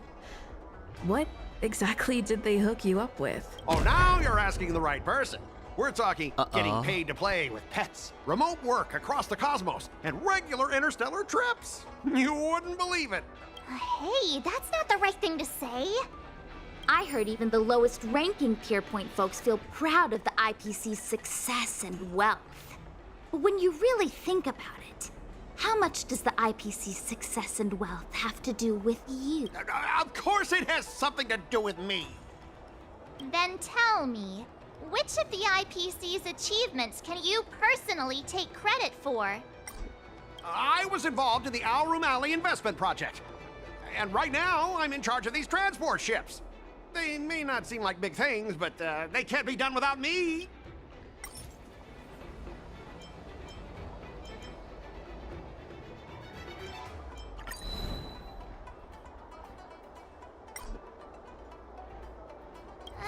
Hey, none of that counted just now.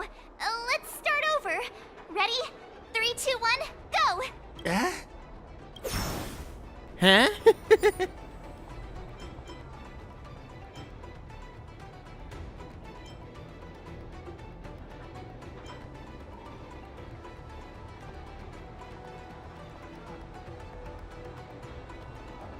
Ask your underlings if they honestly feel like the IPC is their family.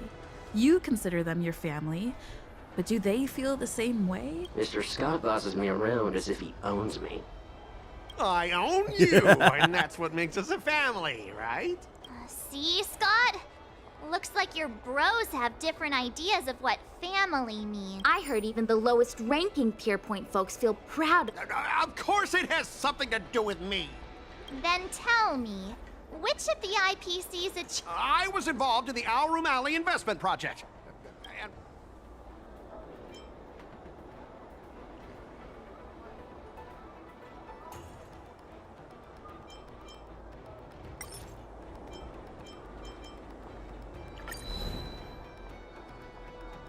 if you have something to say, just say it.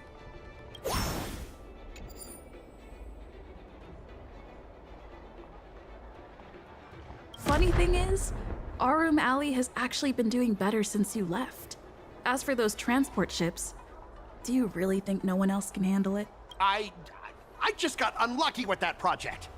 If the IPC had listened to me, unlucky, you it say? would have been a massive success. And the shipping and transportation stuff, it's just impossible without me. I've heard that the IPC's annual turnover is even higher than the total population of the capital of Passion. Even without you, they'd find other Scots to get the job done. Do you find it hard to fall asleep without scrolling through your phone? Do you hit the snooze button every morning? Do you feel useless at work hearing your bosses complaining about your incompetence? Enough! Stop it! When you actually think about your life outside of work, only one word pops into your head, doesn't it? Overtime! Overtime? Please, just stop it! Please! You know, based on my work philosophy, I don't want to say you're not important. In fact, I'd say you are important. As an employee, you should take pride in living a good life for yourself, not just work. But I don't have a life of my own.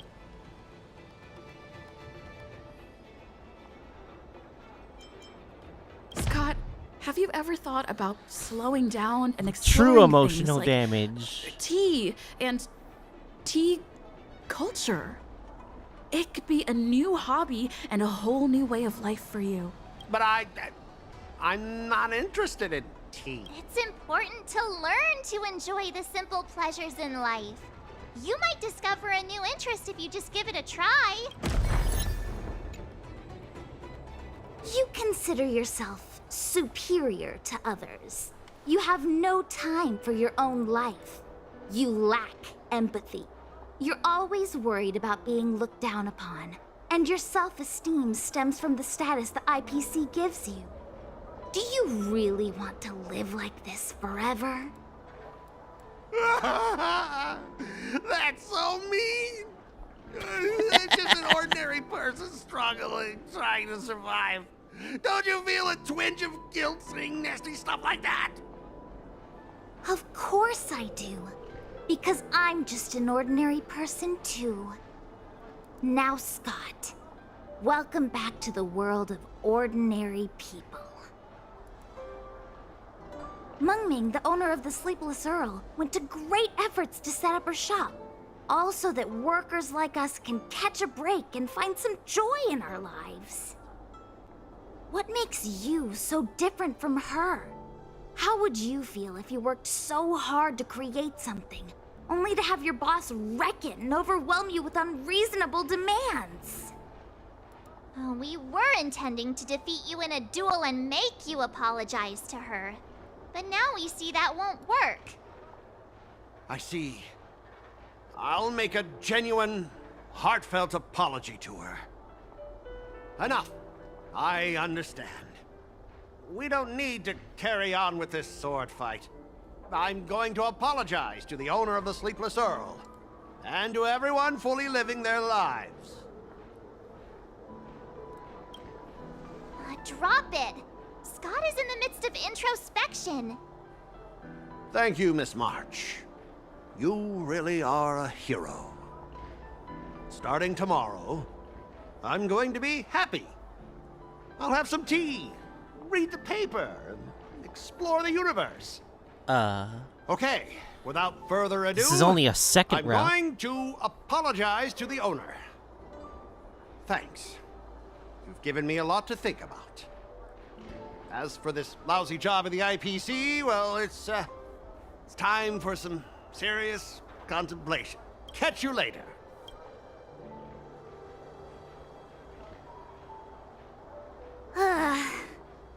I'm so tired.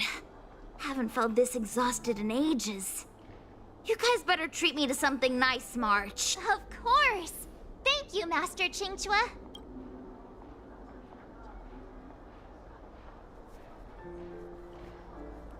And that should be ending number 2 complete.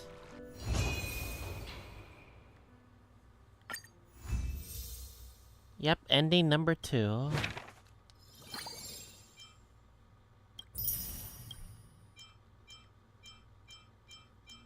Story more to go, I guess. Start with the good stuff. Compliments make me better, so remember to say lots of nice things. Whew. Alright. I know we're gonna have to complete these 2 other routes. So, continue where we get started, shall we?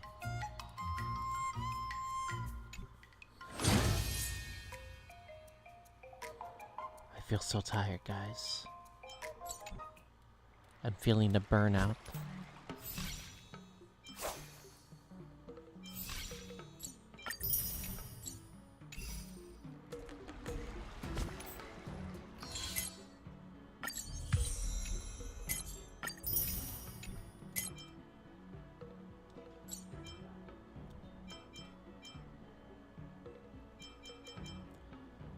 All endings.